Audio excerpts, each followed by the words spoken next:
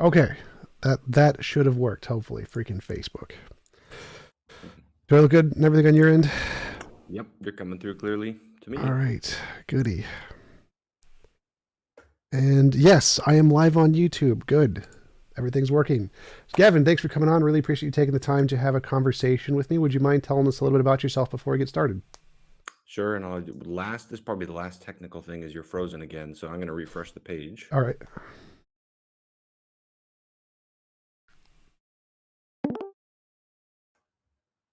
All right. I There's that. think that was the last of the flaws to work through. Yep. Yep. So Wow. yeah, I think yeah. No, thanks for having me, Tom. Happy to talk with you. Yeah, I'm a pastor in Southern California. My academic training is in historical theology. Married with 4 kids, and also love doing apologetics. Gosh, that's a brief overview. Cool. I'm an atheist. I run an atheist YouTube channel and talk about reasons to believe in a God. Would you mind telling me some of the reasons you believe there are for belief in a God? And I'd like to tell you my positions on those reasons and hear your thoughts on my position. Sure, sounds good. Yeah. Okay. Well, I'll mention maybe my top four that I kind of boil it down to in my own mind. Maybe I'll just state them all up front, and then we can kind of dial back into them however you want to. But I would say, first of all, I think God is the best explanation I know of for the cause of our world, for why our world is here and why anything exists at all. Secondly, for the nature of our world, in particular, the fine tuning of the physical constants that make life possible in our universe. Thirdly, for the nature of morality, if I understand your position correctly, and a lot of my approach in this dialogue will be just questions of ignorance, trying to get to know you better, because I haven't watched a lot of your videos, but I watched a couple. But I think we'll agree on objective morality, but then we can talk about what's the best explanation for that. I think God is the best explanation for morality being objective. And then lastly, Jesus of Nazareth, I think is best explained, his life is best explained on the hypothesis that there is a God. There are other reasons too. Um, some of them are harder to leverage into an argument. So, like, I'd acknowledge that personal experience is a huge factor for me. That's harder to argue from to convince another person from that, but that's definitely a reality for me. None of this I approach as kind of like math, it's very complicated. So, but those are four of the testimonies, and I'm happy to unpack any of those four more fully if you want to, or you can press into whichever one you want to, or I can explain them more if you want. Sure. So you mentioned essentially the cosmological argument, teleological argument, moral argument, Jesus, and personal experience. Personal experience is one I don't really go into very much because I think that it's very personal. It's not really like, obviously, it's not proof for anybody else. So that wouldn't really be, I wouldn't take any issue with that. But let's go backwards, I guess. Start with Jesus. Why would Jesus be evidence of a supernatural realm? Okay. Yeah, this is a fun one. I find Jesus incredibly compelling. Here we're into sort of history, and basically the idea here is we've got to have some kind of account of Jesus. Who was he? It seems to me that there are a limited number of options. Uh, C.S. Lewis did the famous Lord, liar, or lunatic argument. I think one of the weaknesses of that is there's other categories, one of which would be lunatic. Or no, sorry, Legend? legend. Thank you, Lord, liar, lunatic, legend, because it assumes that Jesus did claim to be God. But as I've looked into that, I actually think that none of those four options is easy, in my opinion. In fact, on all of these arguments, my intuition is that there's not some kind of easy, obvious slam dunk approach. But I think the least difficult option is Lord. I don't think he's a lunatic. I don't think he's a liar. Both of those are very kind of laborious conclusions to come to, in my opinion. And legend, I don't think is plausible. I mean, the way I've worked through this is just combing through, engaging with Bart Ehrman and the best that I can find on the other side, looking through the literature. I just think that there are good historical reasons, even if one doesn't assume any particular view of the New Testament, just on historical grounds. Even if you go with the most radical skeptical frameworks for what parts of the four gospels go back to the historical Jesus, you're still left with this core set of claims that seem to me to reflect an awareness of divinity. You look just in the Gospel of Mark, which is often taken to be the earliest dated, for example. You're starting off, and right out of the gate, the conflict that drives the Gospels between Jesus and the Pharisees is set in terms of blasphemy. He claims to forgive sins. Now, of course, Jesus doesn't go around saying, "Hey, everybody, God is a Trinity, and I'm the second member of the Trinity." And there's even passages where he conceals his identity. But the way that Jesus functions is with this powerful assumption of divine authority. And he in the context of that, he does make claims that I don't know how to make sense of, other than that he's claiming to have divine authority. The initiating example in the Gospel of Mark, which pretty much all the scholars admit goes back to the historical Jesus, is he forgives sins. The Pharisees assume, he says to the paralytic, "Your sins are forgiven." The Pharisees assume, the Pharisees are agitated and say, "Who can forgive sins but God alone?" And Jesus's response to that seems to not say, "Oh, no, no, no, I'm just announcing that God has forgiven his sins." He says, "No, so that you know that the Son of Man has authority on earth to forgive sins." And then you just trace that thread all the way to the ending of Mark, where he's accused of blasphemy by the Jewish high court, leading to his crucifixion. And so basically, I would say, even if you accept the higher critical standards that want to lop off a lot of the testimony in the Gospels as not going back to the historical Jesus, you're still left, even on the most radical proposal, you're still left with a set of claims that seem to me to reflect an awareness of divinity. And then we pivot to the question of what's the best explanation of that?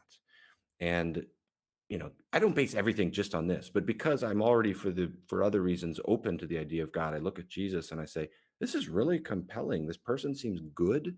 This person seems sane. And this person seems to be making a claim like, hey, I'm the revelation of the God who created the universe. I'm the answer to the world's problems, and so on.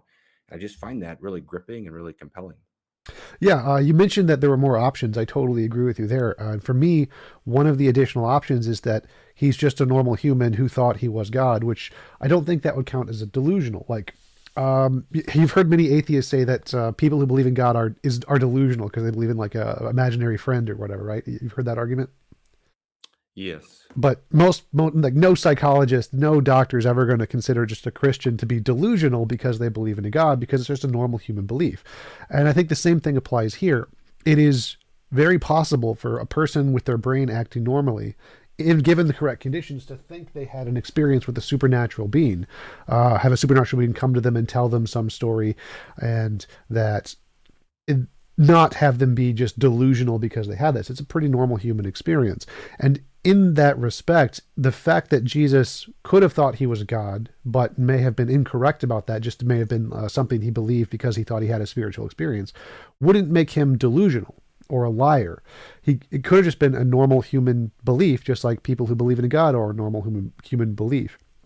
So the same trichotomy, quadcotomy that you present for Jesus, the liar, lunatic, or Lord, would also apply to literally everyone else who's ever claimed to be God or claimed to have a spiritual experience of a God.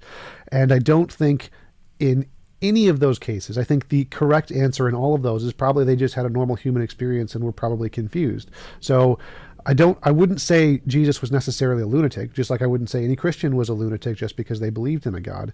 And I wouldn't say he was Lord, because I think it's better explained by natural human psychological phenomenon, because there are so many of these cases that happen. And I imagine you would agree with all of the other people who claim to be God, or all of the other religions who claim to have personal experiences of a God. They are probably mistaken.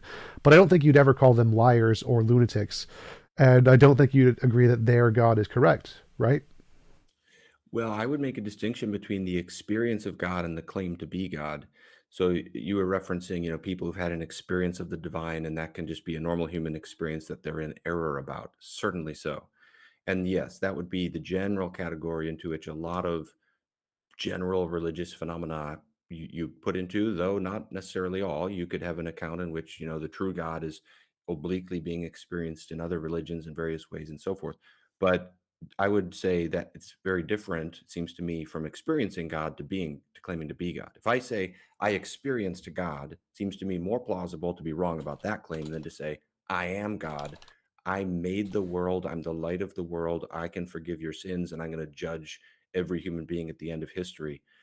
Boy, I mean, so tell me how help me understand how you would interpret Jesus then, because if he's making claims like that, this is more than an experience, a spiritual experience behind that. There's this enormously inflated view of one's own authority. How do you get that and not be a lunatic? Well, again, I don't see any difference between the two because, or you've had a spiritual experience, your personal experience of God, right? And so, if you had a personal experience of God and He told you that you are His son, I mean, I don't see you believing that as any different from you believing the personal experience that you did have. So, if God Himself came to you and told you you are His son and that you have all this authority, then you proselytizing about that experience would be no different from you proselytizing about the experience you did have. So I don't see any difference between Jesus believing He was God and you believing God exists. I mean, you both claim to have access to this ultimate authority who's going to judge anything. The only difference is the relationship to that authority, which could presumably only be known from what that authority tells you.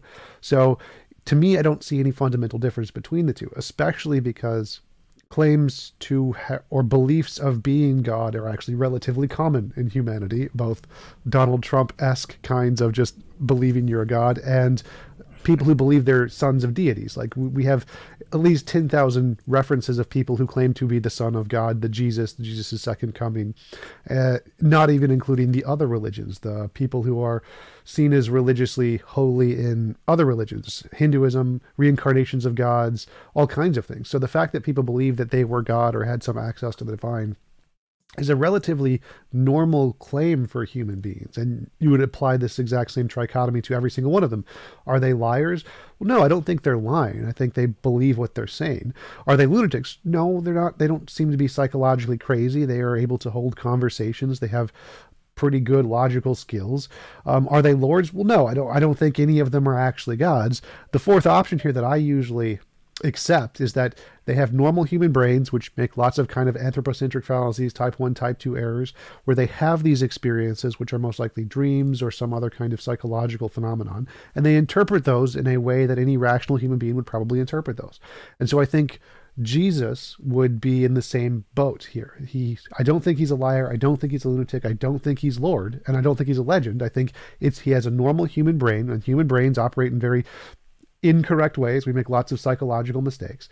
And so he probably justifiably may have thought he was actually God, because for the same reason that all the other people, the tens of millions of people who thought they were reincarnations of a deity, also thought they were justifiably a god, and they were rational human beings. And so I don't think that this trichotomy presented by C.S. Lewis is actually a good one, because there are lots of people who believe this, and none of them would qualify as any of those. They would not qualify as liars, they would not qualify as Lord, and they would not qualify as lunatics. They're all just normal human beings who have psychological flaws. And I think that that is a far more plausible explanation than any of them likely being actually connected to the supernatural being who created the universe. Okay, just two quick comments, and then we can keep going on this or go to a different argument. First, the difference you referenced I can't remember what exact number you said, but you referenced a huge number with respect to people who claim to be God. C.S. Lewis addresses that. The difference is he's in a Jewish context, so it's a different definition of the word God. He's claiming to be the transcendent creator of the universe. That's very different from something happening in a Hindu context. Secondly, I just would stick to my guns. I think it's manifestly clear that claiming to experience God is not the same thing as claiming to be God. Just think of it as a different example. If you claim to experience a ghost, that's a fundamentally different claim to be evaluated differently than if you claim to be a ghost. And you would have take the two claims very differently. If you claim to experience some other entity, it's far more easy to be in error about your own experience of something. When you're claiming to be God, if you're claiming, I made the world, I will judge the world, what kind of spiritual experience would you see behind that that could generate such beliefs that wouldn't rise to the level of lunacy? Well, there could be many. Like there's many examples of people who said they had past lives or were reincarnations of a god, so they had memories of them being a god, which I imagine would kind of be what Jesus would presumably have also experienced, if he thought he was a god, he'd probably have memories of himself being a god or something. And so I don't see that as any different. And the scale of a god, you mentioned, say, being the one god in a Jewish context, as opposed to Hinduism, which many gods, that makes absolutely no difference, because there are many Hindus who claim to be Brahman or the greatest god or reincarnation of the greatest god. The particular god that you see really wouldn't make a difference. That would, from a psychological standpoint, it's essentially luck of the draw, whichever one you identify with most. So in a Jewish context, it makes more sense that they would identify as the greatest god because there only is one god. Whereas in Hinduism, they're going to be a bunch of people who identify with a bunch of different gods because there's a plethora of options there. But if there's only one god, then they'd all just identify with that one god. So the scope of the god here doesn't really make any difference at all. They're all, if presumably if they were all psychological phenomenon, then it would make perfect sense that those would be the ones they would identify with. I So there would would be, disagree because sorry, well, go ahead. just from a psychological standpoint. So if we assume these are all just psychological manifestations of our anthropocentric fallacy, then yeah, there's no difference here. Psychologically, they're the exact same. Both the generation of a belief that you're the ultimate God and a belief that you're a minor God come from the exact same thing in the brain. There's no empirical difference psychologically between these two phenomenon. And so if it was purely psychological, then yeah, there'd be no difference between the two one way or the other. So I don't really see from an empiricist naturalist standpoint why the delineation between a super God and a minor God would make a difference here.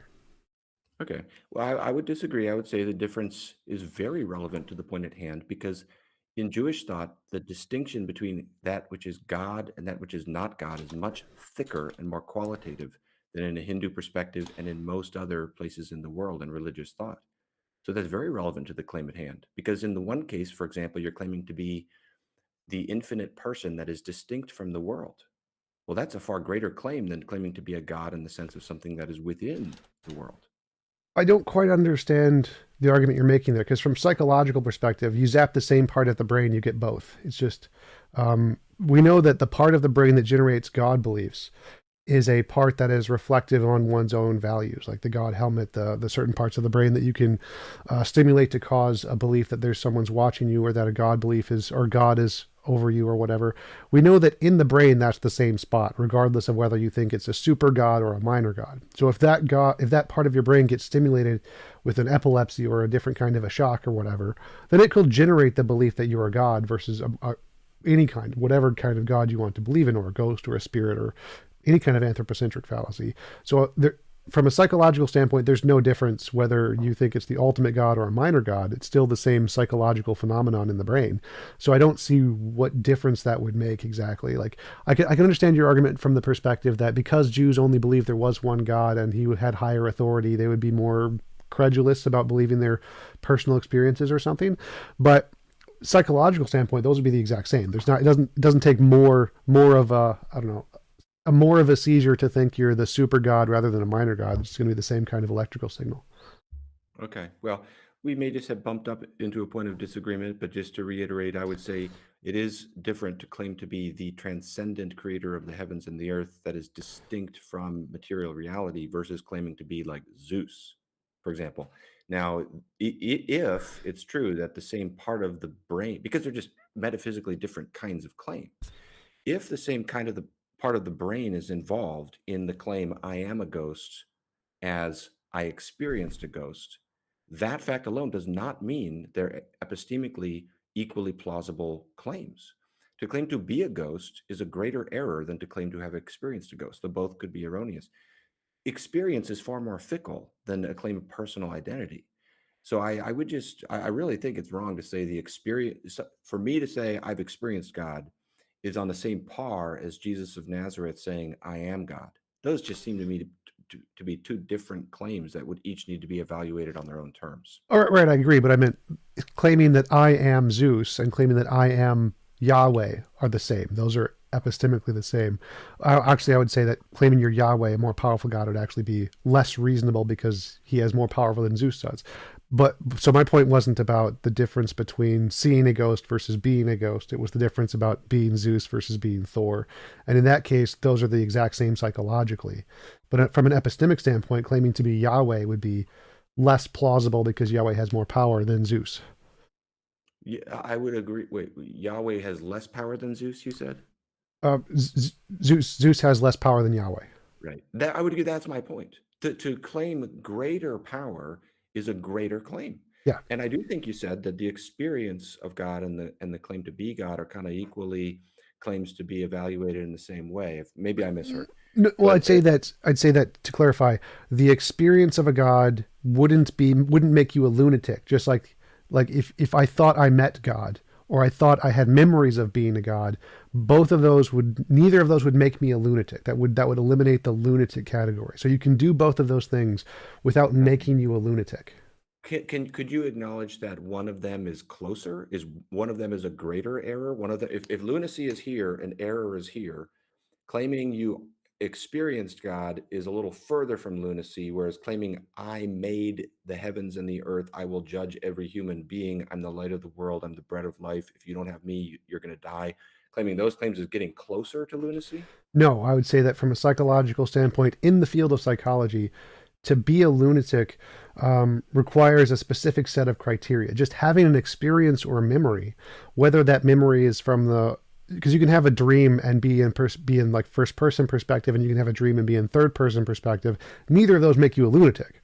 And so, if you have an imagined story where you're in the first person perspective of a god in your dream, or if you have an imagined story where you're in the third person perspective, or and God is talking to you, neither of those make you a lunatic. Neither of those are on the lunatic scale. A lunatic is a consistent misrepresentation of reality, whereas having a dream or a delusion and then believing that was real wouldn't make you on the lunatic scale. So neither of those would make you a lunatic unless it was a persistent, consistent thing, like you are in this moment having this delusion of being able to control the universe, but you can't lift a rock or whatever.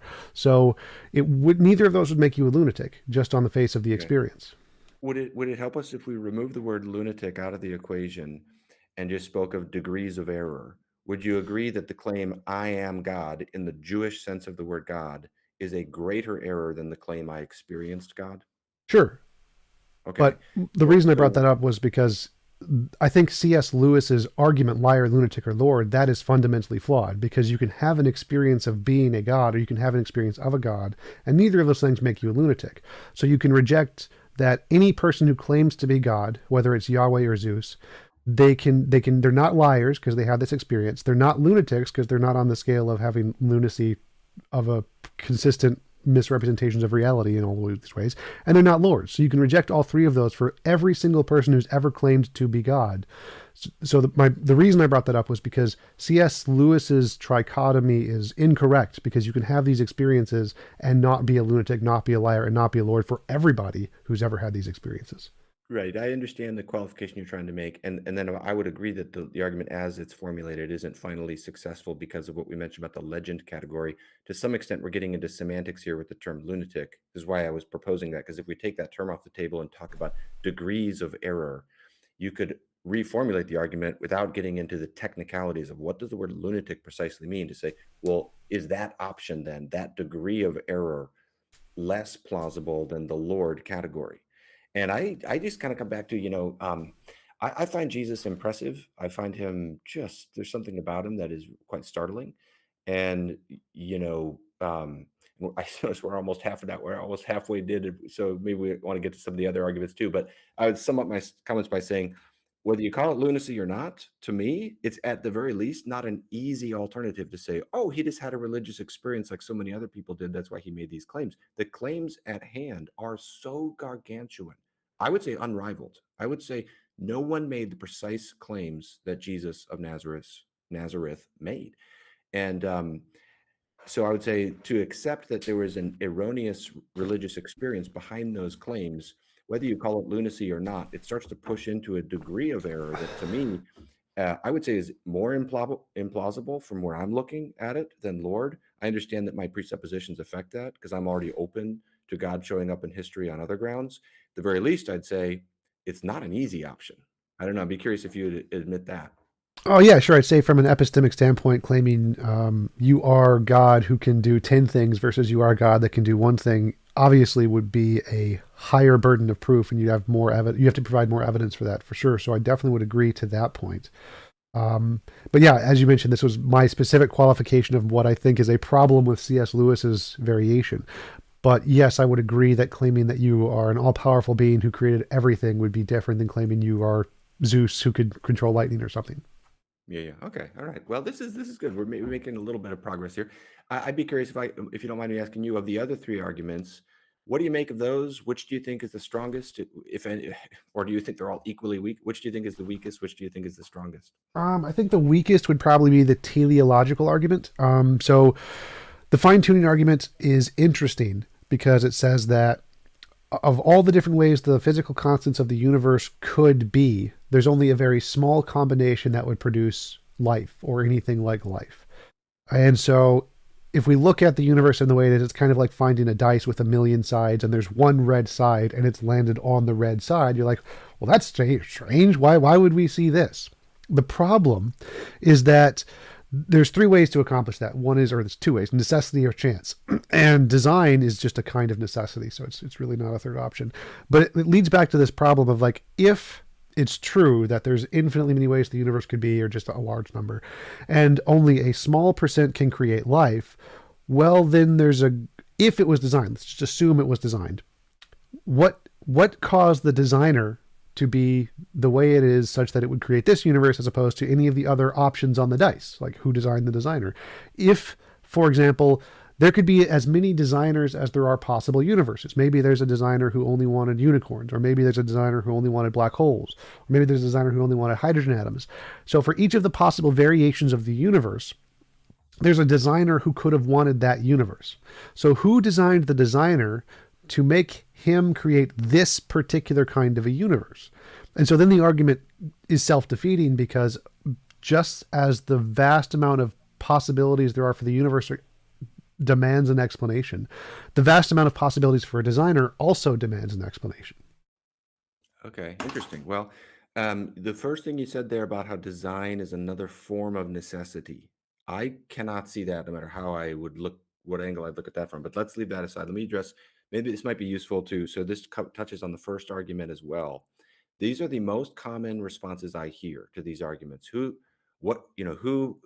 everything needs a cause, what caused God? So what's the cause of the first cause?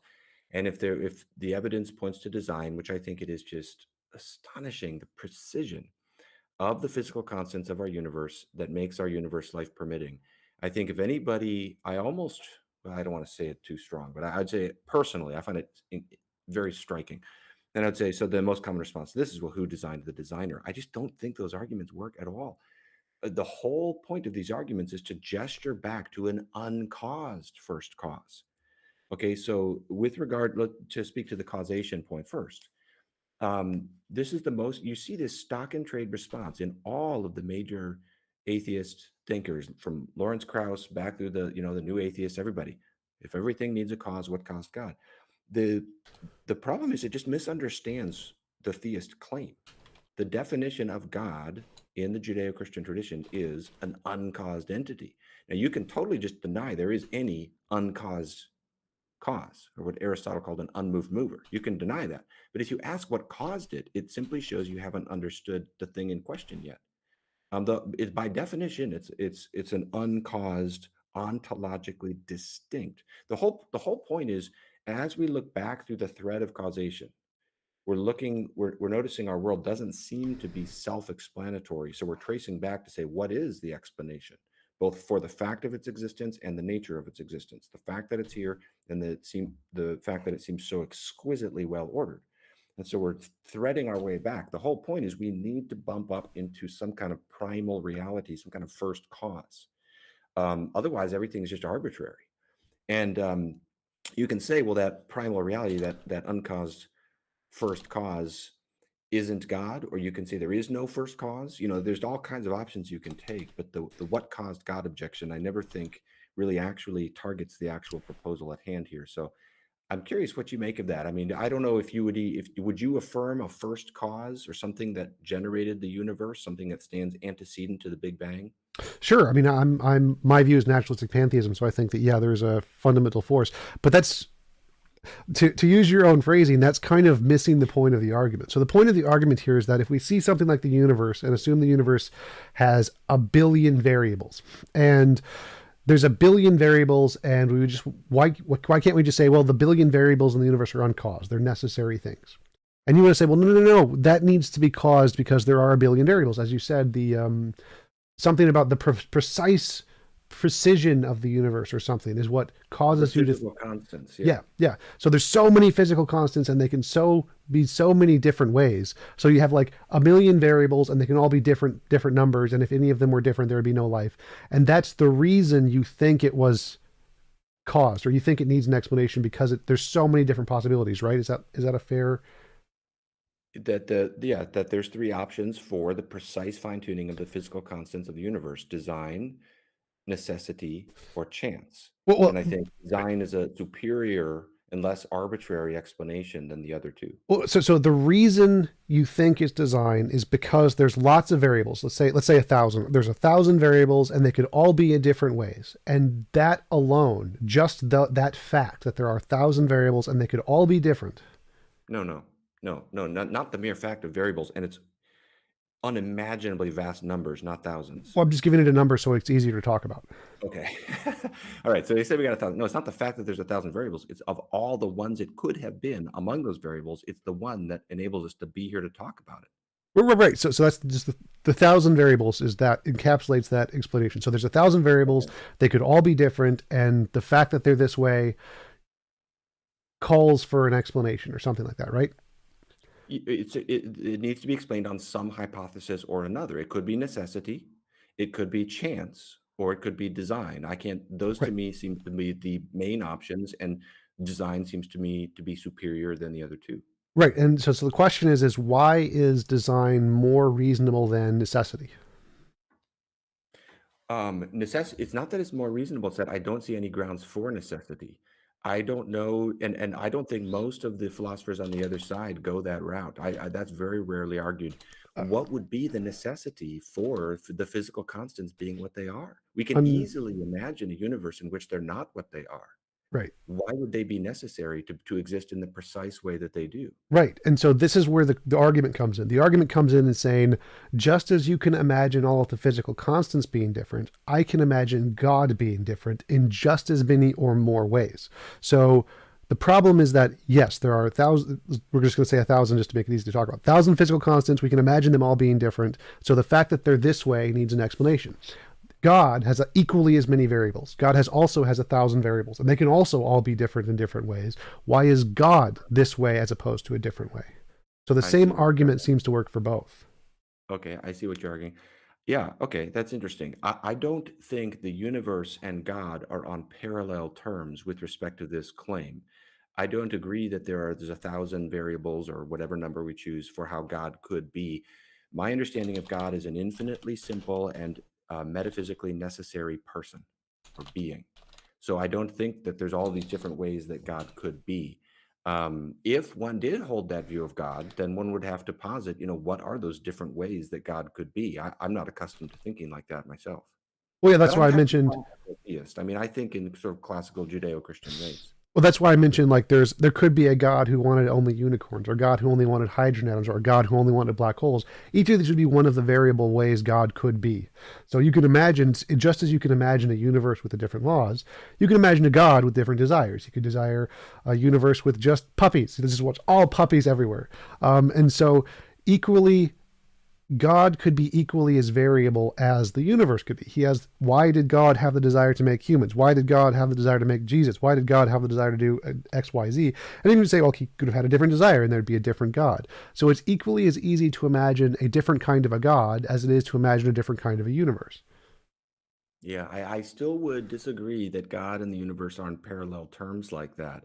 I appreciate the fact that we're approaching our understanding of God from a different angle. So that's probably playing into the disagreement here. What would you make of what I said? I mean, do you rely on when it comes to the cosmological argument with causation? Would you use the same way of reasoning with regard to that argument? I don't know. I don't think so. Would you? Okay, so do you Well, think one that? sec. I wanted to ask. So my question would be why? Why do you think the God and the universe are on different scales here? Why is it different to imagine that God could have 1,000 ways of being, or what makes it more likely that there's only one way God could be, or a small number of ways God could be? Because that seems to Right. me there's no reason to assume that there's only a few ways God could be. Or one, yeah. So the definition of God is, as I mentioned, an infinitely simple and metaphysically necessary being.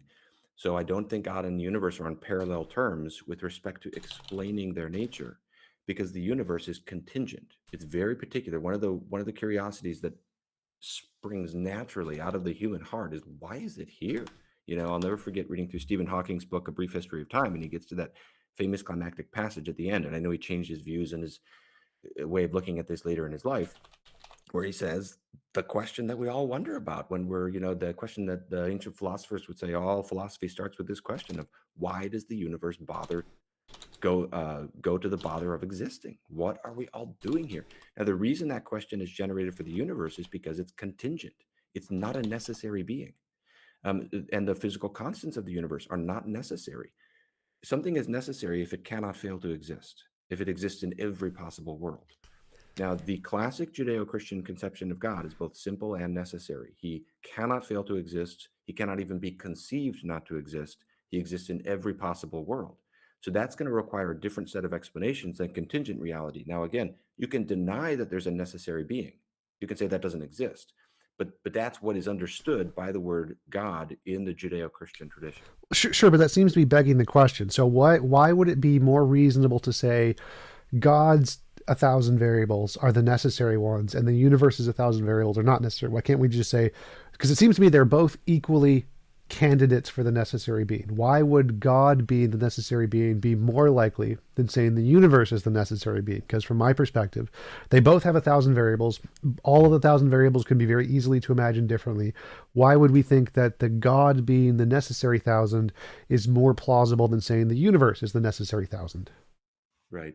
Yes. Okay. This gets into what I was trying to explain a moment ago, and that is that the universe is a contingent thing. We can imagine it not being here. Well, that seems to be begging the question because I can imagine God not being here too. So I don't see like how do you assess? How do you prove the universe is contingent, God is necessary, and not the other way around? Because it seems like all of the evidence you're presenting works equally as well to show God is contingent. I can imagine God not being here. I do. I'm an atheist. So how is it? How is that? What evidence do you have to show that God isn't contingent and that the universe is contingent? What is the difference between the two? Yeah. Well, they're fundamentally different kinds of claims. I mean, of course, either can be denied. I'm not saying no one can actually say the sentence "God doesn't exist" and sincerely believe that. But the claim of what is purported by that word is a necessary being. Now, I don't know too many philosophers who claim that the universe is a necessary being. You do see that from time to time, but that's not the majority view. The majority view among skeptical philosophers is to go to the multiverse theory and then appeal to the anthropic principle, so that you've got either an infinite person behind the world or an infinite number of worlds, and we just happen to live in the right one. But I guess I would press you to say, what makes you think the universe is necessary? If you do think that, I think I heard that, but I might have misheard. Yeah, so the vast majority of theories in physics is that there is a fundamental force which is necessary. In string theory, there's a different kind of force. But I'm just clumping all of that together, including the multiverse, into just the universe here. So all physicists think that there is a fundamental necessary natural thing of some kind. That's all, every one of the models says this. And so they don't, they all say that you don't need a God. Like the explanation in physics of the Big Bang is God isn't even on the table. They're all naturalistic forces of some kind that are necessary forces. And usually, you're right, they refer to those as different things: string theory, the multiverse, any kind of de Broglie, boom, quantum wave, whatever. But they don't. But all of those are just natural universe stuff. So we can say in physics, the consensus in physics, everybody in physics, like 90 something percent, given the last poll, think that the fundamental necessary thing is a force of nature, a natural force of nature that has nothing to do with God. And so it seems to me all of those are better theories of the necessary thing than God. Okay. What is this poll you're referencing that you said 90% of physicists believe that the fundamental necessary? Because it's good that if I'm summarizing accurately here, we agree that there's a need for something necessary, a primal necessity, in distinct from contingent reality. I grant that All I right. like the necessary thing. It's not required. There are infinite regression models too, but just for the sake of the argument, we can grant that there's a necessary thing. The poll is the fundamental attitudes towards physics. It's a poll in a big physics journal. I have it saved if you want. I can send it to you. Well, because initially you said all. Yes, I would like to see it. Initially you said all, because I would disagree. I don't think 90% of physicists agree that there's some physical or something necessary that's I can't remember how you worded it. Right. So I'm Um, combining the different language from physics and theology. Like they don't use the term necessary because it's not a thing. It's like saying a fluffalophagus. A fluffagophagus is just a made up term in a certain ideology. So necessary in the context of physics, the term necessary is just a made up term by theologians. It's not a real thing in philosophy or physics. But they do think there is a thing which can't be changed, which is a fundamental thing in physics, which underlines everything else, which would fit your definition of necessary more or less. So they think that yes, there is a natural thing. It is a field in physics, and there is nothing. It was uncreated. There's nothing before that. It is the ultimate thing. So it would be necessary from the theological perspective. The paper is called "A Fundamental Attitude Towards Physics." It is in I forget what the paper is, but yeah, I can definitely send it to you.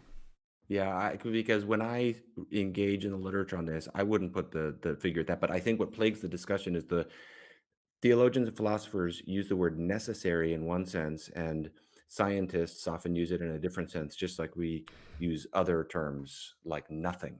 We use the term nothing differently, and that plagues these discussions somewhat. But I would ask, I mean, so okay, so on your view, is there what is it, like a quantum field or something like that? What would you say is that necessary reality that starts the chain of causation? Yes, something like quantum field. I posted a link in the chat thingy. It's called a scroll up to the top. Studies in History and Philosophy of Modern Physics, a snapshot of foundational attitudes towards quantum mechanics. Yeah. Yeah, I'll check it out. My suspicion is that part of what plagues the statistics on a thing like that is, again, equivocation. No, I'm not blaming the scientists just now. I'm just saying there's different definitions of the words that are at play in the discussion, and that causes a problem. I mean, so if let me summarize, you tell me if you think this is a correct summary. Both you and I would agree that the chain of causation goes back to something necessary. Sure. Um, for you, it's a quantum field or something like Yes. that. Yes, and that For is me, the consensus in physics. Like you can just Google the William Lane Craig Sean Carroll debate. He explicitly says this: God is not a category of a potential explanation anywhere in physics or quantum mechanics. It's not accepted. They do accept that there is something fundamental, and it's a quantum field. well, again, I would disagree with the idea that they do that. I think it's a disputed question, and many cosmologists and physicists would acknowledge that it's not within the field, it's not within the purview of that field to actually pronounce upon God. Because my proposal would say, let there be a zillion quantum fields. Those are not necessary, and it's a historically eccentric way of thinking to slap on the adjective necessary to a quantum field because it is a contingent reality. So I would say, so to summarize, I would say we both believe in a chain of causation going back to something that's necessary. The reason I think that whether that goes to a quantum field as well behind the universe or not, ultimately that it terminates in God, and that's a better proposal, in my opinion, is because I think it's better to have a personal first cause and it's better to have a simple first cause. And God is infinitely simple. I think Occam's razor favors that. And I think a personal first cause just makes more sense. You know, I don't know if you'd accept the distinction between event causation and agent causation, but I think to bring about a new state of affairs, such as we see with space time coming into being at the Big Bang, and I know that there will be different views on how to word that exactly, seems to me to make far more sense to be a personal act, a volitional act. And it's far more intuitive to me, existentially as well as intellectually, to think that the personal doesn't derive from the impersonal, and the universe contains persons like you and me.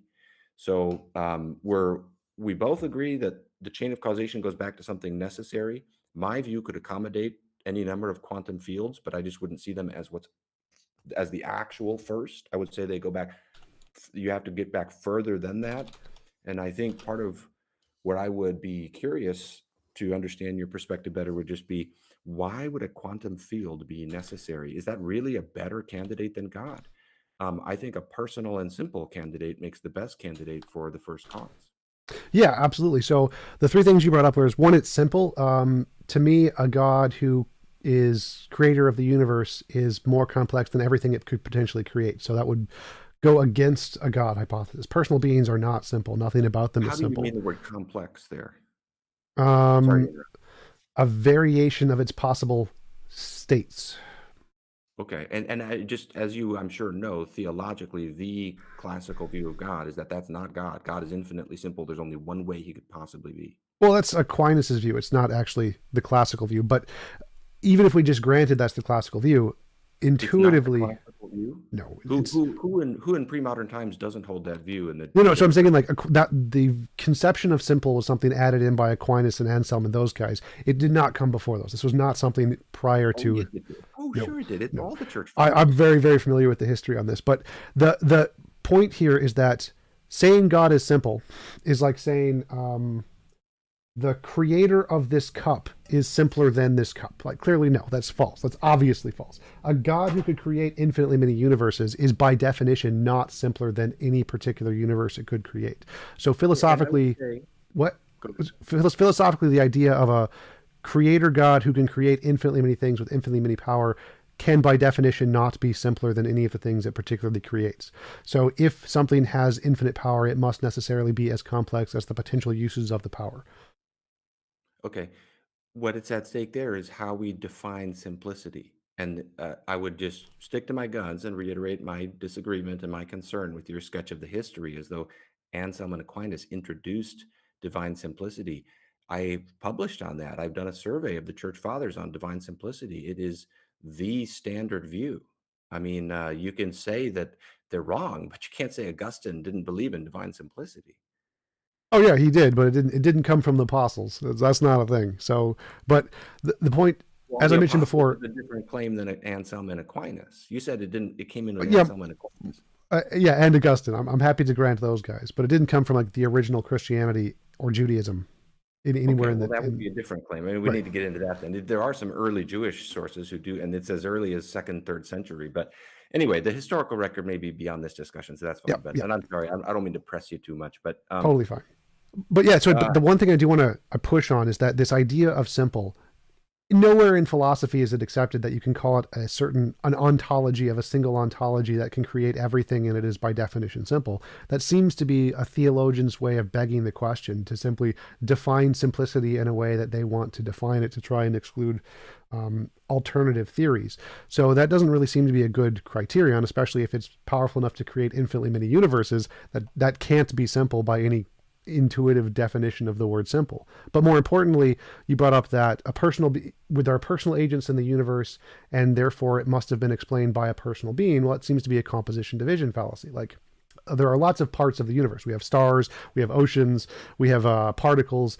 It isn't logical to say that, well, look, because there's a star in the universe, whatever created the universe must be a star. Like, clearly not. It could be comprised of something else that builds stars.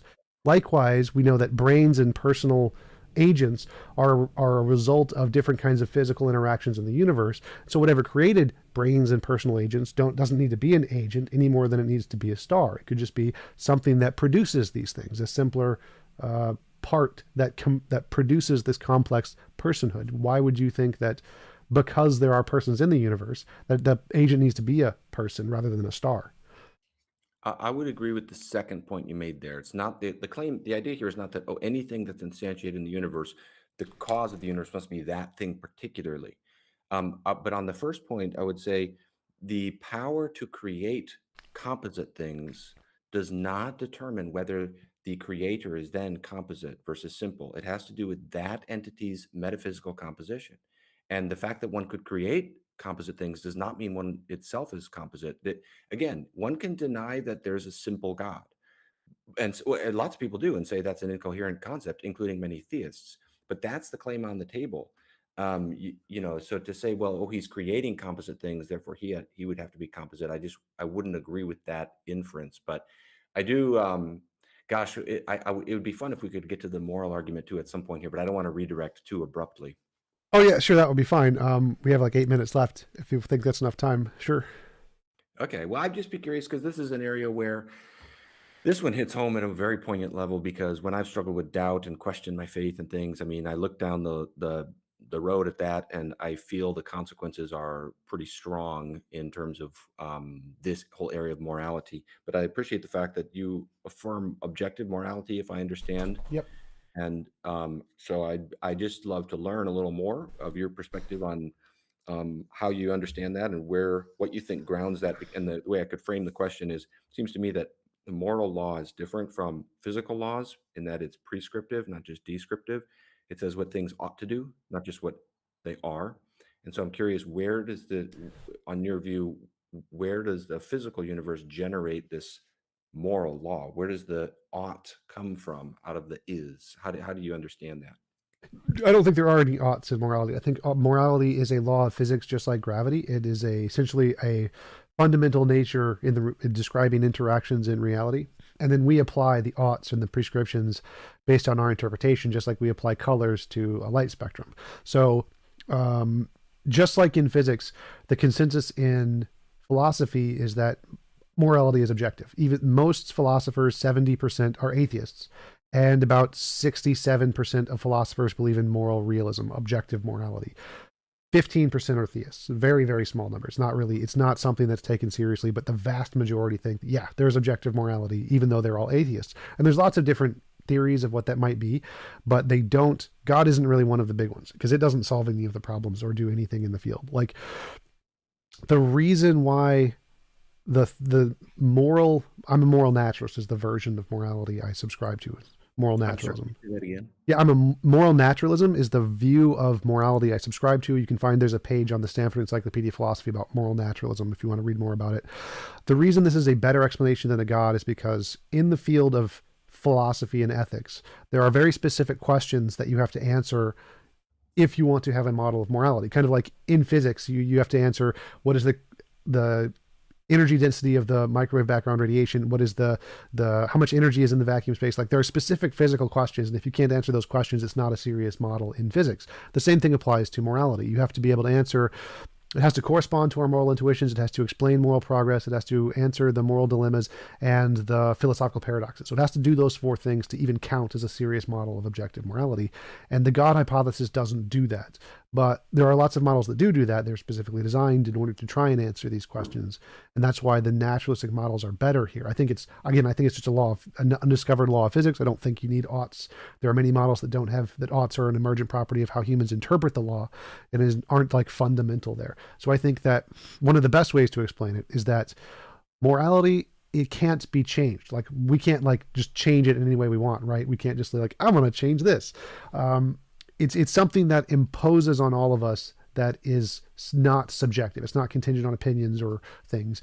And all commands, all laws that we know about that are human laws are all subjective. They can be changed. We can do whatever we want with them. And so the evidence is that if morality is unchanging, the only other things that are unchanging are laws of physics. So it makes more sense that it's going to be more like a law of physics than a command, because commands are all subjective necessarily, whereas laws of physics are unchanging. And that's what we see in objective morality, that it's unchanging. It's a thing that's always there. And so it makes more sense to say morality is like a law of physics than a command or a subjective thing, because those are changing. Okay. So I don't not fully tracking on what you said something about how you don't affirm oughts Yeah. in morality. I mean, so as I look at things, the laws of physics describe what is, the laws of morality describe what we ought to do. Maybe you'd use different terminology there. Help me track with what do you think morality is, if not what we ought to do? Yeah, I think morality is a description of essentially what the best of all possible worlds would look like. It is the pinnacle of perfection, more or less. There's no shoulds. The shoulds are something we apply to try and move towards that, but there isn't like a should anywhere in morality. It's just a description of the best of all possible worlds, more or less. So ought we to pursue the best of all possible worlds? Uh, from our subjective perspective, yes, but that isn't contingent on the objective truth of the matter. So it's like morality is this moral? Yes. The oughts doesn't make a difference. You don't need an ought there. Whether you add an ought anywhere in that statement is irrelevant. This is moral and this is immoral, independent of whether or not we ought to do or not do anything. Interesting. All right. Well, I probably need to chew on that a little more and try to wrap my brain around that. That's an interesting way to think. So, would you say that the objective laws of morality are connected to anything physical? Yes, I think it's a physical law, just like gravity. There is a field. There is an actual moral field in the universe, like gravity, like a space-time field. Okay. Where, if anywhere, do you think it comes from? What is its ground? I think it's a part of the necessary fundamental laws of nature. So I don't. I think it is a part of the necessary thing. Interesting. Okay.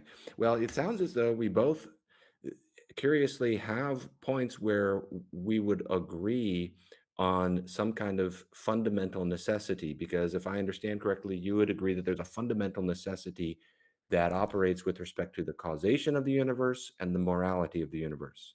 Sure. So that's interesting. And I would as I look at things, God is that, and to describe God as personal and as metaphysically simple actually is a superior way to think than some kind of impersonal necessity.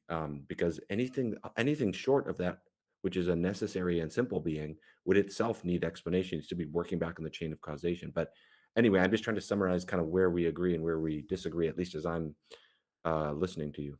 Yeah, sure. I would totally agree with everything you said there. I would just think the difference is that, in my view, the explanation of what reality is should be based off things that we can differentiate imagination from reality. So we need to be able to show that this category or idea that we've presented isn't just an imaginary thing that we've made up, and it is correspondent to reality. Whereas things like the definition of simple seem to be just something we've made up. That doesn't exist in physics. There's nothing that can correspond in that ontologically simple kind of a definition. There's no physical laws that instantiate that simplicity. And the personhood seems to be completely based on brains. We have no examples of any kind of consciousness outside of brains. And there's nothing in physics that would demand that some consciousness would actually exist. All of it is explained by purely physical forces. Again, that's the consensus in all of physics and philosophy, that the vast majority are naturalists and materialists. So it seems like the better explanation here of what caused the universe, what caused morality, is one that is a combination of things that can be demonstrated to not be imaginary. And when you add in imaginary properties that have no evidence in the field, physics, philosophy, whichever field you want to go with, then that is a bad hypothesis. Like if I added unicorns, like we just add unicorns to the field of physics, it's a bad theory. So if you add anything that doesn't have any kind of referent to show it's not imaginary, then it's a bad theory, which is why I think a better explanation of the necessary thing in morality is a combination of principles, particles, and laws that we can demonstrate are not just imaginary things. Yeah, and I don't agree with the way you're summarizing the argument and the way it makes the inference to God, because, well, we've already been through that. One quick thing as we're nearing the end of time. Did you say, if did I hear you rightly, you said that the vast majority of philosophers are naturalists? Yes. I would not Or agree with not, that. they're atheists, not naturalists. I would not agree with that either. I mean, it depends on how vast. 70%. Oh, well, 70%, to you, 70% is vast majority? I'd say that's just a slight majority or In moderate majority. in the context of philosophy, where they know when, like, most disagreements in philosophy are usually split evenly, like 30-30-30, 50-50, 20-20, 20-20. In one of the things they agree on most, more than anything else, like top 5 things they agree on most, is atheism. Like that's like up there on a really high agreement thingy. And I'm using the Phil Surveys paper 2020 as the evidence for that one. I also have that paper saved if you want to look at it. Yeah, yeah, I'll take a look, because the figures I've seen are even different than the 70% figure, but I don't have, off the top of my head, a certain knowledge of that exact number. But still, Paper one of the things that's interesting throughout the late 20th century is there is a resurgence of theism in academic philosophy. But anyway, I know we're near the end of time here. I really enjoyed this and would love to talk again sometime. Next time, I'll try to ask you more questions about your perspective, your arguments for your point of view. Yeah, absolutely. I posted the link to the Phil surveys in the chat if you want to check that out. Thanks again for coming on. Really appreciate you taking the time to have a conversation. Really enjoyed chatting with you. And I definitely love to talk again, especially more about the Jesus thing that we didn't to go into as much. Okay, yeah. Hey, sounds great. Thanks a lot, Tom. Thanks. Talk to you later. Bye. Okay, bye-bye. You can just close out of the screen if you want. That's fine. Okay, all right. See you later. See ya.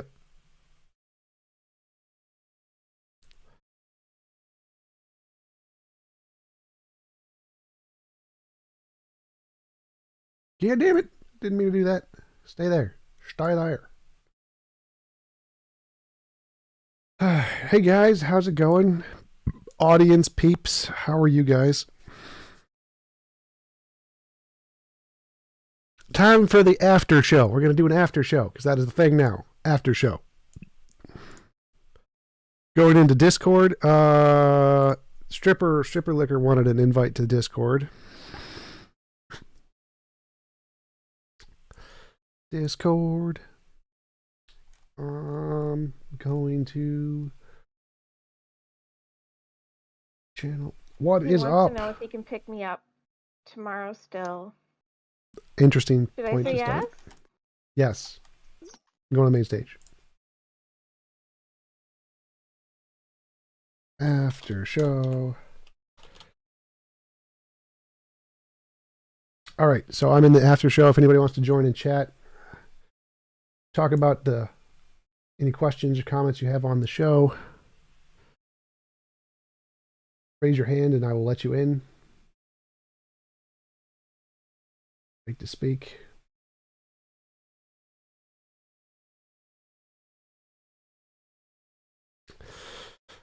So maybe let's just go to general. Maybe general would be better. Is there a general? Just go to general chat. All right, I'm in general chat. General chat's easier. I'm too lazy to actually let people on the show. All right, after show. Anybody wants to join? Come on. Please debate Leo Gura. I've invited Leo Gura, Alex. I've invited Leo Gura several times, but I haven't heard back from him. Thanks, Jack J. Appreciate it. Did I get a chance to watch the video of Matt Dillahunty uninviting you permanently? No, I haven't seen that fax. I saw the part where he called me bigoted because I supported All Lives Matter, but I have not seen the one where he uninvited me permanently. Please send me a link to that, Facts and Conspiracy. Send me a link to the one of Matt Dillahunty uninviting me permanently. It's hilarious because the whole reason I debate those topics is to show the bigotry on the left, where if you even defend a position that is seen as evil, then you are banned and seen as like, oh, you just want to sin. That's what it is. It's the you just want to sin of the lefties.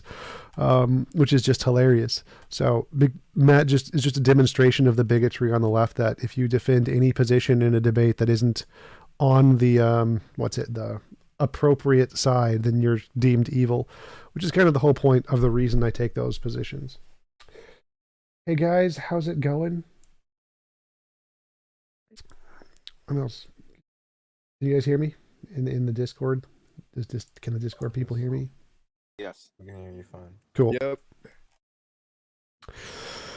What is TJump? What is infrared like in real life? Infrared is exactly the same in person as he is in debates, as far as I can tell. Like, very Chad bro. Can I ask a question? Is that possible? Sure, go for it. So I just had one question and then like a comment. So I wonder if you thought, like, because I watched your panel on Modern Day Debate with like Hake and Destiny and what's her name, Amy, I think her name is. Yeah. So I wonder if you caught because at one point it was Hake who said he was like a religious critical theorist or whatever at some point. Yes, that was hilarious. Yeah. Critical religion theory. Yeah, and I thought that it was extra funny because your conversation with Destiny came full circle, where Destiny's position actually helped Hake's position in some way. So I thought that was really funny. What do you mean? Well, because he was saying Destiny was sort of agreeing with you in some matters, but he was saying that there was some value to CRT. Oh yeah. Which I thought.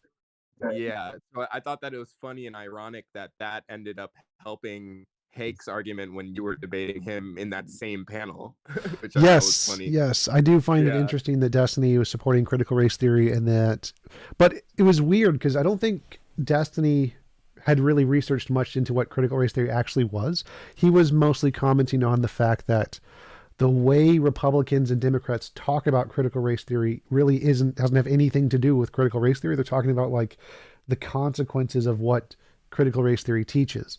And so I don't really think Destiny knew much about the actual epistemology of critical race theory. He didn't seem to have researched much into that. So I don't think he knew exactly what he was defending when he was actually taking that position. I think so as well.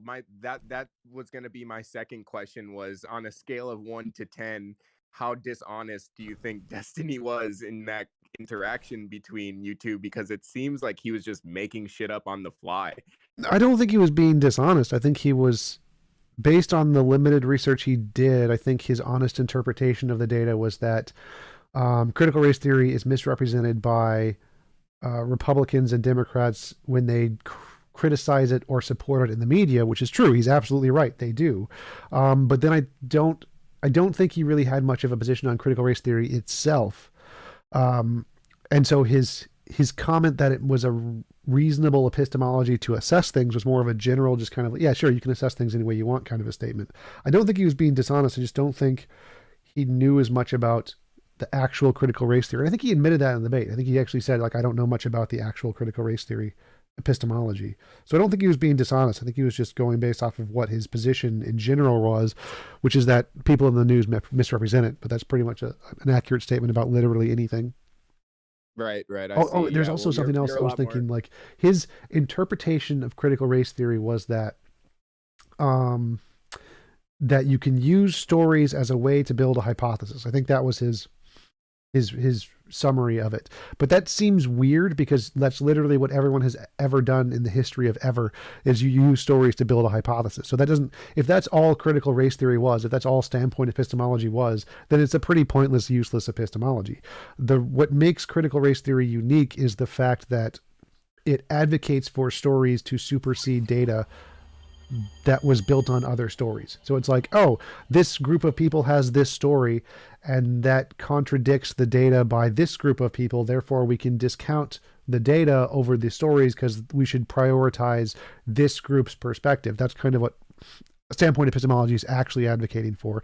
And Destiny's representation that it's just a way to build hypotheses based off of stories. Well, literally every epistemology ever has always done that. That's not actually significant or make it any different from any other epistemology.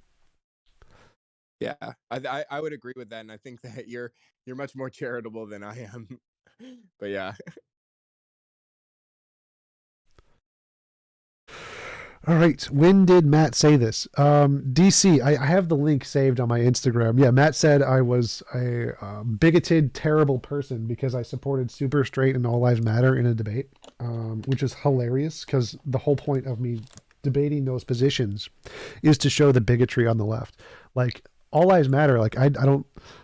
The reason it's totally fine and not bigoted to support all lives matter is because you can disagree with many of the points. Black Lives Matter is objectively wrong about many things. They present stupid arguments that are factually incorrect. And if you disagree with those, it's reasonable to dissent against the Black Lives Matter position by just saying all lives matter. Like you can just put, I don't know, anti-Black Lives Matter isn't really a position. So if you want to take a position in a debate that is against Black Lives Matter, all lives matter is the best one to do. So there's nothing bigoted about that. I don't know why he thinks that because, I do know why. It's because he's a bigoted lefty who can't accept anybody who disagrees with his religious worldview on the left. And if anybody does, then they're evil. So, but yeah, I will give you the video. I think Squatch sent it to me. Squatch on Instagram sent it to me. Here, I'll post a link. It's at the 54 14-minute mark, I think. There you go. Yeah, I hadn't heard that either. What's up, TJump? Hey, how's it going? I'll post a link in the general general chat in Discord too, if anybody else wants to see it. Yeah, definitely. Hey, can I ask you a question real quick? I'm almost home, and I gotta go in before my wife leaves for work. But quick question about your view of language. So, Sure. So you and I had a debate a while back about atheism, the definition, and so forth. And oh, Converse, hey, how's it going? Yeah. Sorry, I'm not looking at my phone. I didn't know if you seen me or not. But yeah. So not to do with that term, but more broadly, language. I know that we can agree that language is arbitrary for the most part, right? But I do think that there are distinctions that make a term, let's say, maybe useful or an appropriate. So, for example, if I say I like take the YouTube, you have a like a dislike, and a withhold judgment, right? Well, dislike is defined in terms of like. So I guess I could say that to dislike something means that I like it, and so I hit the dislike button. But wouldn't that seem to be like such a terrible method for understanding like communication or language, or like how do you look at that in general as far as What? Look at what? well, like there are certain factors in language that seems to like have a reason one term's better than the other. Like for example, dislike is defined in terms of like. So if I hit the dislike button, I say, well, that just means I like it. Well, I guess you could use it that way, but wouldn't you agree that there are certain parameters that make a term more like a better for the use? Yeah, but the term, Does the that make what? sense? Yeah, there's. I mean, the factor that makes a term better is if you're using it in a society to convey or express an idea. The best usage is the one that most people understand. Or if you're using it in like the society you were brought up in, then the one that actually expresses the beliefs that you were brought up in best expresses the idea. Or if you're using a word that expresses your ideology, the one that you most identify with is the best that expresses the idea. So there's definitely reasons when some usages are better than others, and the reasons will change based on what you're trying to do with the words. But yeah, I definitely agree that Oh, there are sure. some usages that are correct and incorrect in certain circumstances. Okay. Yeah, I was confused about that, but no, I totally agree with that. You brought up Matt Dillahunty. One of the things is I'm doing kind of a little social experiment. I haven't really put it out yet, but I'm doing like a series. And one thing is that I had a recent debate with Dillahunty, and in it he tried to change the term of the debate promote into allowing for. And so to promote something means you allow for it.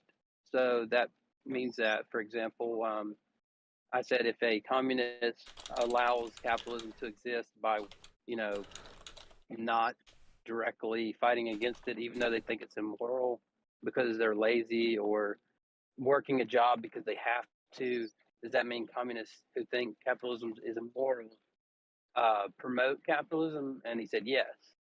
And so, by that same logic, right, slaves promote slavery because they contribute to it in some way. And so, I'm like, well, wait a second. I know Tom doesn't think that every use of the term is just arbitrary, and you can just use whatever use you want. Well, I mean, Like, so all language is arbitrary. It's a principle in linguistics. Literally every usage yeah, of every sure, word ever is arbitrary. But if your goal is to convey an idea or to represent someone, then you need to use, there's a better ways to do that. Like if you're misrepresenting someone with a word use, like if I said, you believed in a magical sky daddy or something, like clearly that's derogatory. Clearly that would not be an accurate representation of your position. It would be a straw man. So there's definitely better or worse usages yeah. in philosophy that are like steel manning a position versus straw manning a position. And so if your goal, or if the goal of the people watching or the debate or whatever is to accurately represent someone's position, then yes, there are better and worse usages based off of the goal of the conversation or the goal of the audience. So yes, based on the goal of the conversation or the usage, there are definitely better, objectively better usages. But all right, one more thing, and I'm about to pull up. But do you, like, don't you agree though that somebody can kind of change their position? Um, it's kind of like if somebody has you're playing I Spy with somebody and they say I spy something green, and then you're like, oh, is it that mailbox? And then they're like, no, but like it might have actually been, but they changed it because I didn't want you to guess it so quick. So like for example, he didn't know this, but I actually looked on Twitter, Matt Dillahunty, and the word promote. So I've seen every use that he used and every use that anybody tagged him using it. And then I actually found like a half dozen or more videos of him using the term before our discussion. And I defined the debate specifically for that reason, because it's kind of experiment you're kind of getting a What? insight into. But then in the debate, he changed whenever I played a video of the guy he had on his show, Dr. Josh. He called The Expert. I played a clip of him disagreeing with him on the very topic, and so he changed his definition right then. And so don't you agree that even though he, is taking some arbitrary, like strange definition at the moment, just switching at the moment is kind of like playing out of spot and then being like, no, it wasn't the mailbox, right? You can agree that there's something dishonest about that.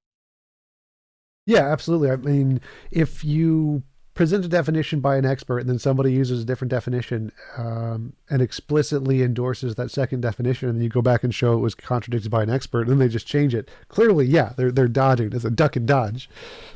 It's the Darth Dawkins duck and dodge. Well, that's what I want a clarification on, because one time I heard you say something about like, oh no, any use they want to use of it that represents their position at the time is but I see what you're saying. It's not like if they just okay now all of a sudden they want to be ad hoc in the middle of a debate and change their use, but it's more that their position that they hold. If they want to use a term in a certain way, as long as it represents the position that they have held, it's not like you can just arbitrarily use some ad hoc reasoning to like get around a debate strategy or something, I guess. Yeah, the way I would approach it is that I define atheism as there's no reason to believe in a God, and then if you bring up like Alex Malpass giving his definition, I'm like, I don't care what Alex Malpass does. I'm defining my definition, so whether or not he agrees doesn't matter. Right, but yeah, but you wouldn't change mid debate because you found something that went against your view or something, like, unless it was like a critical blow or something. Yeah, I wouldn't like dodge to change my definition. Like I would say that if I had a definition of a word and then Googled it, I'll be like, oh, I was wrong. This is the actual definition. My bad. Like I would change it in that way, but I wouldn't just like try to deliberately misrepresent my position by changing it slightly or something. Yeah. Okay. Well, good talking to you, man. I seen the discussion the other day you had with Destiny and them. I thought you did pretty well in it. And the other guy that was like I guess the conservative on the panel, he seems so like Hake. Oh unhinged. man, Hake said watched so him many debate. things. Oh, I watched him debate a communist on Modern Day Debate one time, and the communist seemed like, I'm not a communist, but he seemed so rational. yeah. And I was like, and then I heard the other guy, especially this conservative Christian, and I'm like, this guy is insane. What is wrong with this guy? Hake said so many things. Hake was like, women don't need respect. That's one of the things he said. And women shouldn't be in politics. I was like, wow, Hake did it. Hake said things that are just like, oh my God, I can't believe he said that. Like, wow. A lot of the things I heard him say, I just thought immediately that he had been like in some type of like mentorship program with Jesse Lee Peterson. It was just so bad. But anyway, good talking to you. Yep, good talking with you too. Javier actually just said that Dr. Josh was in the chat and he didn't support your usage in that one. So you'd have to check with Dr. Josh, but yeah, no, I just. Oh, you talking about me? Yeah. When you brought up the Dr. Josh clip of Dillahunty, Dr. Josh was in the chat and he was saying he disagreed with the way you represented him or something. Go but back and look at the. No, I know exactly. I don't care. I'm not going to look at it. Okay. Just Javier said that you can. Yeah. No, Dillahunty said he got a text message from Josh mid debate saying that he disagreed. I text Josh after the debate. He said, "No, Matt texted me during the debate, and I didn't even see the first half of the debate." So. All right, well, that's between you guys. I have no idea what's going on. And second best Bob. Yes, Steve is a dumbass. Steve McRae, dumbass. There you go.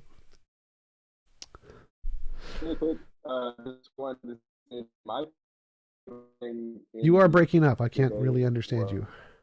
When you asked, hey, can you hear me now? Try leaving and coming back because you're like I can hear like every other word. Yeah. I was kind of wondering on that panel if it made it difficult to engage with other panelists because Hake was so ridiculous. Yes, he does that every time. Like Dylan, I've been on Dylan's show. We were talking. He's like, whenever he brings Hake on, it just becomes everybody versus Hake because Hake takes such an extreme position and everybody disagrees with him that the entire panel just ends up having to like debunk what Hake said. It does. It does make it very difficult. There's a few times like where you like would challenge somebody else. You were the only one that was doing it, and then they were almost like shocked that you were like abandoning team anti-Hake. Yeah, yep. Because people were saying that too. Like, oh, were you on Hake's team? I'm like, no, I wasn't on Hake's team. It was a panel. It was like a 1v1v1v1, not a 2v2. But nobody could tell because I was the only one debating other than Hake, not going on. Yeah, the only useful discussion that was really happening there. Can you guys hear me now? Yes, I can hear you now. Yeah, I was just gonna quickly say my favorite thing that Hake said in the debate was when you asked him, even if we can prove that it helps people, like, would you change your position? And he was like, no. Yeah, like he was like, I said at one point, like, if Jesus himself came down and told you that trans was real, would you believe it? He's like, no, I don't think I would. I'm like, wow. So funny. What's the conversation today, guys? This is an after show for my debate thingy after my conversation. Oh shit, is this the actual TJump person in No. his server or shit? No, I'm a Sock Puppet account. A what? Sock Puppet account? What is that? I don't remember how to best explain that. Okay, cool. Let's just move on. So, you guys are talking about some kind of debate, huh? Yeah, I just had a conversation on my YouTube channel with a theist professor on reasons to believe in God. So this is just the after show. You can ask questions, whatever. It doesn't really make a difference. Okay. I mean, I don't watch the show, but can I ask a bunch of questions though? Sure. So, like, what kind of atheist are you though? Like, do you think that there's like I'm no a black God atheist. whatsoever? What does that mean? Means I have a black skin color from Africa. What the fuck does that have to do with It what was I just asked? it was a joke. So what kind of atheist am I? What is your question? Yeah, like, is it like for you, is it like there's no purpose to our existence, there's no higher being? No, that's not a part of atheism. What? Atheism means there is no God. That is what atheism means. You either believe there is no God or say there's no reason to believe in a God. Yeah, buddy, I know that. But like, what do you mean by God? Like, God is a very problematic word. A unembodied, non-physical mind that created the universe. So there is no creator. Like, things just happen for you. Is that it? Yes, there was quantum fields are the necessary thing. There's no Sky Daddy, no mind thingy. That's okay. I love the term Sky Daddy. So how do you derive meaning and purpose in life then? Where do you get that from? I wonder. Meaning and purpose are inherent. They're given by the individual. I think there's objective morality. That's a law of physics. Meaning and purpose are derived from objective morality and given internally through inherent desires and values. I see. So you think that everybody can be like, responsible enough to give themselves their own version of like what matters? You can give yourself your own purpose, sure. So were you always like an atheist? No, I converted, or I stopped believing in God in late high school. Oh, like what brought this change, I wonder? None of my prayers were ever answered. Oh, so you thought like, wait, so you're telling me that if God doesn't answer your prayers, I'm not saying that I believe in God and I don't, like you're saying that the only use for him was like, just to answer prayers or whatever, or? No, so I was a Christian, I was a devout Christian, and I believe there was an all-loving being, and when I prayed for the all-loving being to, like, if it cared about me, it would have helped me. It didn't help me, so I stopped believing, and then I didn't start researching the philosophy and didn't become like an atheist until years later when I actually started to look into the evidence and stuff. So I just stopped believing in a God because my prayers weren't answered, and then I looked into the philosophy and stuff later. I see. So like, how do you stay on your toes though? Like, living like life. I'm not a ballerina. I can't stand on my toes. Yeah, by the way, like I don't care much for these jokes. I really don't. I don't. It's Just not. I don't care if you care. This is my show. I care about them. They are important to me. when you're having a conversation with somebody though, I mean, doesn't it matter what the other person thinks? No, it matters what the audience who sends me money thinks. I So like you're the trying to please jokes. the audience. Barn. Oh shit. Okay, there's somebody enjoys the joke. Shit. Okay. So, did you have another question? Huh? Oh yeah. I was getting to that. So how do you, navigate life? Life is kind of difficult. Like without religion, without like I said, you've given yourself a sense of purpose and a sense of meaning. Okay, I get that. But like how do you deal with, all the suffering that life has to offer? Like how do you deal with all that? How do you not Um, lose you mean like sight of personally, life? like emotionally? How do I deal with it, or like because my goal is to actually solve it? I think that as there is objective morality, the goal of humans is to try and make the world as best as possible by removing as much involuntary imposition of will as possible. And our goal should be to create a world where it's impossible to force one person to do anything they don't consent to doing. Hmm. No, like my question, it's more like let me try to make it more specific. It's I want to ask more on how do you deal with being human, with being this fragile, like needy being in a chaotic universe? Like how do you deal with Porn, that? drugs. I don't know. I don't know what the question is exactly. Okay, so like Sex. the thing is, no, I know what those things are. My real question is like, you have all these impulses and you have all these needs that you need to fulfill, like, to actually, just keep on living, right? And there's a bunch of shit that you should do and a bunch of shit that you shouldn't do as well. And on top of that, there's a bunch of shit that you aspire to. For example, the server, your channel, like you want to obviously, Yes. reap the rewards from whatever it is that you're doing now. Yes, I like And reaping. Reaping is so much fun. yes, me too. So like how do you deal with being alive? Like, how does I that don't work for you? understand what that means. So like are you asking how do I emotionally continue get out of bed in the morning? Is that like what you're asking? Like I don't get it. You know what? Yeah, let's go with that and we'll circle back to, my Yes, so I question. have motivations. I have desires. I get dopamine when I succeed at things, and I like serotonin. It makes me relax when I get ASMR stuff. So there's lots of things. Echo. I got a background echo. So there's lots of things in life I really enjoy doing that get me out of bed in the morning. I like to try and make a difference in the world. One of them is like I want to build a company, the Atheist Church, to lower the cost of living for as many people as possible. There's many things that I aspire to do that give me dopamine when I do them that get me out of bed in the morning.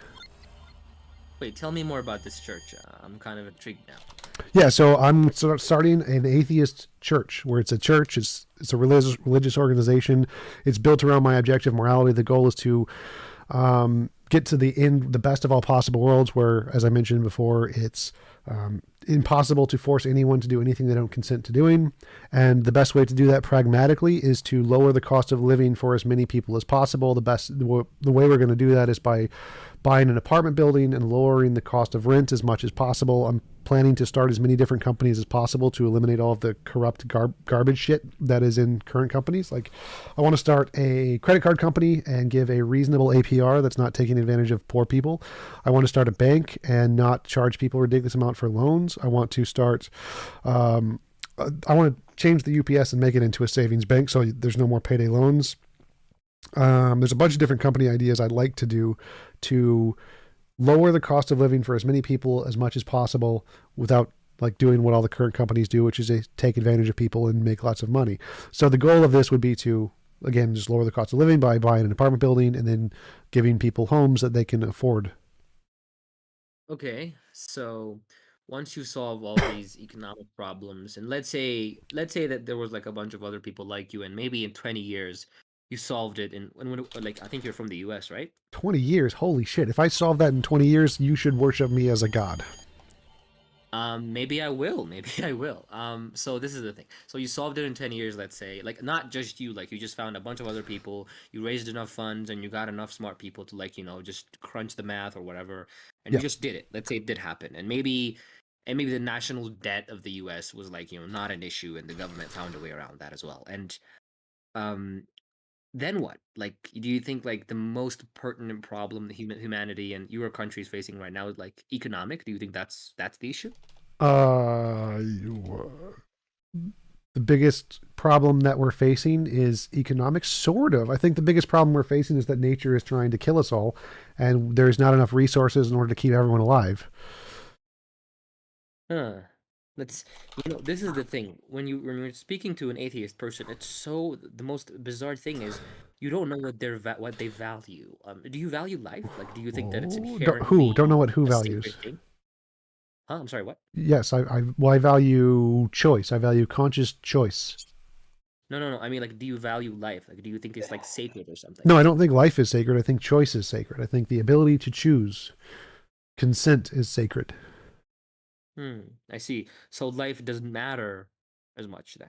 Yeah, so like if someone wants to die, it's moral to help them to die. It's not their life doesn't matter, it's their choices that matter.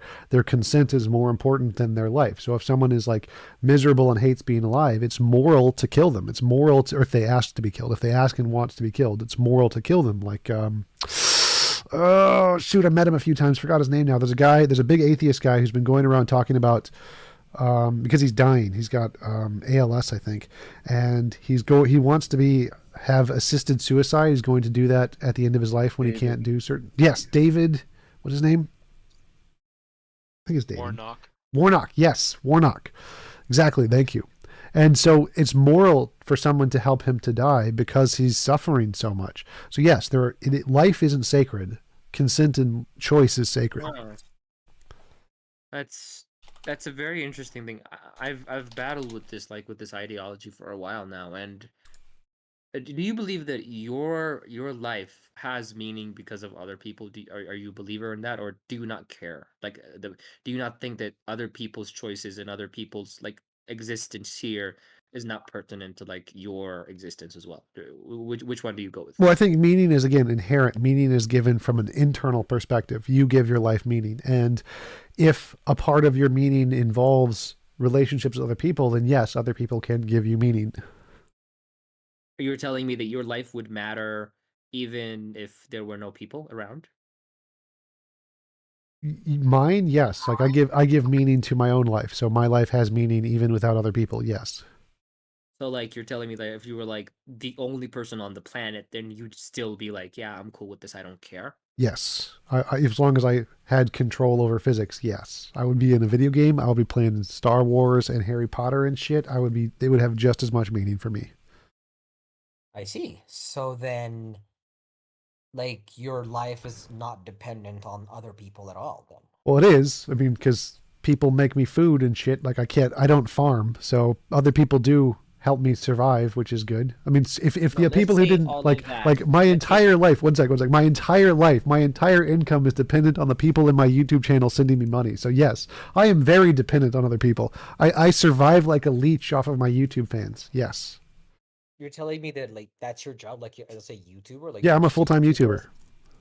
Oh, okay, that's cool. So so let's say that everything was provided for, like medical care. Let's say that you were like indestructible or something, and you didn't need anything, like not food or anything, but you're still human. You're inherently human. You just everything else was provided for, and there were no other people around. Would you still think that your life inherently matters? Yes, as I said before, if I was literally the only being in the universe, I would still have meaning in my life. I see. That's where I disagree, but I'm not willing to argue it. But yeah, that's interesting. I asked this question because you said Dave Warnock. That's it. Correct. Statistics is correct. It is Dave Warnock. Yeah, I just Googled him right now. I'm gonna look him up. I agree with what you're saying, but I think in the long run, when like people like are doing things that's incredibly difficult and shit, like it's wait, can I tell you a scenario and can I get your opinion on it? So I was speaking to a person once and they were like, I was talking about how people fight for resources. Like they have wars and shit for like, whatever, like resources. It could be food, it could be land, whatever. But like what's never happened is like both sides have never been like, hey, we need to eliminate like this many people, and the opposite side needs to do as much, and then the rest of the people can just survive, and let's just pay the sacrifice instead of like dying a very horrible deaths because of like war and shit. Nobody's ever done that. I don't think it's happened. And why I think that is because killing people is a natural, but to like kill yourself isn't, because it's such a there's just something ingrained within human beings where it's like survival means so much. It's like seeing a person kill another person is easier than seeing a person kill themselves.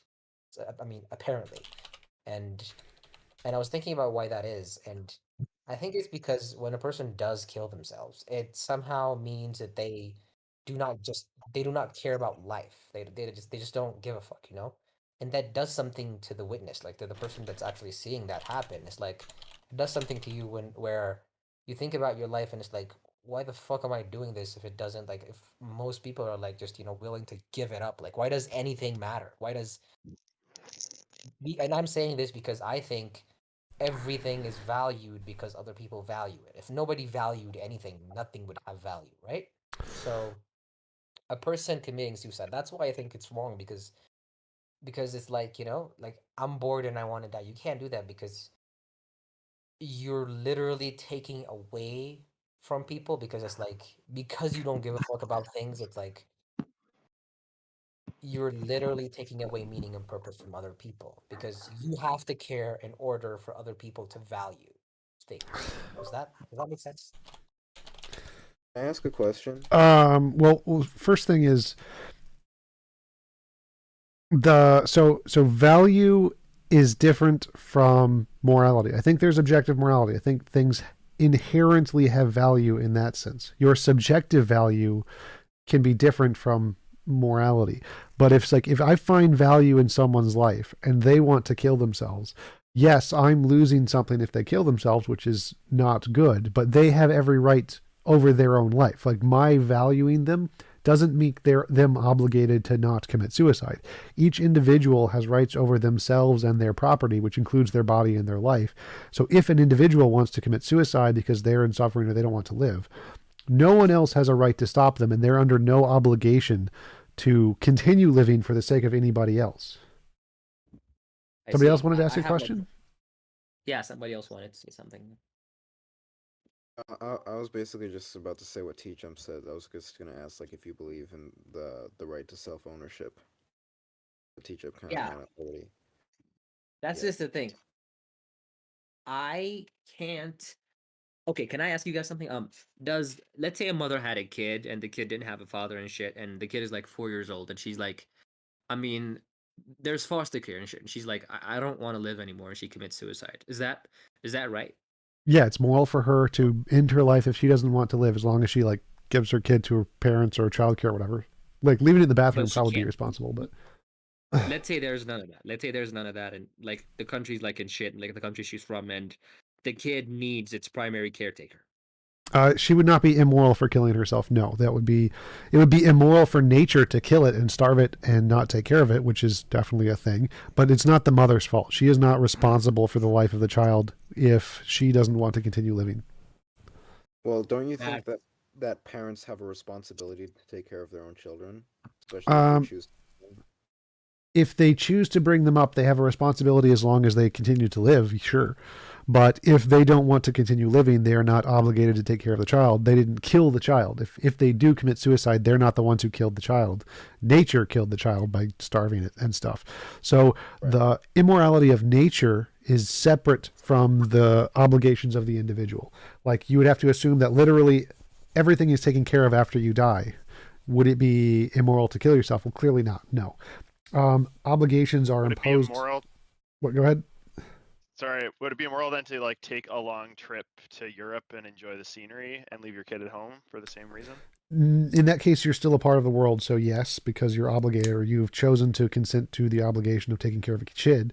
So, like, if I agree to be a lifeguard or whatever, I've signed a contract, I agree to be a lifeguard, and then if I'm going to go on a trip and just not pay attention to the water anymore and someone dies, obviously you're responsible. So if you have agreed to some kind of a contract that you have some obligations and you don't adhere to that contract, yes, that's immoral. But if your contract only extends to like the end of your work hour, so I'm a lifeguard from 8 to 12, and then I get off work and I go home. I'm not responsible anymore. Same thing with a parent. If you kill yourself, that's the end of your contract. You're no longer responsible for what happens after in the world. That's the world's problem. Actually had a question. I actually had a question about that. So me and my buddy were talking about your objective morality theory, and I agree with it. But one of the things that maybe you would be able to answer is that we were talking about abortion, and we were trying to use your theory to understand what to do in abortion. And so the idea is that you have like a will, like the mom's will is to not be pregnant, right? But then you have like the baby's quote unquote will, which could possibly be to like live. So if you have like a like a will to if you have two wills that are opposing each other, right? And your moral theory says involuntary imposition of will is bad and voluntary assistance of will is good, then how do we Wait, make both parties like happy in this situation? we can't. We're not all powerful beings. Like if we're an all powerful God, I can just snap my fingers and take the baby out and let it go live on its own. But in the case, because we're limited, we don't have all power, and we have to choose one person's will over another. So like if a guy comes at you with an axe, and his will is that he wants to hack you up with an axe, and you just shoot him in self-defense, obviously his will has been imposed upon because you've shot him, which is immoral. Like it's immoral to kill anybody for any reason ever. But right, that was the best you could do given your limitations. Like if you were an all-powerful being and you could have snapped your fingers and just teleported him to his own universe, and you decided to kill him anyway, then you would be immoral. That would be immoral for you to do that. But because we're limited with the things that we can do, we do the best that we can given our limitations, which is called a justified immoral action. It's still immoral. You still killed the guy with the gun, but it's justified because that's the best you could do given your limitations. So wouldn't you say that like and I think you'll be able to answer this pretty well, but like wouldn't you say that like you could do it the other way around though, and say like, okay, like the mom is going to kill the fetus, and so like we could fix that involuntary imposition of will by just letting the mother like take the baby to term or whatever? Well, no, because that would be an imposition on her will. So you're causing an immorality by making the woman a slave to the baby. So both of those would be immoral. Okay, so basically the action is like neutral because there's two immoral things like sort of happening or something, or two you have a voluntary imposition of will, and then you have an involuntary imposition of will from the baby, so it's like results in like a net neutral or something. No, those would both be immoral. So it's immoral or immoral. Either you kill the baby and it's immoral, or you force the baby to live in the mother and it's immoral. So both of those are immoral. Got it. So the idea is that we don't have the technology yet to extract the fetus out, and if we could, then it would be immoral to kill the baby. Yeah. So right now it's a justified immoral action because it's self-defense of the mother. The mother has the right to remove the baby from its body, but it's an immoral action because you're killing the baby. So it's a justified immoral action. And once we have the technology to remove the baby without killing it, then it'll be immoral to just kill the baby. Like we can remove it, we can take it out without killing it. That is the moral option. Okay, awesome. That clears a lot of things up by giving the term like justified immoral act. Like that really clears things up. So thank you. Yep. Could I say something about this? Sure. So, are we talking about a baby or a fetus? Because I find those two things to be very different. They're the same in my context, so I don't care if it's whatever point. I think it becomes a human being with rights when it has consciousness. Anything with consciousness has moral value, and killing anything with consciousness is immoral. So I don't really care at what point the baby is considered a baby versus a fetus. It's like if it has consciousness, it's immoral to kill it. Okay, well, another thing about your example with the axe guy and the guy protecting himself in self-defense. Yeah. Did you say that the guy with the gun killing the axe maniac is immoral? Yes, it is immoral to kill anyone ever, but it's justified because it's the least immoral thing you could do other than having him like axe your face off. I don't know if he's threatening your peaceful well-being. I don't find it as immoral. It's not as immoral, so it's less immoral, but it's still immoral. So like if you were an all-powerful being and you could snap your fingers or just pull up a like imagine if you had a force field, like you had a personal force field and you could just turn on the personal force field and the axe guy couldn't hurt you anymore. But instead, you decided to shoot him. Obviously, you would be immoral. You would be immoral at that point. But if you don't have a personal force field, and the best you can do is to shoot him, then it's still immoral because you've killed him, but it's not as bad because it's the best you could do in the situation to protect yourself. So it's a justified immoral action. Okay, so I have a question. So say someone is coming at you with an axe, and you have a gun, but you're also a very good athlete. Would it be more moral to would it be immoral to kill the person if you have the option to just run away? If you have 100% guarantee, then yeah. If you could 100% certainty know you could get away and it would take very little effort, and you decided to shoot him anyway, yeah, it'd be immoral to shoot him. Unless you knew that he's going to kill somebody else with the axe. Right, yeah. So if you're protecting yourself and somebody else, as long as you could run away and know for a fact he's not going to harm anybody else, then yeah, it would be immoral to shoot him. I just don't really vibe with that type of morality, I guess. I don't see it as bad to kill the axe maniac. I asked a question to TJump. Yeah, one sec. So if imagine the best of all possible worlds is one where it's impossible to force anyone to do anything they don't consent to. That is a morally perfect world. So anything that would move us away from that world is immoral. So killing someone, anyone ever, under any circumstances is immoral, because if you were an all-powerful being, you could make this perfect world and that would be unnecessary. So obviously you're not at fault by killing the axe murderer. It's not your fault. You did the best you could. But in the context of a perfect world, that isn't a perfect action. It is an imperfect thing that occurred. And so it's immoral. Not that you aren't immoral. The world itself is immoral because this action was required and did not produce or moved us away from a world where it's impossible to force anyone to do anything they didn't consent to. So you're not immoral. It's not immoral for you to kill him, but it is an immoral action in the universe because it moved that universe away from the perfect universe, which is one where it's impossible to force anyone to do anything they don't consent to. How could a universe inherently be immoral for something if it doesn't have consciousness?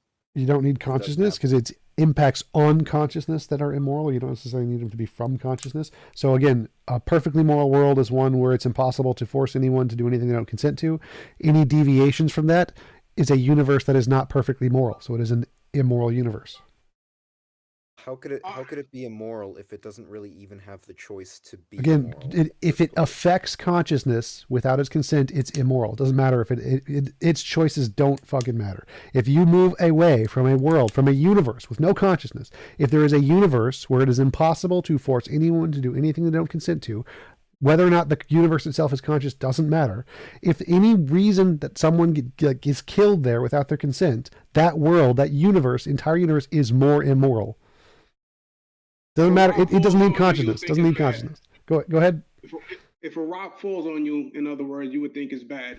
Yes. And you can make a judgment off of that. Hey, I do got a quick question when it comes to this question, though. Now, in the debate you had, Which debate? The last one you just had. Okay. The last one you just had before you went to the Discord. Yeah. You described morality almost as if you would describe a law of physics, and I just wanted to know if I just wanted to see. I wanted to hear you contextualize that a little bit. Like how is that? How would that be correlated? Because from my understanding, just to premise it, from my understanding, a law of physics doesn't necessarily exist. Physics exists. The things exist. The particles exist, and the way they behave, we use words to describe it to formulate a law, which explains the regular patterns. But the law of physics doesn't actually exist. Oh no, the laws are literally fields. So gravity is a field. It is a space-time field. So gravity does exist. It is a literal thing that literally exists, and we describe it with a law. But yes, it is a literal physical thing that exists. Right, the field exists. I agree with that. The law that we use to describe it, that's what I'm saying. So morality seems to be more similar to the words we use to describe something. Now, in the case of gravity, we do have a field. When it comes to electromagnetism or whatever like that, we have. Yes, those are also fields. Yes. Right. The W and Z bosons; those are actual things. Yep. So I agree. Those exist. Yeah. So I think morality is like one of those. I think there is an actual moral field that exists like that.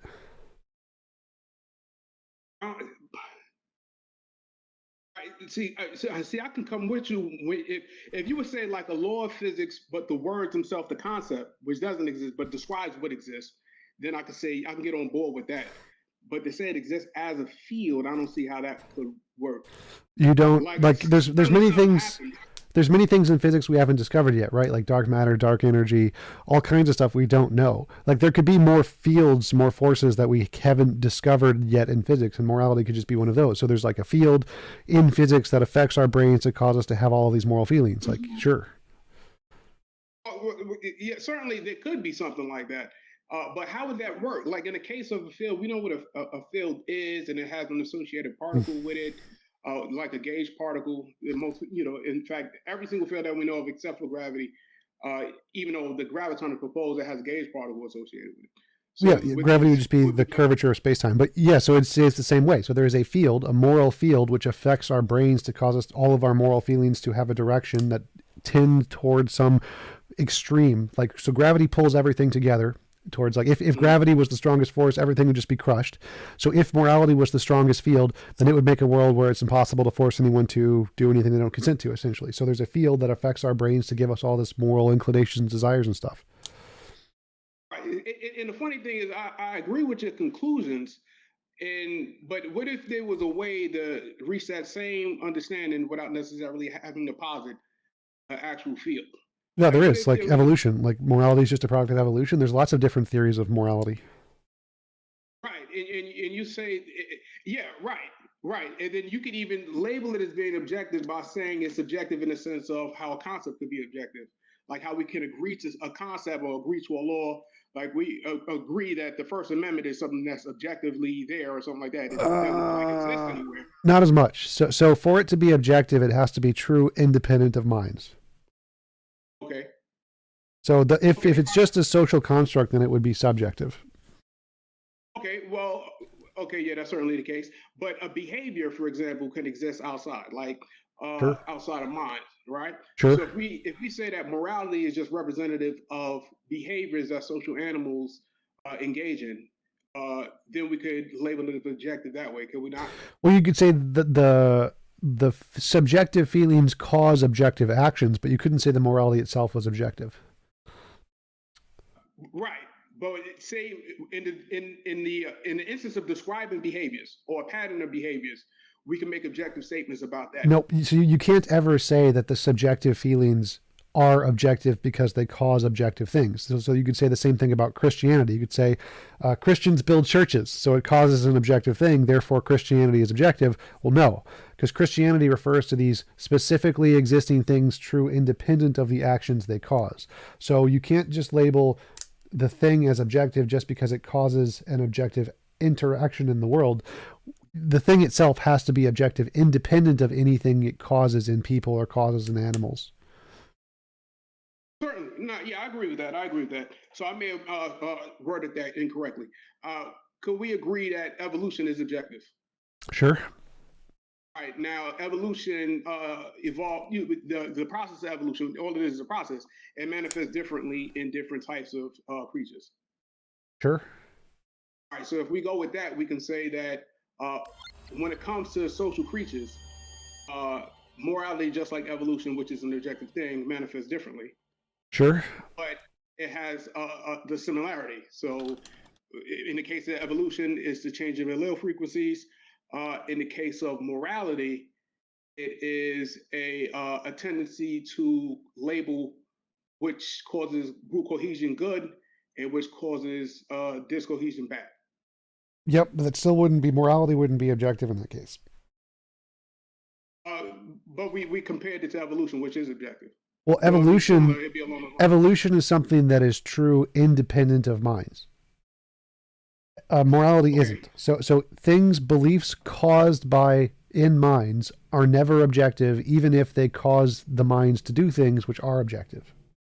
Okay, so what you're saying is the act of us labeling something good or bad, since that's the process of the mind, we can't then label that objective. Right.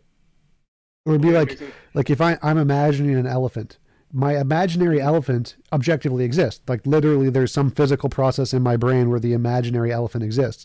But the elephant doesn't objectively exist. Like there's no elephant that exists outside of my mind. It's just a process of my mind. So you can't just say that a thing in a mind is objective. Even though it objectively exists, like the imagined elephant or imagined unicorn objectively exists in reality because it's in my imagination. It's still just imaginary. When you want to know if something is objective, you want to know, does it exist independent of imagination? Is it not more than just imaginary? And if it's just a process of our minds, then it's just imaginary, which means it's subjective. Okay, so I will go further, and I would say that if you take humans out of it and you just look at other social creatures, there are behaviors that different animals Still exhibit. imaginary. So those behaviors are still a thing that's a result of their imagination. So it'd have to be Not necessarily. well, it has to be independent of all minds. It has to exist. If there are no minds, does it still exist? Okay, all right. Well, in the case of evolution, you need life, right? So, Yep. okay. So, if we're just saying social creatures, we could even say social creatures that have no brains. So again, if you look at evolution can, if there are no minds, evolution still exists. So evolution existed way before any minds existed. But if no minds existed, would the concept of morality exist? No. So it's subjective. So for morality to be objective, it'd have to exist in some way without any minds. Yeah, see, I agree with you there. So my initial understanding would be that morality is subjective, period. Right. I try to see if I can like kind of bridge what you were saying, because I agree with your conclusions with without having to posit a field of some kind, because I don't see any evidence of that. Right. So the reason no evidence doesn't mean it can't. Yeah. Right. So the reason I think there's something more like, right, there's no evidence of objective morality. If I had proven that, I'd have a Nobel Prize. So there's no evidence of it. It's just a hypothesis. The reason I think that objective morality is true is because I believe that there's going to be a pattern in all life, and whenever we go to other planets to discover other species, artificial intelligence, whenever we get that, I think all conscious things are going to have a pattern that's going to be the same pattern. Like we see this thing called moral progress, where cultures' moralities change in the same way as they gain more resources and more intellect. So like women's rights, LGBTQ rights, animal rights, there's lots of ways in which morality changes over time. And I think that pattern is going to be the same everywhere in the universe. All life is going to have this pattern. And so this pattern, I think, needs some explanation more than just evolution, because if this pattern does exist cross species, even in species that didn't evolve, like artificial intelligence, then there's something more there. So the reason I think morality is real is because I think this pattern is going to be true throughout the universe, not just in humanity. No, and I agree with you. Let me just say this right quick. I agree with you 100%, TJump, and that's why I try to use other animals outside of humanity. So, and that's why I would say that the pattern you refer to is imposition of will is the arbiter. When it comes to question of morality, which should correlate or correspond throughout all type of sentience or not sentience or whatnot. I'm saying that instead of imposition of will, I see it more along the lines of any social creature. Like if it's not a social creature, it would be de facto amoral. But any social creature, if any behavior works towards cohesion, that would be moral, and anything that acts outside of that would be immoral. And it's irrespective of the creature, irrespective of how they evolved, irrespective of the planet they evolved on, or anything else like that. And then I say that what we're seeing, which describe moral progress, is not humans' need to, or anybody else's need to not impose on people's will, but rather we know that in creatures there's an in group and out group. Moral progress actually explains our tendency to include more people in the in group. Right. I'd still say that's all subjective. So I would say that morality applies to all conscious things, including non-social animals, including artificial intelligences, including things that never evolved. I'd say anything with a brain and consciousness is going to discover morality, even if they're not social. So I think morality exists like a law. If no minds existed, it's still going to be there, like gravity is going to be there. What you're saying seems to be you believe morality is an emergent property of minds and social interactions, which is subjective. Right. But I would just label it what describes that, so what I'm saying, you're right, you're absolutely right. And what I'm saying is what describes that, how we interpret what is moral and what is not, that we can conceptualize that, and that concept is objective, and that's something that we can all agree to, independent of mind.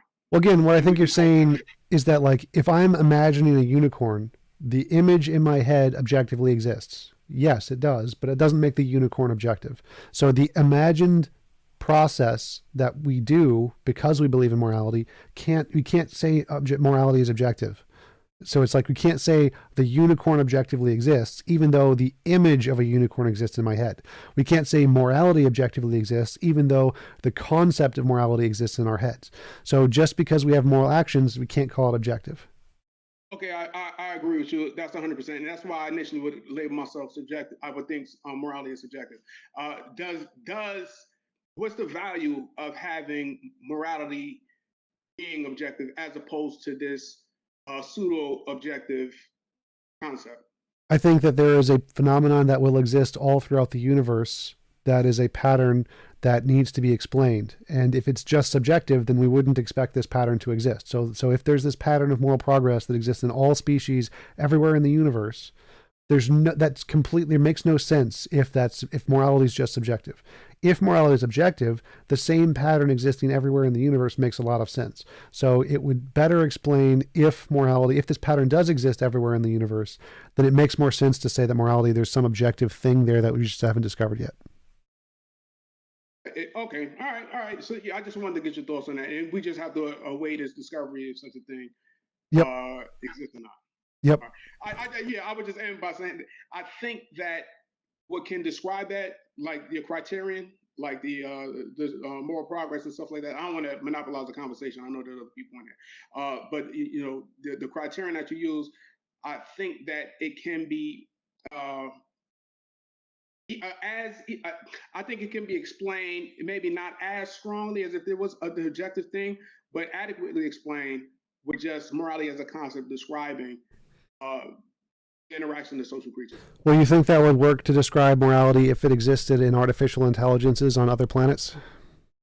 Yeah, I do, because as long as it's social, no, so including non-social. So every single consciousness, social and non-social, AIs and so evolutionary animals and non-evolutionary animals, social and non-social, every consciousness everywhere in the universe. Yeah, I don't think every consciousness that we know of had a concept of morality that we do. Now we can discover it. So just like you have to be sufficiently intelligent and have sufficient amount of resources. So obviously not all the animals have enough intelligence. But if we discovered there are non-social creatures that are non-evolutionary, like an AI that lives on its own planet, and it discovered morality too, that would not be explained if it was just a concept, right? That's true. Yeah, that would be evidence against my hypothesis, certainly. Right. Yeah, certainly. But I don't think, just like how you have animals here, if you just compare, say, lions to tigers primarily are like individualistic. They exist by themselves. Males and females are separate. They have their own territory. There is no action that you can really say about a tiger that you would say that's immoral or moral. They're an amoral creature because it's a solitary animal. But when you come to lions, they exist in the pride. So there's certain behaviors that female lions can do and male lions can do where you can look at it and you say, that's not, a male lion should not be doing that, or a female lion should not be doing that. You know what I'm saying? Because that would not work in the best interest of that group. So I think that a prerequisite for any talk of morality has to involve a social type of organism, whether it's the product of evolution or some alien creature, or whether it's artificial intelligence. If we built in a social element into its programming, it could reach that conclusion. But if it's totally, wholly asocial, it can't even conceive it. Right, and I just disagree. I think that you can have morality on a single individual mind if it exists. Yeah, absolutely. So, I could have weighed that, but I gathered your interpretation a little better. I see what you're saying now. Awesome. Thanks for asking. Thanks for the calling in. Appreciate it. Absolutely. Hey, TJump. Hey, TJump. Hey, is it possible? I think Damien was first. Damien, I think I heard you first. Yeah. Hey, Damien. I'll just be real quick. This one was on the discussion you were having earlier today on the debate. Sure. That I keep hearing Christians bringing up the fine tuning argument, where they spout off these astronomically small numbers, and I don't see why that's relevant at all, how small the number is, because they're talking about a level of precision. And precision implies, if you can be precise, there's an assumption that you could have been imprecise with it. But these numbers are just adjectives describing reality. So these astronomically small numbers, those are just the numbers that we discovered that describes that thing of reality. And it's no more precise than if I had 4 apples sitting on my desk. So why is this argument anything at all if to me it comes across as just that? If you tell me a number that describes reality, I'm going, so fucking what? I have 4 apples on my desk. That's just exactly as precise as that fine tuning number you just described there. Why is this an argument? So the argument is that, like, if we saw a dice on a desk and it has a million sides and all the sides are black except one, and it's on the red side, what would you think? Well, that's the thing. They're assuming that these numbers can be rolled. I don't see the no. as So part of the they don't say assumption. that. So wait. So they say one of the options is necessity. The chances are necessity, chance, and design. So necessity means they couldn't be rolled. It has to be read. That's the only option. So they do grant that that's one of the possibilities. Okay, but there's nothing that I'm seeing in reality that indicates anything other than necessity. Just like necessity of it being 4 apples on my desk, the necessity of that astronomical number being that small, that's just what it is. We haven't discovered anything that couldn't So what they're happen. saying, they say that, well, we don't see any reason to think it's necessary. Like, we see the dice, we see it's on the red number. We don't see anything to think that it's necessary. It could be, but we don't see that. And so if it's not necessary and it was just happened, it's not very likely to happen by chance, by definition, because there's 1,000 sides or 1,000,000 sides or whatever. And it seems very reasonable to think that if there's this mind guy, imagine Bob lives in the house with the dice, and Bob likes red. He would have picked the value that he wanted. So Bob we know there's this Bob guy, he lives in the house, he likes red, there's a dice, it has a bunch of sides and one red side. Well, it makes sense that Bob would put it there. Like, okay, makes sense. Like, yeah, Bob did it probably. That's perfectly reasonable, right? Yeah, so that's where they're coming from on that. So they're already bringing in the religious baggage of assuming there's a Bob. Yep. And I'm telling them, you have no evidence of Bob at all being involved in this process in any way. Right. This is where they make that cumulative case thing. They say that the reason this is the cumulative case, whenever they bring up that word cumulative case, they mean that there's other evidence for Bob that they're already assuming is there. And so we already think Bob exists. And if Bob exists, then we could say that it's reasonable to think Bob did this. But yeah, so the argument you would want to make is to say that, okay, so just take this on its own. Don't assume there's no prior evidence. If just on its own with nothing else, only, like the way I say it is, only if we only take into account the laws of physics in the field of physics on its own, does the physical constants count as any evidence of a God? And I actually asked this question explicitly to Dr. Robin Collins, who's one of the leading Christian physicists on fine tuning, and he said no. The fine tuning on its own would not count as evidence of a God without any kind of other independent evidence. Okay, so that's how I need to word that back to the thesis. I keep bringing up this argument because I'm looking at going, why the hell has this survived so long? Yep. So you just may I point something out about the fine tuning argument that I think is oftentimes overlooked? I think it's a very important point. Sure. Go ahead. So the thing is, the term fine-tuning has 2 meanings. What physicists mean, which is not what the apologists mean, and then what the apologists mean. And the apologists will frequently equivocate between these 2 terms. If you hear a physicist like Sean Carroll or Leonard Susskind or Max Tegmark or whoever talk about fine-tuning, what a physicist means by that is that there are constraints on some system or parameter, and we don't know why it's constrained. That's it. That's all it means.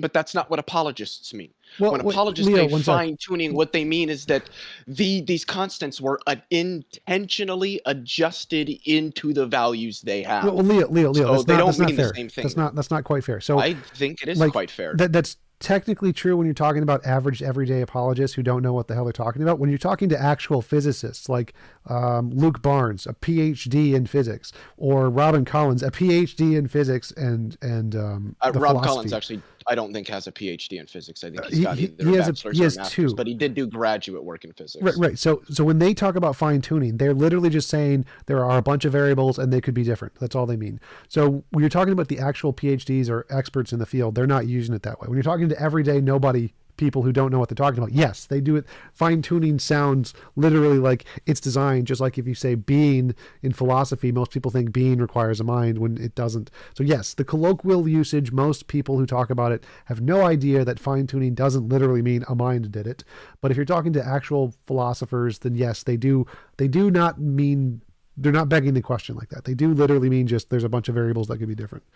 So I would argue that both ahead. Rob Collins and Luke Barnes equivocate between what it means in physics and what apologists mean by it. I think that's quite clear in their line of argumentation, that they'll say, "Oh, these are constrained, and we don't know why, except we do, and it's that God constrained them." They're equivocating between I don't between think the so. two terms. Because I've talked to both of them, and in both of my conversations, they admitted that if you just look at the physics, it doesn't count as evidence. It's only the physics plus the philosophical background knowledge. So they agree that the fine tuning on its own is not evidence. It's only a phenomenon that can be explained as long as you have background knowledge. So they agree that the fine tuning isn't evidence on its own.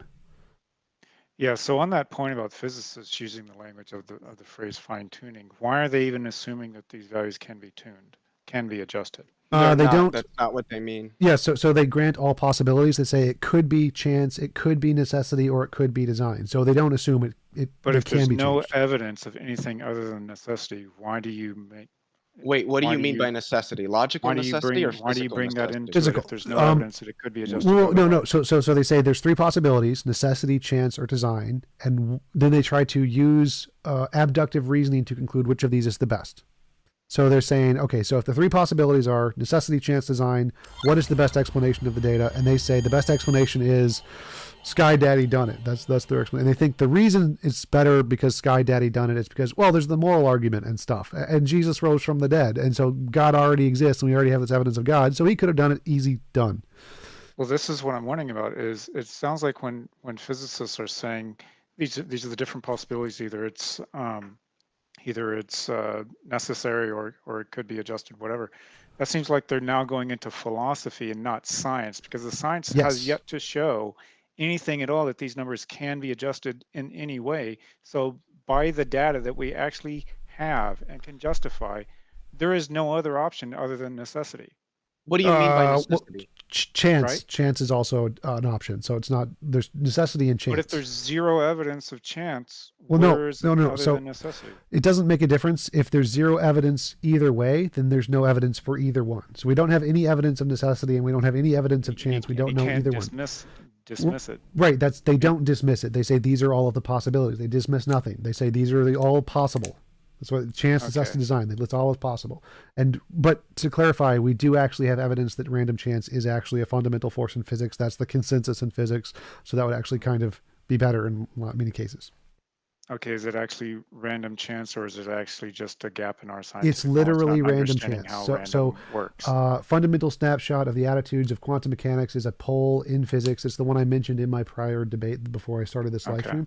And it literally says, is random chance itself a fundamental force in physics? And the vast majority of philosophers or physicists say yes, it is a fundamental force that is not explained. Because that's what by other things. I want clarified is when those statements get made is yes, that this about actual science, poll asked all when the possibilities. do you go into the philosophical description? When are you staying within the scientific description of the community? Yeah, and so that's why in my conversation with Robin Collins, I literally asked him, if we only look at the physics, just looking at the physics and no other argument, does the fine-tuning of the physics in any way indicate a God? And he said, no, you need the physics plus the moral argument to indicate a God. So yes, they are definitely entering into philosophy when they do that, and they have to. Okay. All right, I'm good. Thanks, guys. Hey, Leo, how's it going?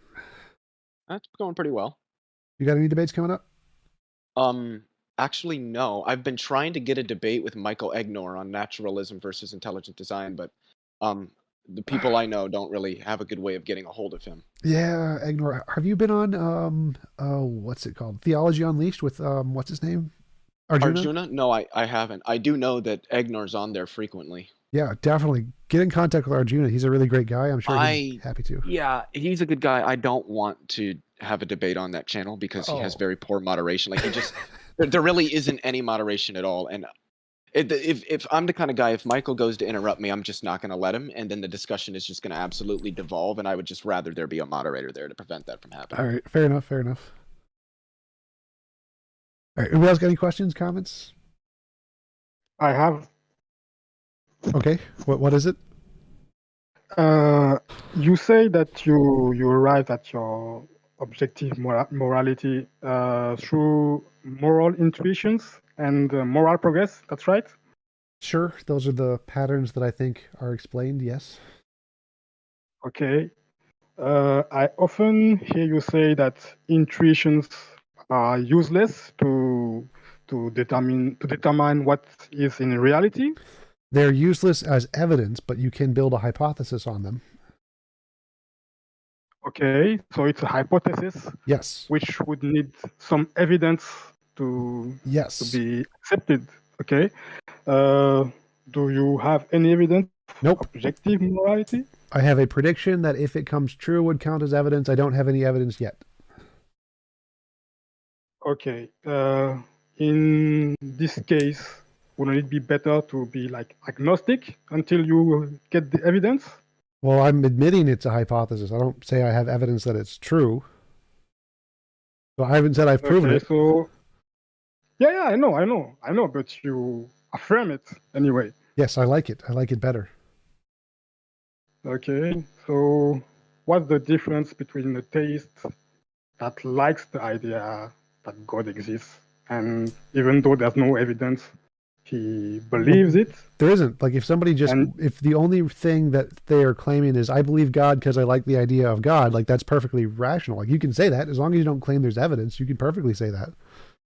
Yeah, well, but they are claiming that God is an objective fact in reality, the same way that you argue that morality is objective. Yeah, if they just claim that's a hypothesis and don't claim they have independent evidence, then that's perfectly rational. So it's not irrational to claim that you have a hypothesis that you think that you like, as long as you don't claim to have evidence. Like if you claim to have evidence and it doesn't work, then that's a factual inaccuracy.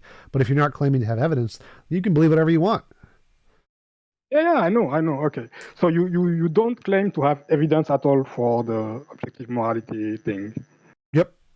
Just the patterns and predictions that hopefully will be discovered to be correct in the future. If, let's say, tomorrow we are contacted by aliens who are like esclavagists and want to enslave Earth people, it's really silly because I don't think like aliens will travel for light years just to enslave humans. But let's say, for example, we encountered aliens and they have really what we will call horrific ethical standards. Will it disprove your hypothesis? Yes. Okay. And if we build artificial intelligence and we can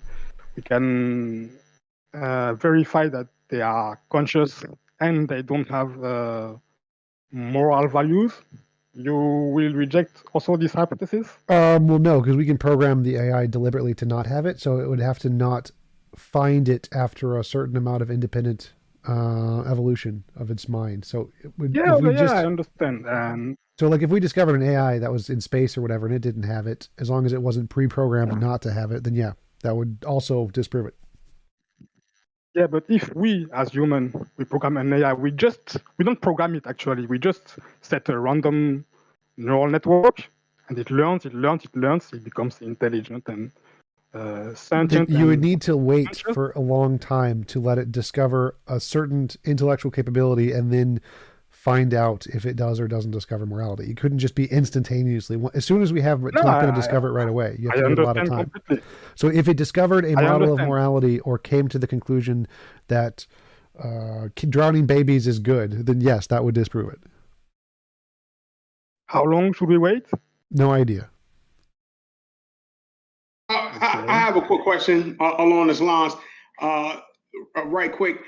What would be the more reasonable understanding of morality should we have. Now, I'm not saying that yours couldn't be wrong, TJump.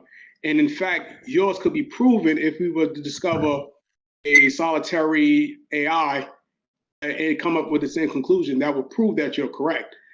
But because an alternative model already exists, namely the evolutionary one, that doesn't posit an undiscovered field, but can explain all of the criterions adequately. Well, can't. Is that not No. Computers don't evolve. So if morality was a product of evolution and a species that didn't evolve had morality, then that would prove it wasn't a product of evolution. That would prove you're correct. Correct. But based on all the information that we have, all the criterion that we have, the evolutionary model seems to adequately explain all of them currently without positing an extra field. Yes. So if it turns out that we discovered an artificial intelligence that was able to, then the evolutionary model would be wrong and you would be correct. Yes. But which is the more reasonable one to accept with today's current data set? Yeah, if you're just going off of the information you have and not projection in the future, you can perfectly reasonably go with that. But I think that we will discover other species and they will also have morality. I think that's highly likely. I think it's very likely we will discover this. So it's more reasonable for me to go with the objective morality model. Well, certainly species, yes. I would even posit alien species. Including the AI ones. That's the only question, because I don't even know if AI can exist independent of itself. Like a social creature would have to work to build it. No. And it would automatically program pro-social behaviors into the computer. So I think that would be difficult to find, to prove that. But even aliens, on another planet, it may not go through the evolution that took place on Earth, but it would go through an evolutionary process. Sure, if it was biological. Certainly. Well, yeah, certainly. Yeah. If there's non-biological, well, everything technically is like the evolution of the cosmos itself is a non-biological evolutionary process. The stars forming and then accretion disk and then plate tectonics and everything else like that. Those are all, they technically can be labeled an evolutionary process, a non-biological one at that. So certainly, but to get to the level of intelligence, I think it would require a biological type of life form to exist. No, I think that's definitively false. So like we can have silicone-based life, we don't non-evolutionary based life, AI-based life. You don't need, I would say it's definitely false that you would require biology. But the fact that it's alive mean that it's a biological thing? No. You can have AIs that are alive that aren't biology. You can have silicone-based computer or physical machine-based life that isn't biology. Okay, all right. So it may just be the way we're using words. I thought I'll have to look at it again. I thought biology was like life science, the study of life. No, biology is our kind of life. Like it isn't all life. So consciousness can come about in different ways, and it would still be life, but it wouldn't be biological life. So it's biological life that you're talking about. Okay. All right. Okay. Yeah. Granted. All right. So that was the only thing. So that was my only question. So definitely, if we find an AI solitary, maybe non-biological, that could discover the principles of morality, that would certainly prove you correct.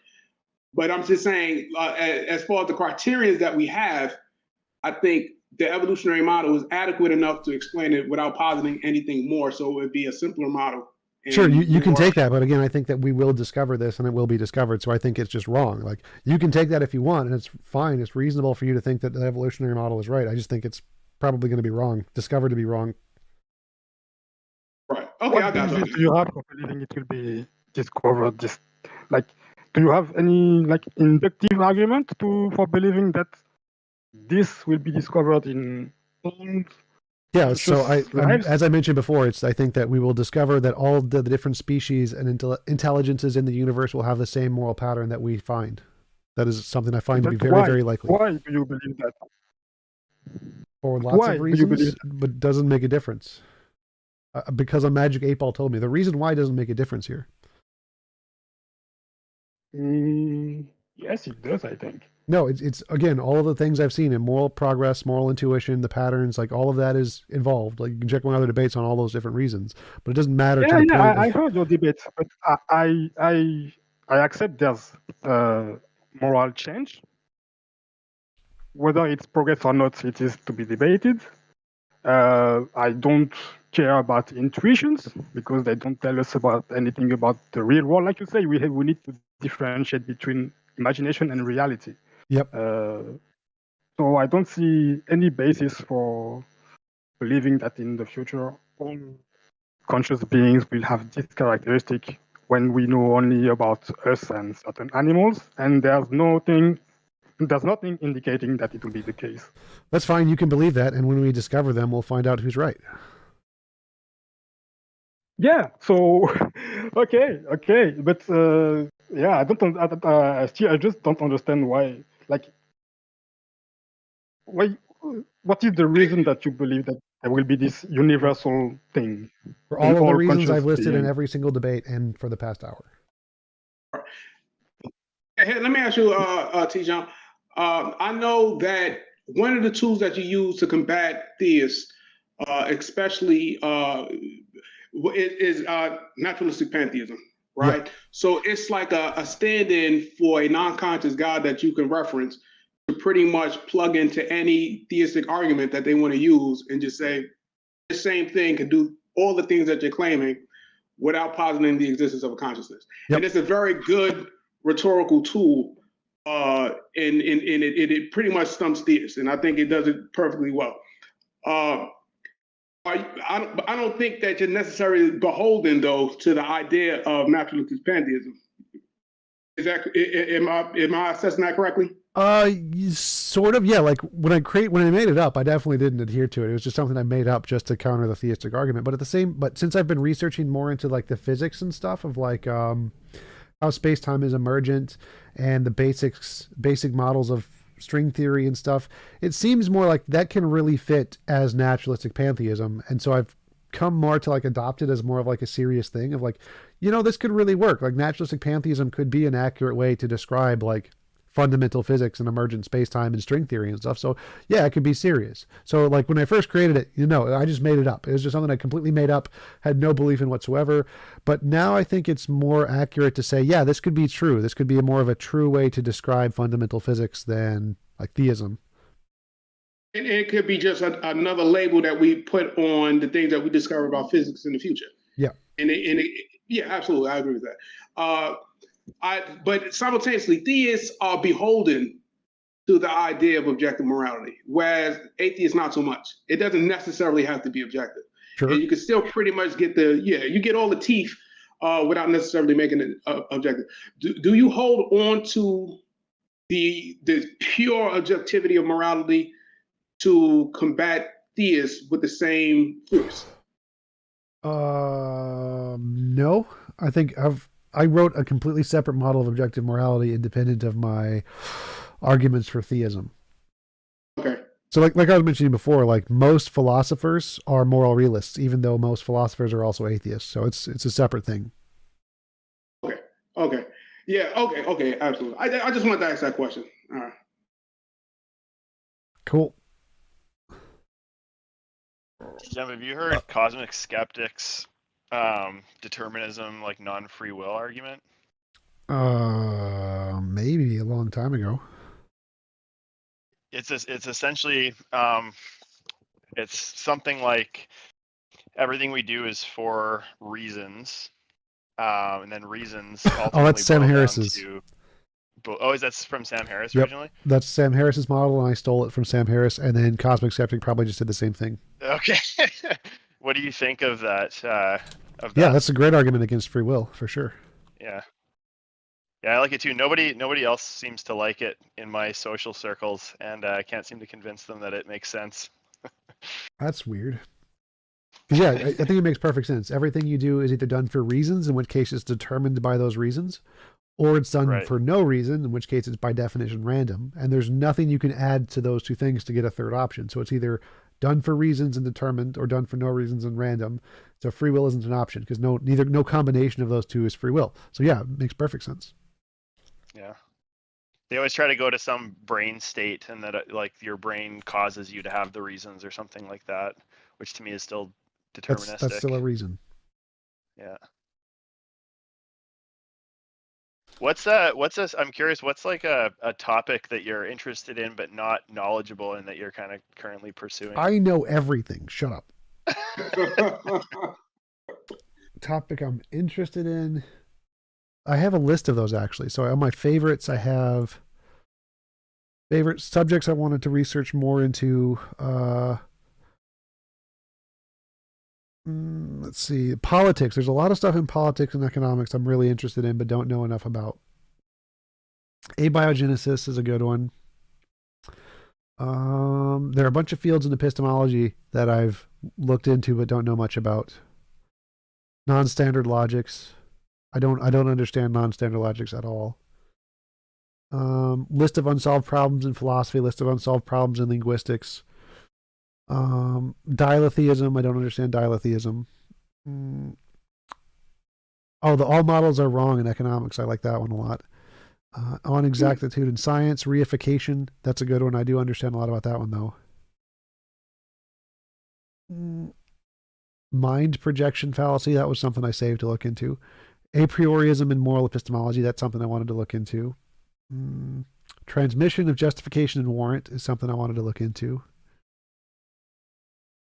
Internalist versus externalist conceptions of epistemic justification. Those are all in the epistemology bucket I have saved. So yeah, there's a bunch of them. Are you kind of? It seemed like you were sort of shifting for a while to more political discussions versus philosophical and religious. Is that is more just expanding to include that rather than shifting in that direction? Wait, say that again?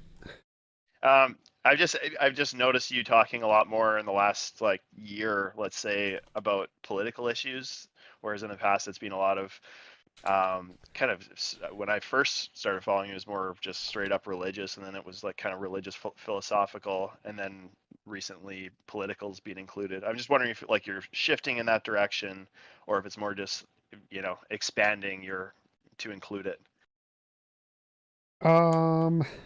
I've always been interested in politics. I just haven't debated much about it until more recently. I don't have as many connections in the politics community to set up as many debates. So I mean, I definitely have always been interested, and I want to do more in that, but I just don't have the connections. Like I wanted to get like politicians, like actual politicians, to come talk about these issues.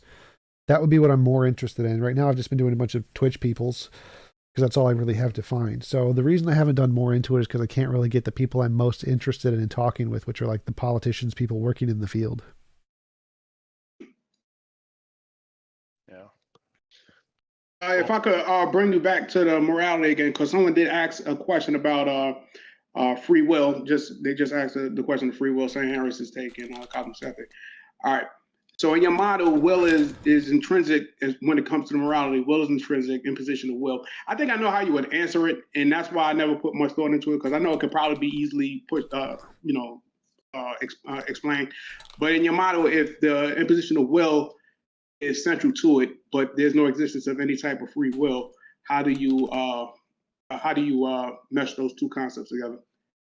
Yeah, there's no free will in mine at all. You don't need free will. Mine is any involuntary imposition of will, not free will. So will and free will are completely separate things. I don't care if there's actually free will or not. It doesn't matter to my morality, which is why things like a rock falling on you is equally as immoral as a guy shooting you, because there's no free will. Like the will of the mind doesn't make it any more or less moral than a rock falling on you. There's equally as much imposition either way. Yeah. I thought it was mine. All right. Okay. All right. Are you the guy who I met at the debate? Hadouken. Me? Yeah. Met at the debate? No. We haven't met. I debated a few people. I debated Matt Slick. I debated Ken Ham. I debated Matt Delahunty on his show. Nice. Yeah. But I was going to school and stuff like that. I just graduated. I just got my master's. You sound just like a guy I met over the weekend. He was a really cool guy. Had a DBZ shirt on, and he brought a modern day debate shirt, and all the debaters signed it. It was really cool. But okay, yeah, cool. Well, I am a fan of modern day debate and DBZ, so but yeah, that wasn't me. I'll tell you something else we got in common too. I know you used to. I don't know if you still do donate at CSO Plasma. Yep, for sure. I actually worked as assistant center manager for CSF. Oh, nice. So, But I'm one of the people who like donates for the new donor bonus and then goes to another place and gets the other new donor bonus, then donates to a third place, gets another new donor bonus, and then like gets back in 6 months to get the new donor bonus at the CSL. It's great. Oh yeah. We know them guys. We know the guys that rotate in and out. Yep. Absolutely. All right, man. Yeah. Keep doing your thing. Huge fan, and yeah. Keep doing your thing, man. We definitely need it, and we appreciate you, man. I know. At least I do. Thanks, man. Appreciate it. Chance of another discussion with Ask Yourself? Yeah, sure. I'm gonna make fun of how stupid he is, but yes. Oh God. I listened to just recently saw your discussion with him. I guess it wasn't really much of a discussion. It was on a very channel with very bad moderation, and it seemed as his issue with your moral philosophy was kind of semantically the way you were describing it. And I think at one point you said impositions on will, and then at another point you said A imposes on the will of B or something like that. And he said he was picking apart that those were two different things, and you were saying no, and he couldn't get past that. Like one of them's like a running tiger, he kept saying, and even though one implies that there are two parties in it, it's like, yes, they're different words, different phrases, but they mean the same thing. And he like wouldn't even let you talk to say that.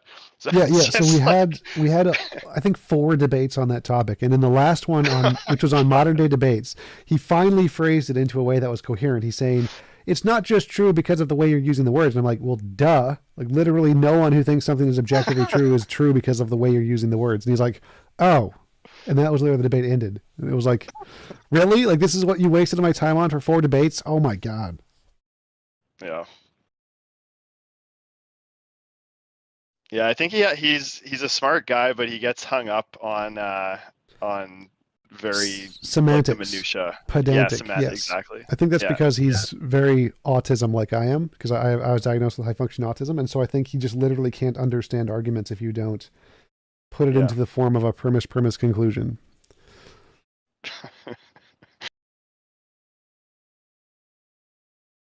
Hey, TJump. Hey. Yeah, regarding the short discussion you had with the dynasty just now about free will. Yep. There's one a jump. It feels like a jump that you make that I feel you haven't justified. As you say, either it's made for reason or not, or I guess another way to say it would be either the will is determined or is not determined. And you seem to put an additional label on the fact that it's not determined. You classify it as random. But there are always all other ways to be non-determined and random. No.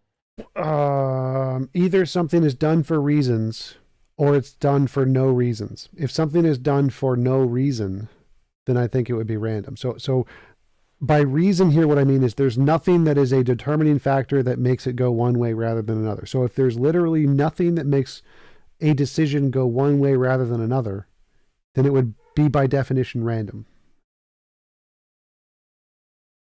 By definition, but then always feels strange to me when you say that. Because I agree with the first dichotomy, then I wouldn't put the label random on it, on the undetermined. I would just say undetermined. I don't understand what the difference here is. So, like, if it's not determined, it means that in a way, I don't know if that's correct, but in a way you start a new causal chain, right? There's no pre like temporal precedent cause for the event, like the volitional event to happen in case of a choice of the will. It's undetermined. So you start a new causal chain. Why would that be random? See what I mean? If you start a new causal chain towards one direction rather than another direction, so A rather than B. So why did it choose A rather than B? If it did it for literally no reason, then it was a random. It randomly went to A rather than B. So even if you're starting a new causal chain and you start a new causal chain in location A rather than location B, if the reason you picked location A was that there was literally no reason, then it has to be random. If you picked location A for a reason, then it has to be determined. Yeah, okay. So you make no distinction between undeterminacy, the fact that there is not this determined, and randomness. These are two equivalent words for you. I don't know what the third option would be. What is the third option other than random? Well, the third option is usually what people think of when they think about libertarian free will, I guess. Well, that's begging the question. That's what we're asking about. How could you possibly coherently express what that is? Like randomness. So what are the attributes of randomness that are not in libertarian free will? That's the answer. The question I should answer. No, I think like, how can something be not determined and be done for literally no reason and yet not be random? Not be random. Yeah, that's what I meant. Yeah. I guess maybe there's a dimension of what comes after, like distinction would be that something like maybe some kind of moral responsibility or something. I'm not sure. Well, that would be a reason. So that would go into the first category. I mean, downwards after the decision is made. Like if well, I so want like to time goes backwards and a reason from the future affects the past. But still a reason. No. It would still be a reason. Yeah. No, it's not my point. My point is more like the way we label the event. Was it free will or was it random? The way we label it and the way we create a distinction between the two categories would be something that comes after, but not before the causal chain. Well, that would just mean there isn't a difference. I mean, just free will is just randomness, and you're just labeling it differently. Yes, but then I could just as well accuse you of begging the question for randomness, and you accuse me of.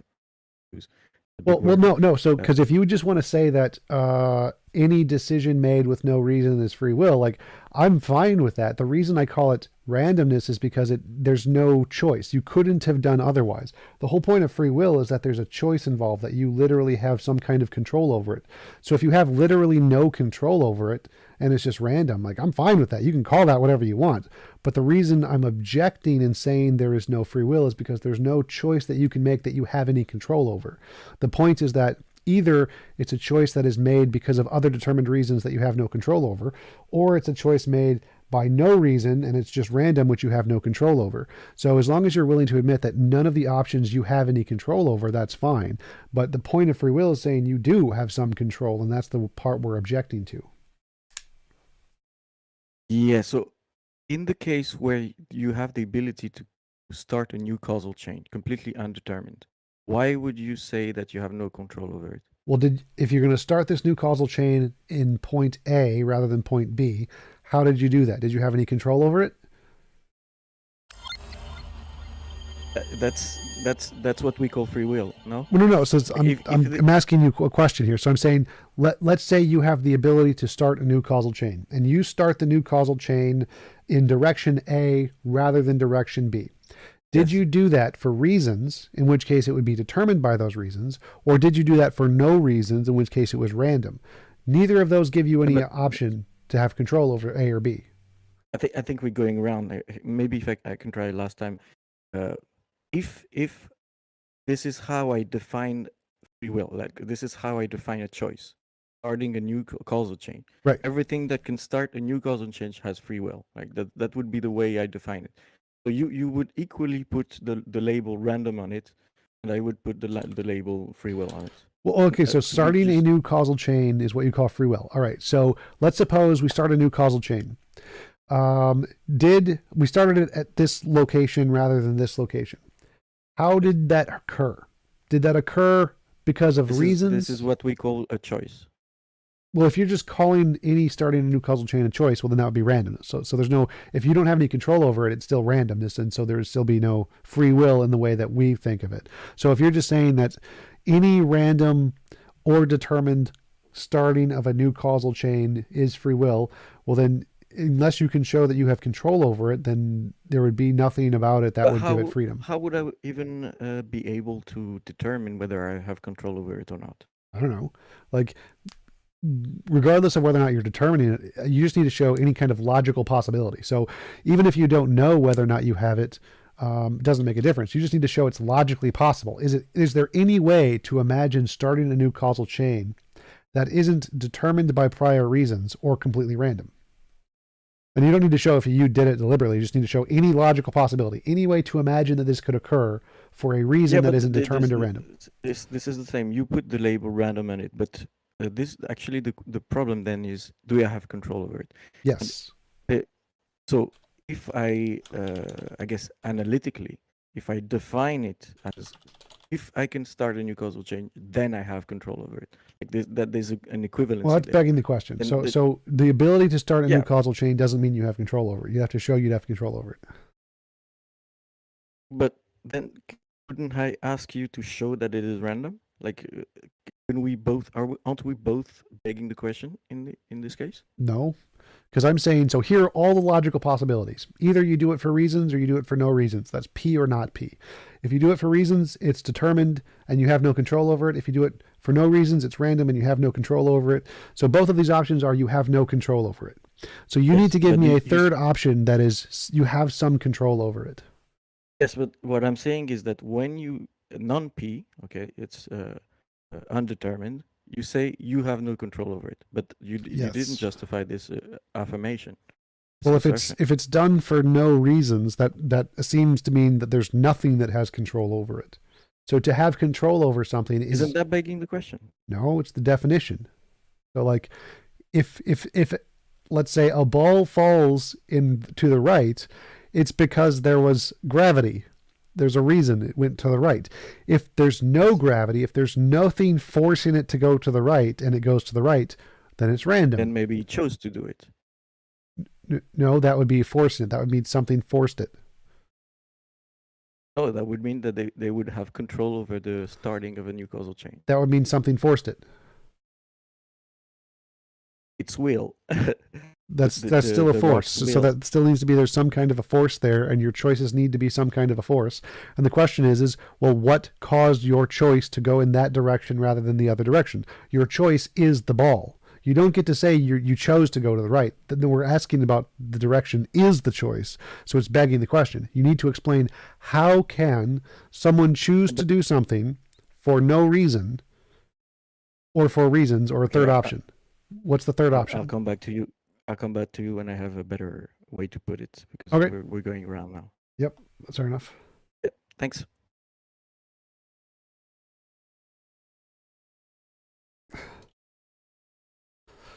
Tom, how you doing?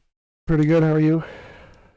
I'm doing all right, man. I was we had somebody come in here on stage using Bayesian epistemology, and I wanted to ask you, what was your thoughts on that?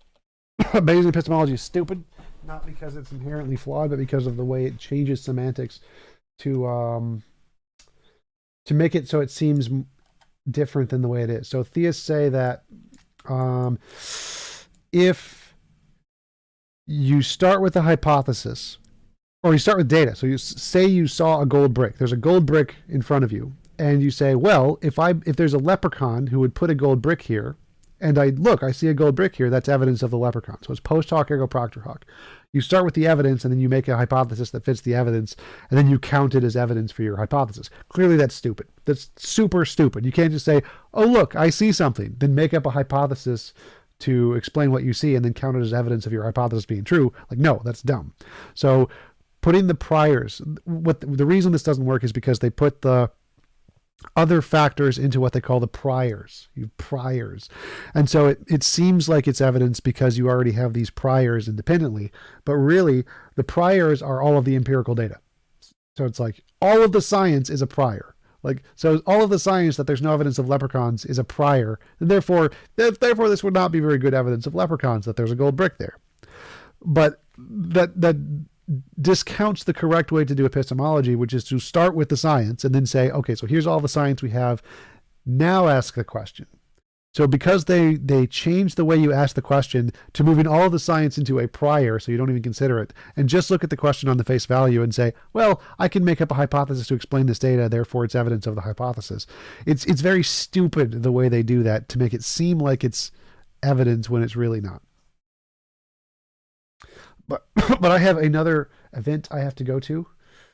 So I'm going to leave the Discord. I will see you guys on Discord later.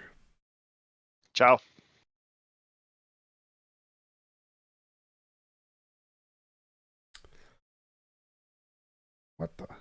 What is this garbage?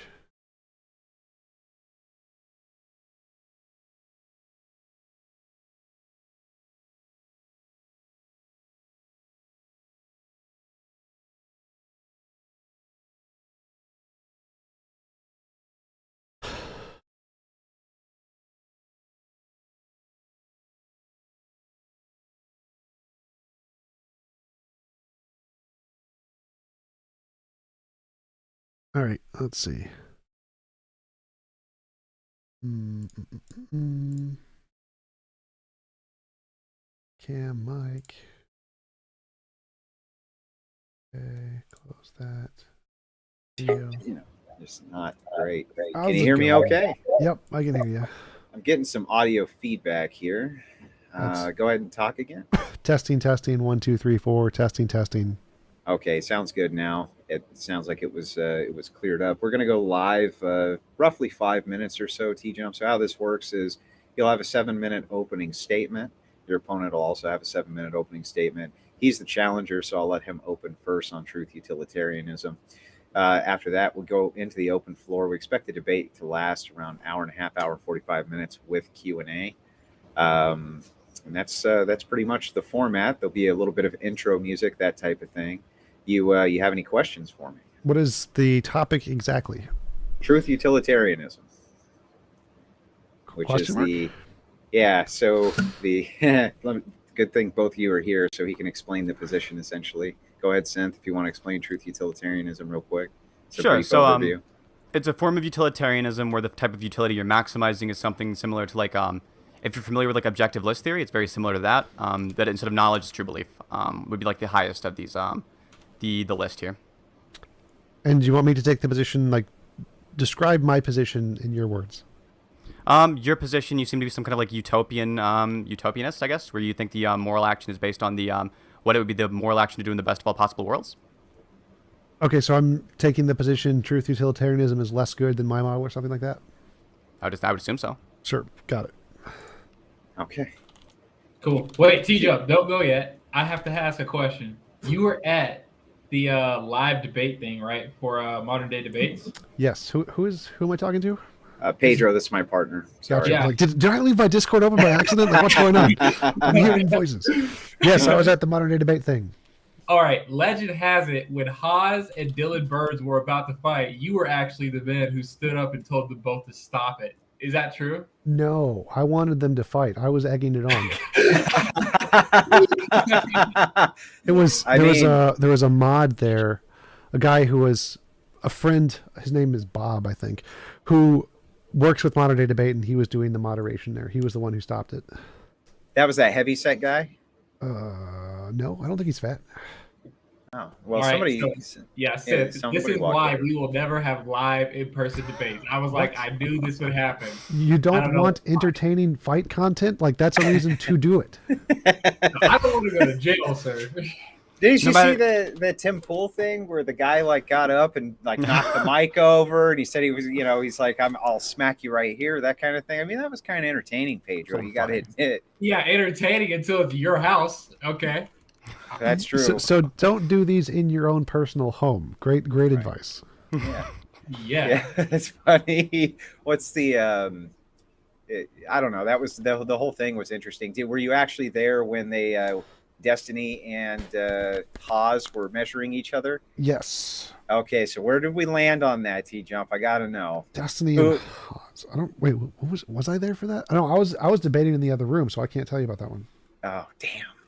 You see, you could have solved this mystery for the entire internet. We could have sold Wait, it are for you asking thousands like of dollars. who's taller? Yeah. Oh, they're both pretty short. They're both really short guys.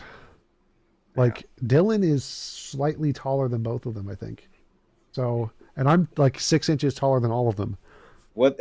Yeah, it's the land of the midgets. Well, they had this big thing on Twitch. Haas has been going ape shit with, Destiny over who was taller. They actually measured each other while they were there. Oh my god, You that's know, so dumb. They're both like It 5'4". is dumb. They're short.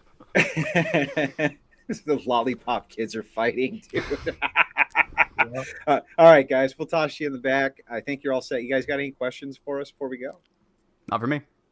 Okay, TJump, we'll bring you on first. We'll allow you to introduce yourself after the intro is all taken care of.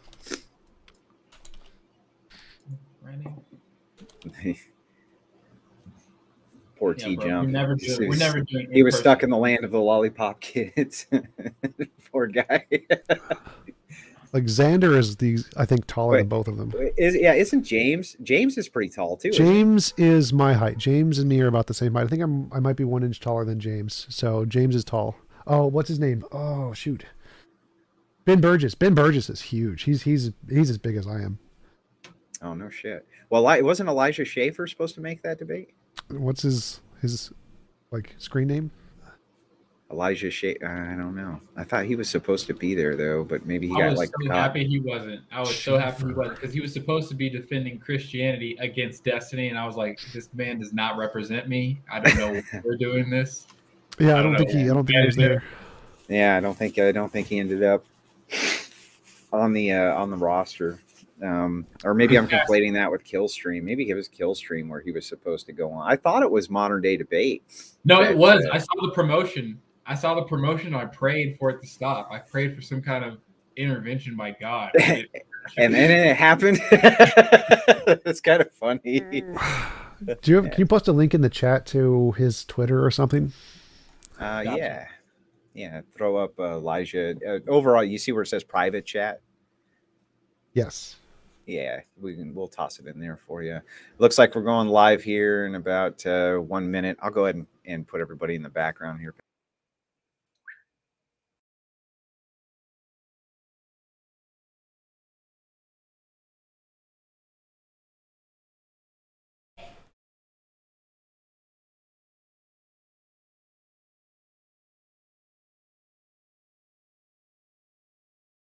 Private chat.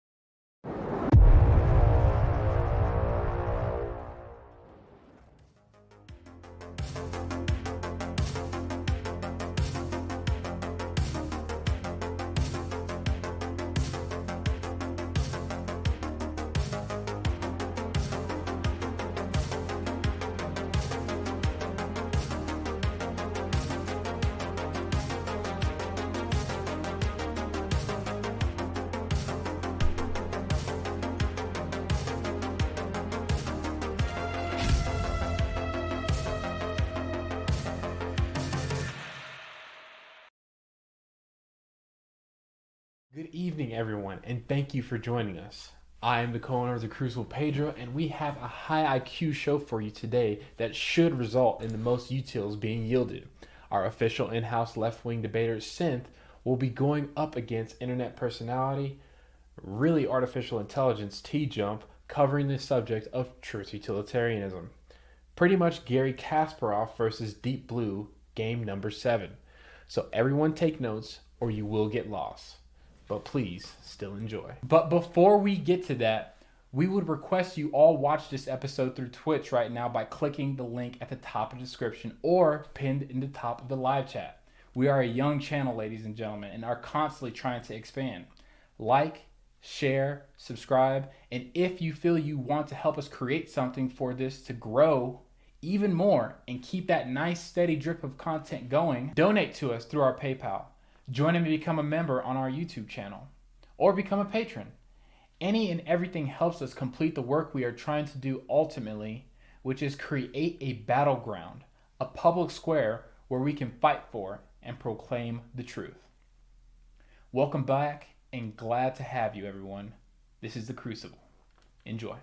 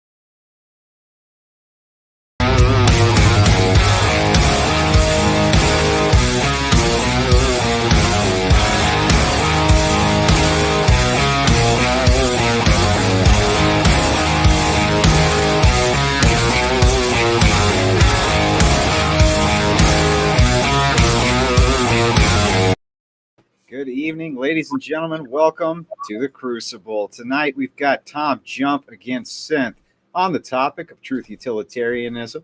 I'm going to bring out Tom first, let him introduce himself, tell you where you can find him and all of his great personal details that he wants out there, so that you guys can go like, subscribe, and all that good stuff. Hey, how's it going? I'm TJump. I run a YouTube channel called youtube.com/TJump. That's where you can find me. Please give me all of your money. Thanks. All of it, not just some of it. You heard it here first. Synth, how you doing tonight? It's good to see you. How's it going? I'm Synth. I'm the left-wing in-house debater for The Crucible. I've got a YouTube channel as well at youtube.com/synth, the way it's spelled on screen. But don't give me all your money. Spend it all in The Crucible. I think it's a really good platform, and I'm glad there are platforms like this as opposed to the alternatives. All right. Well, we sure appreciate that. We're going to start just for the audience, for those who are new or coming in tonight. We always allow for 7-minute opening statements. You don't have to take the entire 7 minutes if you don't want to. You can yield your time back. There's no penalty for doing it. You just have it available if you want to use it. We'll start with Synth, as he was the challenger in this. Synth, go ahead with your opening. Sure. So my ethical system is a form of utilitarianism. The actions we ought do are primarily the ones that maximize the degree to which people's brains are modeling reality as it exists independently of human minds. This experience is weighted on an individual level with something nearish a logarithmic curve. Truth is the highest form of utility, in my view. Things like fulfilling desires come second, and those are all a bunch of nerd words, but in simple terms, this means we should do things that allow people to better understand the world, and we need to put more concern to the people who are the worst off. What makes someone a good person is a spectrum based on intent to do good actions. You could say the pinnacle of morality is a person who intends to do the most good for as many people as possible, expecting nothing in return. Here are a few examples of ways this works out in the real world. Imagine you gave someone an infinite supply of drugs, making them feel great, but they're always half passed out on the couch. If you're drugged out, you're incapable of broadening your horizons or better understanding the world. And so even in the case that it makes somebody feel better, even if they feel better overall, it would still be wrong to sell them drugs, or even worse, to sell them to children. Another one would be if you see a child drowning in a lake, you can hop in and save that kid, and if that kid dies, they'll never be able to understand anything else about the world. So it's your moral duty to jump in. It would be wrong to just sit there. Other decisions are encapsulated by it as well. So, for example, causing someone's suffering is generally wrong. If you're suffering, you're distracted, and thus you're incapable of understanding truth. Fulfilling somebody's preferences is very strongly generally good for many reasons. For example, it gets rid of those wants and allows people to better focus on the truth. TJump's alternative is a system which believes that despite the fact that the actions you should do are going to be very similar to the ones that I prescribe that you should do, the actions that are moral are going to be distinct from this. So, for example, in the case of the trolley problem, TJump thinks it's objectively immoral to kill one to save 5. I would assume TJump applies this as well to like it's objectively immoral to kill one to save 1 billion, or to steal a penny to save the world even. All of these would be to TJump objectively immoral, but TJump says you should do it. That's the end of my opening statement. TJump can go ahead. Okay, TJump, you're up. Yeah, so my moral action is one that describes morality in terms of what a perfectly moral world would look like. So I describe morality as, or objective morality as, the best of all possible worlds. And what the moral system in that world would be is the perfect morality. And then we should use that as a comparing point to assess morality in our world and every other world. So we could ask, for any action, if you want to know if it's objectively moral, would this action be moral or immoral in the best of all possible worlds? If it would be immoral in the best of all possible worlds, it's an immoral action. If it would be moral in the best of all possible worlds, it's a moral action. And so my morality takes the stance that we should define morality not based off of our subjective pragmatic limitations, but based off of the objective connotation of what morality would look like in the best of all possible worlds. This is why I use the terms in the way that he described. And I think it is a better, more accurate way to use them rather than defining them subjectively, because if we do define them subjectively, it leads to contradictions with how morality would be perceived in the future. So, for example, if you say, is it moral in the trolley problem to kill 1 to save 5? The answer is yes, given our current limitations. But if we apply the limitations of the future and future technological advances, then the answer is going to be no. So these pragmatic limitations that are used in the utilitarian model have the problem of not being able to accurately assess future morality, as it is completely deterministic on our subjective limitations, whereas mine takes a more holistic approach and is able to define morality from a scope of any possible world or any technological development, and accurately give it a definition that can be applied in all of these different worlds, including the best moral ones. And that is why mine is a better model. And I'll conclude there. The floor is open. Synth, if you want to start with a response, you're more than welcome to. Sure. So you said it would be moral given our current limitations. Our current limitations are true, so deductively wouldn't that just mean it is moral? No, it would fit our current limitations as defined as moral, would only apply in our current social perspective. It wouldn't. There's no objective reference there. You couldn't say because we would define it as moral in our current society, therefore it's objectively moral. No. What you could say is that we will give it that label, or most people in our society would give it that label. But the reason it fails is because if we look at the society like the best of all possible worlds I described, most people in that society would say, you're all wrong. And they're more likely to be right than we are because they're in the best of all possible worlds. They're more likely to have some model of morality that is more likely to correspond to what the better or the actual morality is. And since they're most likely going to say, no, you guys are all wrong for calling that morality, then we're more likely to be incorrect about giving it that label, even though we would pragmatically do so given our limitations. When you say possible, are you referring to like logically possible, or are you referring to some other idea of possible? What do you mean? When did I use I mean, like the word when you say the possible? best, you said the best of all possible worlds. When you say possible here, like what are you like modal realism? Like if we assessed all possible worlds, there is, if we just, it doesn't matter if it's modal ontological realism where they all exist or not. If we look at a world which is the most technologically advanced possible and try to discern what is the morality they would have, or how would they answer this question? That's what I mean by possible here. In the best of all possible worlds, are there infinite people feeling like infinite amounts of good? There could be. It doesn't matter. Is it possible? Sure. Okay, then it would be the best of all possible worlds. Would be one with infinite people experiencing infinite amounts of good. Well, no. So I would define the best of all possible. No. Go ahead. I didn't know you. So the best of all possible worlds, by my definition, is one where it's impossible to force anyone to do anything they don't consent to doing. The number of people there isn't really relevant as long as it's more than like one. Okay, so if there was only one person, you think this would be the best possible world? More than one. Number of people don't matter here. So again, we're talking about the laws of the universe, not the number of people here. It's irrelevant. So for you, the best possible world would be one in which it just seems like if you're saying best, you're referring to this in some kind of like, I guess, normative sense, or are you like, I'm not. No, it's just a label I'm giving to a world that is the most technologically advanced. So imagine if there's a world where there's the most technologically advanced world possible. Just imagine the same number of people as our Earth, because it doesn't matter for the sake of the argument.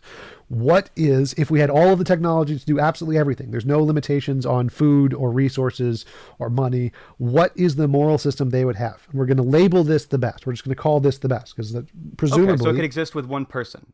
It doesn't matter. This is irrelevant to the argument. Well, no, it is relevant. This to the argument makes I'm about no to make. difference Just to because you don't see morality. the relevance. This Just because you makes don't see the no relevance. difference to morality. Sure, if it doesn't matter, then the best of all possible worlds, right? One where nobody else is able to violate anybody else's consent would be one where like either one person No, exists or again, one this where is a more straw people man. exist. This is in which irrelevant there- to It's not a morality. straw man. This Hold is on. not- Let me wait, no, hold no, on. no, I let you go for a bit. Oh my God, no. You This just doesn't said that it address the could be question. possible No, with the going case of back. one person. Hang on, guys. Hang Go on, back. hang on. We got to do one at a time. Let Synth get his response, and we'll get it right back to you, TJump. Sure. So if it's the case that in a world where the best possible world would be any world in which there exists there exists nobody ever violating anyone else's consent. It would be this would be the case for a world in which one person exists. Nobody could violate anybody else's consent because only one person exists. And thus, to create the best of all possible worlds, you should kill off all but one person. This is ridiculous. Again, as I said, this is a straw man. He's just wasting time. He doesn't understand anything about the issue. So we're comparing models here. Mine says no involuntary imposition of will. That means if you kill anybody, it's immoral. No, that isn't the best of all possible worlds. You don't get to kill people in the past and call it a moral world. That's just stupid. Literally a stupid argument. So to get back to the point, which he completely just evaded on this complete random side tangent that had nothing to do with the issue. The question is which model of morality is better? His model uses a subjective contextual definition of morality based on only our current limitations.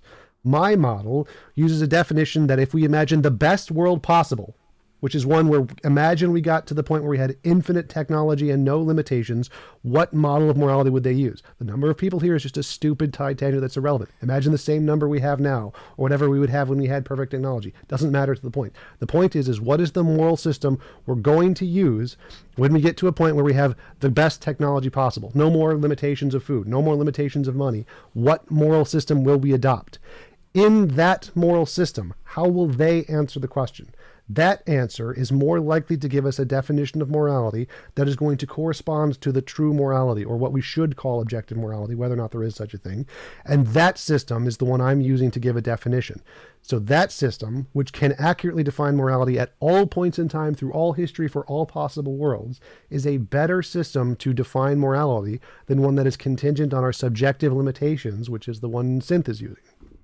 So, TJump, there's actually a contradiction in your response. You said the best of all possible worlds wouldn't be one in which people have been murdered, and then you went on to say the best of all possible worlds would be one in which we've developed technology that's as maximally good as it could be. This is a contradiction because people have been murdered, so that you can yeah, it is a contradiction. The best of all possible worlds is one where people haven't been murdered, and also the best of all possible worlds is this one, right? So that doesn't address anything about the issue. No, it's not a contradiction. The first thing would be a is contradiction. no, it's not. So again, trying to get to the best of all possible worlds given our limitations. The best of all possible worlds is just the philosophical world where there was never any involuntary position of will ever, no matter what. Obviously, we can never get there. We can't fix the things in time, but we can try to get as close as possible. Again, this is completely irrelevant to anything in the topic. So being pedantic about whether or not we can it's literally being pedantic. No. Me giving a thought. I'm glad you walked it back, though. It's fine now. Stop. Me giving a thought experiment of us trying to get there so that your tiny brain can understand the concept of the word is not the argument itself. So the best of all possible worlds is there is never impossible to have any involuntary position of will at any point in time. So that's the best of all possible worlds. Obviously, we can never get there, which I have stated in many previous debates if you have ever watched any of my content, which clearly you haven't. So that it would not be a contradiction. You're just pedantically critiquing word usage because you didn't understand the term.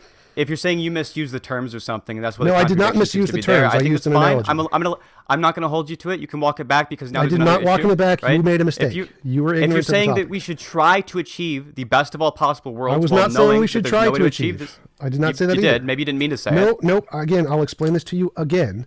When Go I ahead. use the Let's hear word next the best Skylar. of all possible worlds, the way to explain this is imagine if humanity got to a point where we had infinite technology and there were no resources. This is a way for you to imagine what the best of all possible worlds is like. This is not the best of all possible worlds. This is a way for you to imagine the best of all possible worlds. This is not a statement of whether or not we should do it. That's a different topic. This is just an example to try and get you to imagine what the word best of all possible worlds means. That's it. That's all this means. So what does it truly mean then, since this clearly isn't what it means? As I said before, it is a world where there is impossible to have any involuntary imposition of will, which means it is impossible for anyone to force anyone else to do anything they don't consent to. That is what the world would be. A world in which it's impossible for anyone else to do anything that anyone else doesn't want, or it's impossible for one person to force another person to do things, would be one in which only one person exists. This would fit this definition. No. Again, if we include the people that exist now, that would not happen. Wrong. So again, that's irrelevant to the debate. This is if only completely one irrelevant. person had ever existed, that would be the best of all possible This worlds. is irrelevant to the debate. Again, what we're debating here is what is the better usage of morality, which is the better model. You saying that you could create very relevant a world. to it. This is part of your model. No, it's not. This is not a part of my model. The 'Cause best mine of all never possible says worlds is one part of your person. model. No, it's not. Again, you've clearly never watched any of my No, the content. best of all possible worlds is part of your model. You've said it Yes, yourself. the best of all possible worlds is, and one where you kill Okay, the everyone answer is is yes not now. the best of all possible worlds, because guess what? Those are impositions of will. So what you're saying is literally stupid.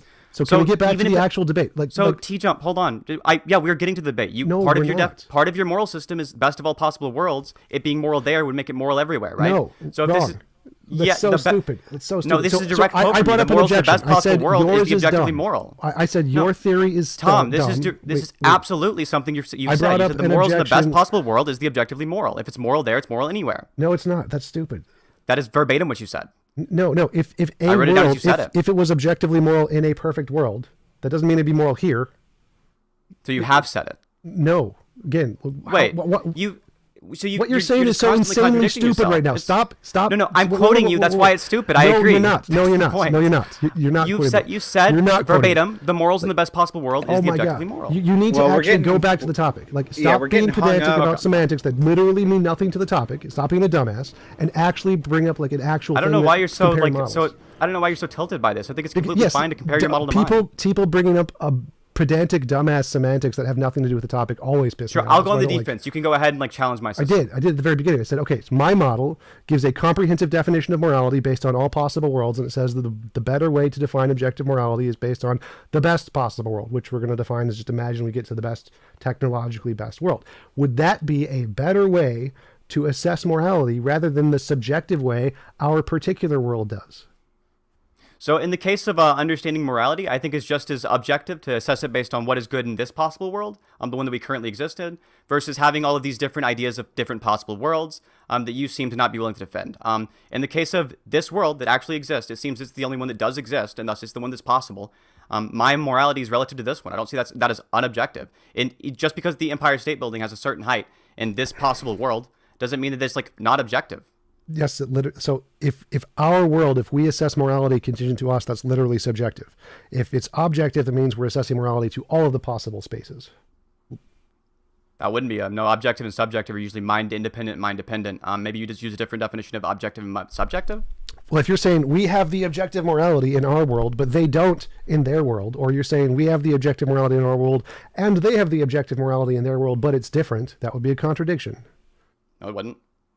So in our world, like I say, like it's objective for me. It's objectively moral for me to do X thing, but it wouldn't be objectively moral for you to do X thing because you're a different person in a different situation. For example, it would be moral for me to give to charity if I have lots of money, but it wouldn't be moral for me to give to charity if I lived in Africa and I was about to starve to death. The most moral thing to do would be to preserve my own life. So you can have different things that are contextually different, and they can still be objectively the moral thing to do. For example, it's objective that you are a certain height. It's objective that I'm a certain height. We have different heights, but that doesn't mean it's subjective. We just have different heights. Objectively, you're 6'2". I'm 5'11". Right, so that's why I subjective. gave in the trolley problem, in our world, we see it as moral to flip the switch. In the best of all possible worlds, they'd say it's not moral to flip the switch. So it's the same exact example. So if the same exact example, it seems moral to this world and is not seem moral to that world, and you're saying both are objective, that is a contradiction. In the case of the trolley problem, you have two options. You either allow one person to die, or you allow Yes. 5 people to die. Some people do an action and action distinction. But if this is the case in the best of all possible worlds, I don't see why there it would be moral to let 5 people die.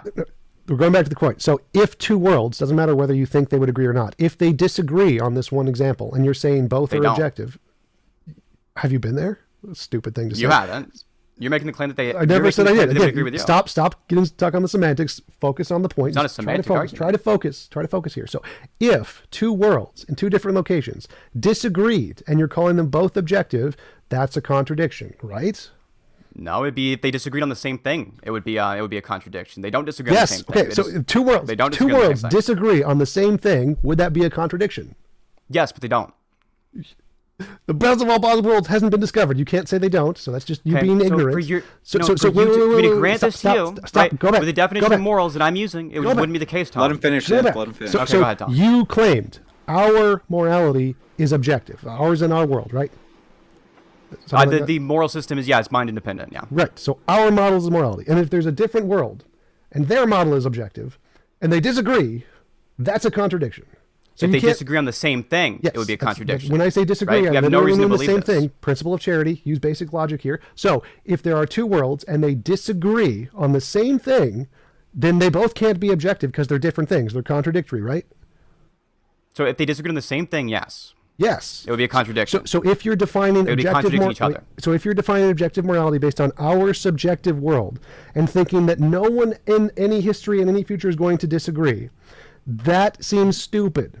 The better way to do it is to say, what is morality going to look like if we gained all the technology in the world?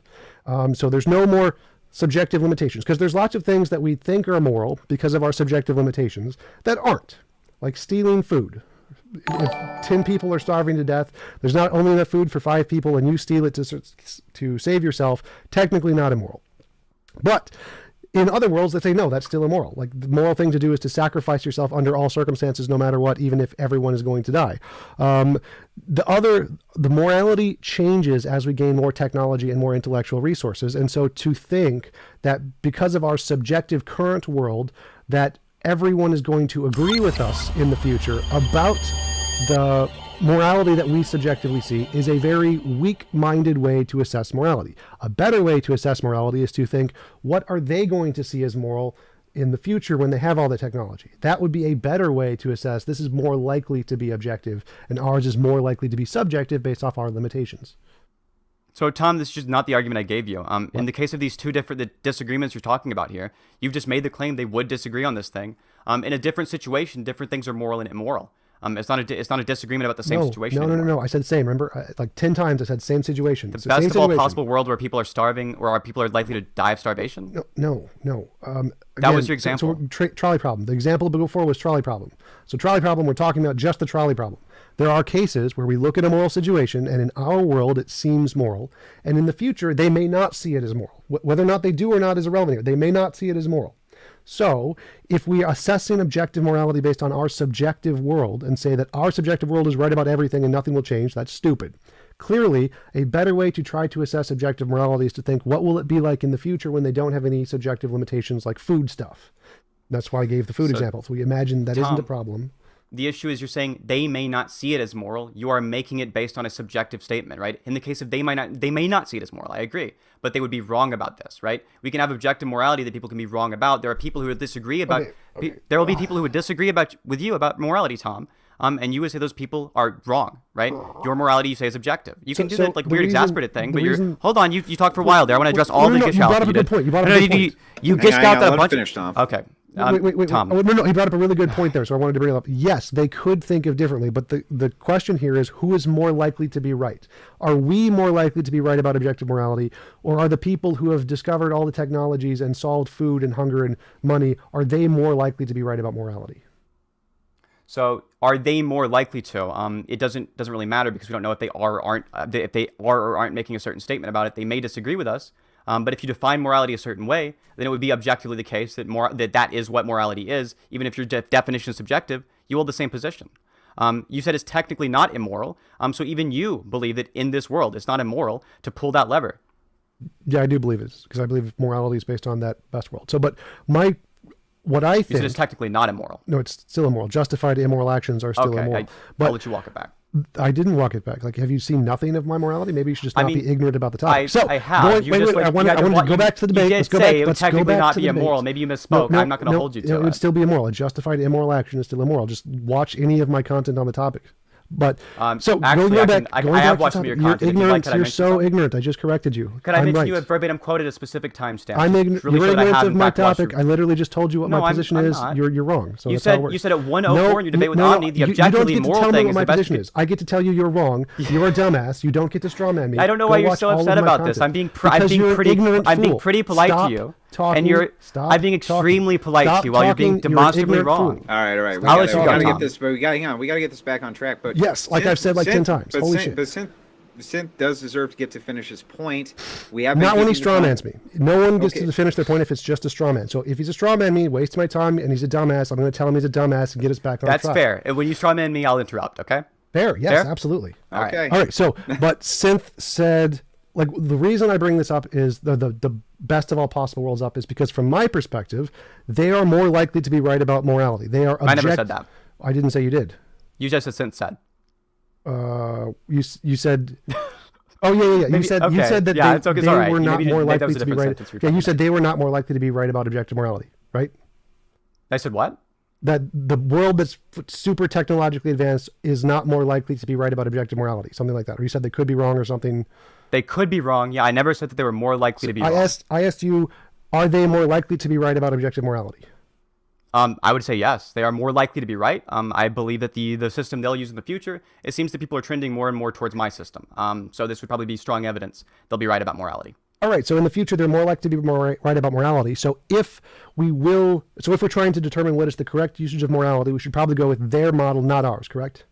We don't know their model, so there's no way we could do that. No, wasn't a part of the question. If we did, we're more likely to go with their model than ours. If we did, it would likely be the case, yeah, that we should use the large, broad, we should do like logical deference to them, yeah. Right, so but we don't know theirs, so we can't do didn't that. say we did, not the point here. So if someone had a model that does seem to indicate what theirs will be, like if we had some model that predicts in the future the things that they will see and it gets testable predictions right, and so it's more likely to do that, should we go with that model? If it was the case we had access to it, yes, but we don't, so we shouldn't. Luckily we do. It's mine. Congratulations. So I've won No, the it's debate. not. But so here's the difference here is that even in your system you concede that we should do things which are immoral. You said this in Omni's debate. Justified immoral actions. Yeah. Yes. So then in that case we shouldn't use your moral system. So it makes sense that you're doesn't make wrong any and you've sense. conceded the There's- debate. there's Yes, no it does. logic there. No. We shouldn't use your moral system because we should do things that are under your system immoral.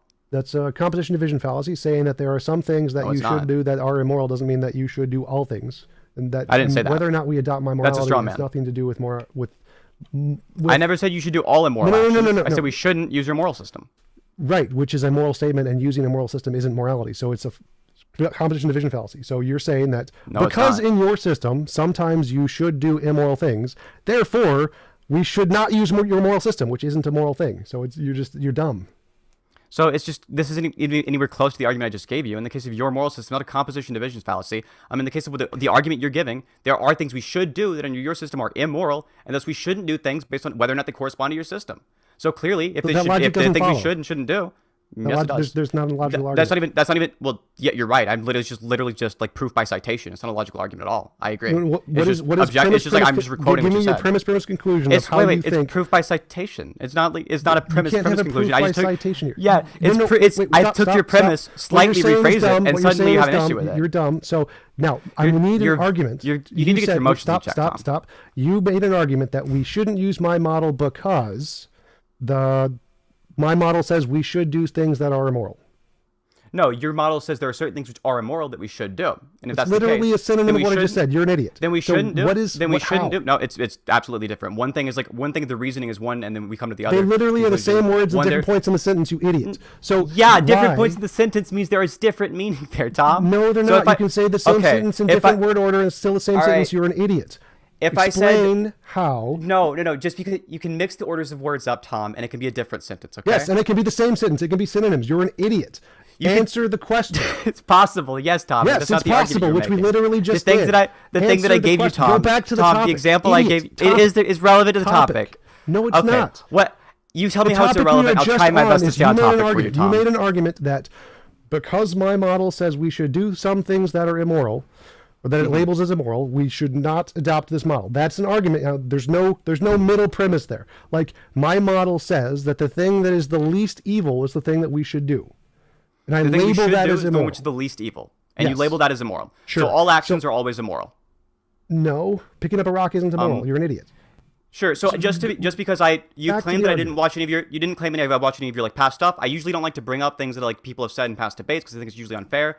But now that you're like challenging me on it, I think it's fair here. What does this In the have to case do of with your the Omni- topic? What does that? What I just asked? What well, does it's a this debate. have to do with It's a what I debate just you've had. asked? Yeah. It's a debate you've had on the topic, right? So I'm going to bring up a claim you've made relevant to it. Like, just No, wait. I want and hear it, okay? the question I literally just asked. Oh, sorry. What is your we're on the question? topic. So Let me make sure I answer it. You argued that because my model labels things as immoral and that we should do them, something along that Yes. lines, that we should not adopt my model. Now, this is a stupid, dumbass argument because my model, because yours agrees. Like you agreed at the beginning that my model and yours predict that we should do the same things in many cases, right? We should do the same things, yes. And your model, under your model, you should have my ethical system. Wait. So our models prescribe the same things in many cases, correct? Do you think, just for the record, do you think you have truth about what you believe? I mean, do you think you have capability to choose what you have, what you believe? No. You don't think you can choose what you believe? No, I'm a determinist. I think everything's determined. What does this have to do with the topic? Oh, okay. So what I'm saying is like, oh, you're a determinist. So like anything you do necessarily would be like the best possible action you could do. No. You're a determinist. Yes. What? There's one possible. There's one action you could do. You said you were going to answer the question. You haven't answered the question. We're still on this. Well, one yeah. question. This is a premise for my answer, but it's okay. We could just go on. I'll make sure to answer your question super directly. I'll give you like a yes or no, and then I'll elaborate. Okay. So you said we should not adopt my model because it prescribes that we should do things that are immoral or something like that. Now, your model and my model, as you said in the beginning, prescribe the same things. Like both in the trolley problem, we say flip the switch, right? We agree, flip the switch. The difference is that I call it immoral and you call it moral. Yes.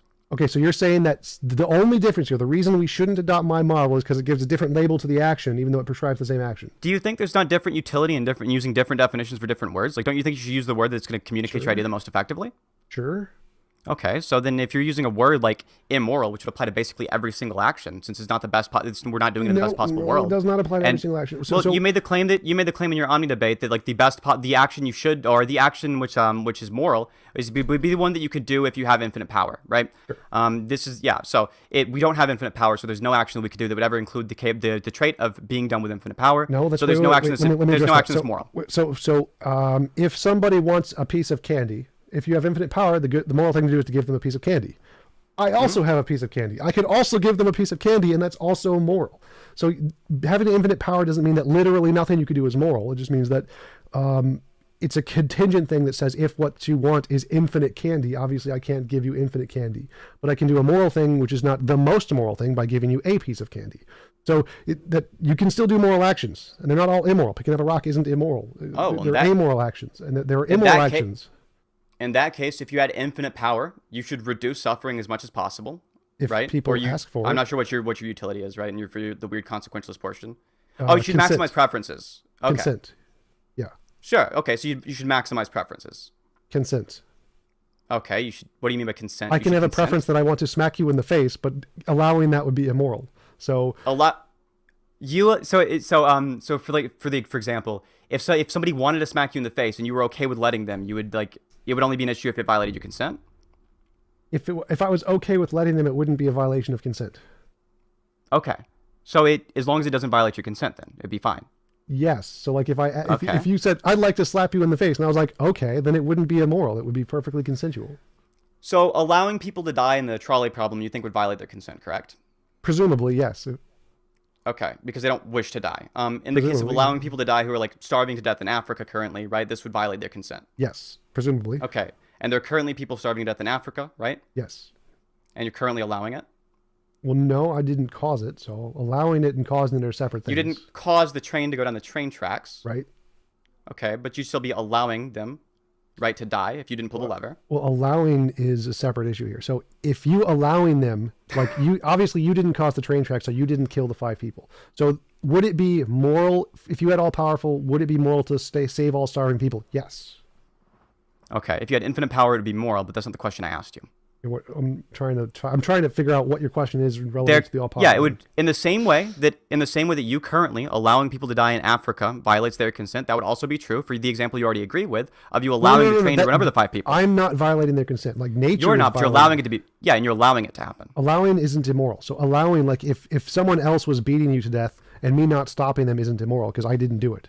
It's so amoral. Then letting the trolley run over 5 people would be okay. You said in your Omni debate it was immoral. The running over, like letting the 5 people get run over and pulling the lever. An immoral thing occurs because someone's consent is violated, but it's not you're doing the immoral. So yes, okay, it wouldn't be immoral to do it. Okay, so just clarify. There's a difference between an immoral thing happening and you doing an immoral thing. I agree. This isn't the claim that you made in the past, but so in relevance to the trolley problem, I can quote you directly what you've said it. Then you misunderstood it. So in the trolley problem, an immoral thing happens, which is somebody dies without their consent. If you don't have the obligation to flip the switch, which I have explained this before in many of my videos, which obviously didn't watch, then you wouldn't be the one at fault. You would be doing an amoral action, even though an immoral action occurred in the scenario. It wasn't you who did it. So you think in this case you should do the immoral action, not the one that's morally neutral? Yes, because there's 5 moral actions, which is saving the 5 moral people, saving the 5 people. Okay, you think saving the 5 people would be the moral action there. So in the Well, same sense, there's you 5 moral actions. You've saved 5 lives Yes. and killed 1. Yes. 1 immoral, 5 moral. Do the 5 moral things. Okay. So in the world we currently exist in, I guess then the thing that would the thing that you should do is going to be the one that brings the most people, the most preferences fulfilled overall, because obviously nature violates the consent otherwise. In the case of these people dying in Africa, obviously this would be like maximizing their preferences to you.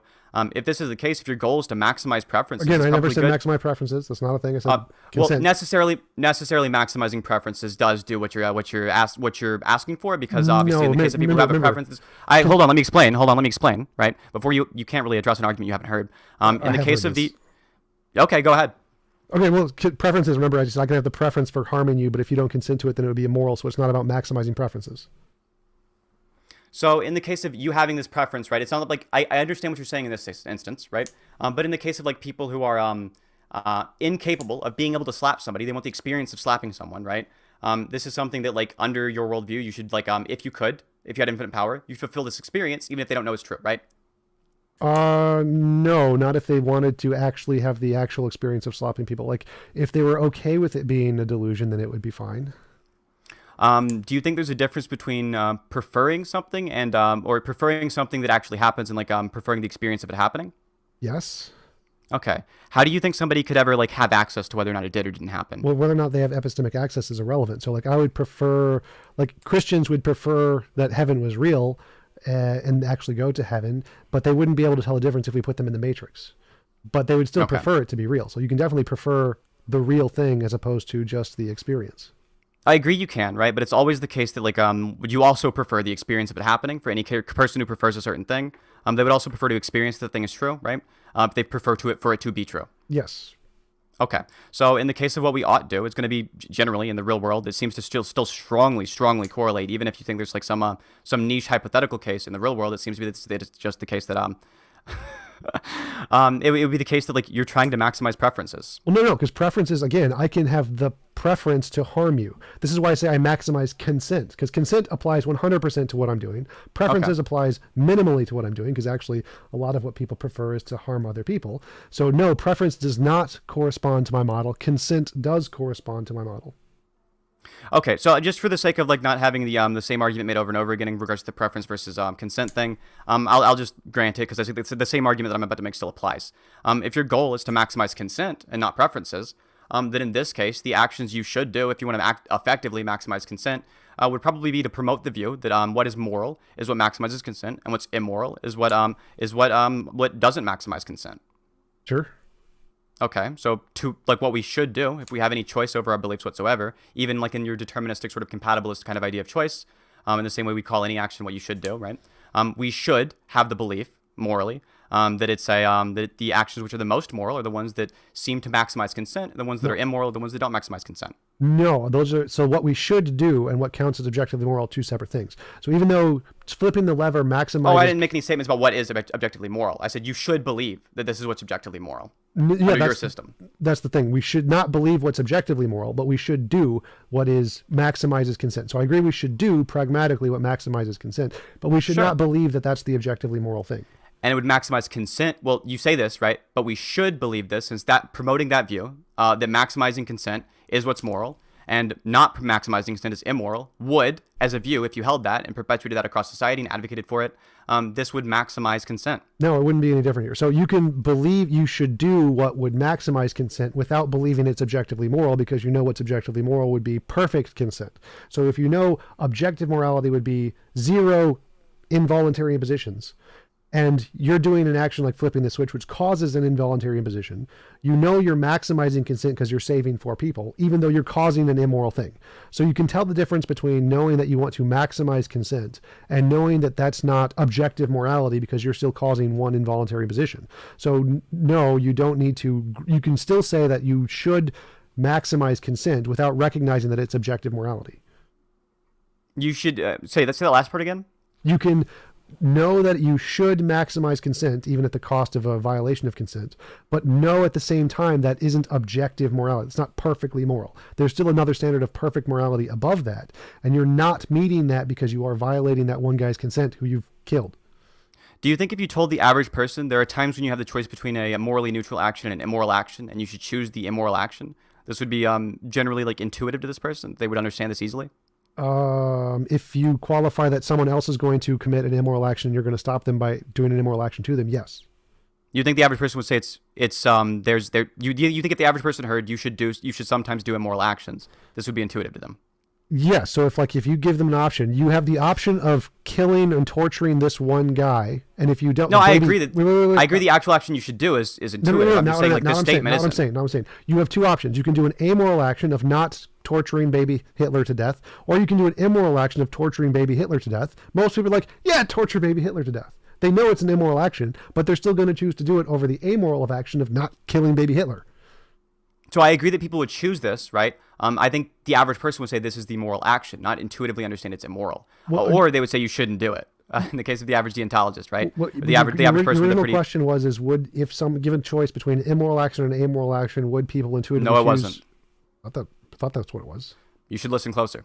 Pretty sure that's what you asked. You asked. No, it wasn't. You can go intuitively if you want. The, if you want, I feel it's completely acceptable at some point. If you want to review the VOD, you'll understand that every time I've claimed I've said something, I was correct. Every time I've claimed you said something, I was correct. In this case, that wasn't my question. No, you were correct. Well, incorrect all of the time. Like I know for a fact what you said. I think it's what you just asked. What I said. But ask your question. Go ahead and ask your question. Let's Sure. get back on track. Ask your question. Yeah, I would love to get back on track. Yeah, no. In the case of the average person, would they view this statement when you say the statement? There are sometimes actions which are immoral to do. Could you slower so I can type this out? Sure. Average person. Go ahead. Sure. So the average person, would they view it as intuitive that there are sometimes actions, they've viewed the statement, right? There are sometimes actions which are immoral that you should do. And they hear that statement just on its own, would they view that as intuitive? That you should do. So you should do immoral had actions. amoral actions in there somewhere.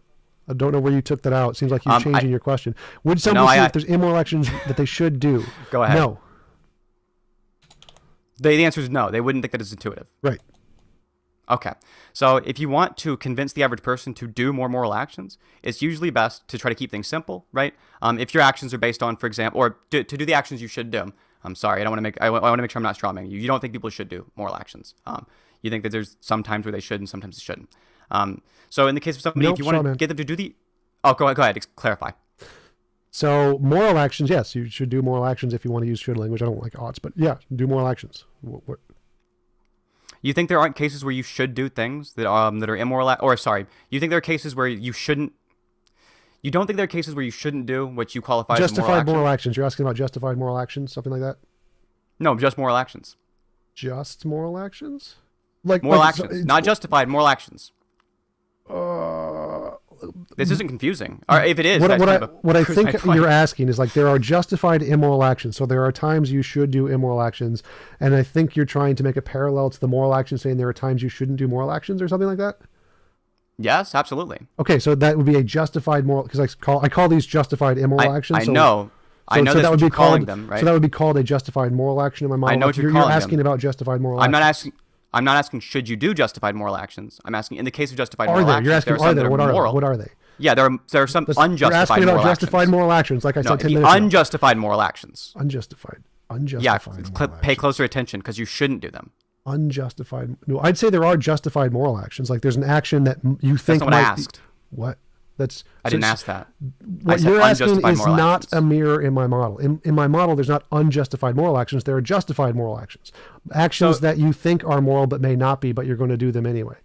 So you're saying you should in the trolley problem kill you should kill the one to save 5 in the trolley problem? Sure. Okay. And you shouldn't do otherwise, right? Shouldn't do otherwise. You should not do what you should not do.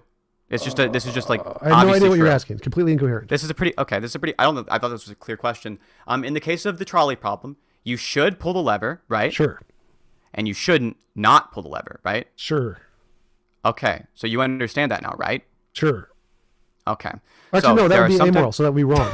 So it would be amoral to not pull the lever. It wouldn't be something you should not do. TJump, if you can't understand your own moral system, the average person can't. No, I can't understand the gibberish coming out of your mouth because you're an idiot. I understand my moral system. It's not gibberish at all. It's your system. It's complete gibberish. You know, this is your model. Your model's what you're saying. Literally, the sentences you're saying are dumb as shit.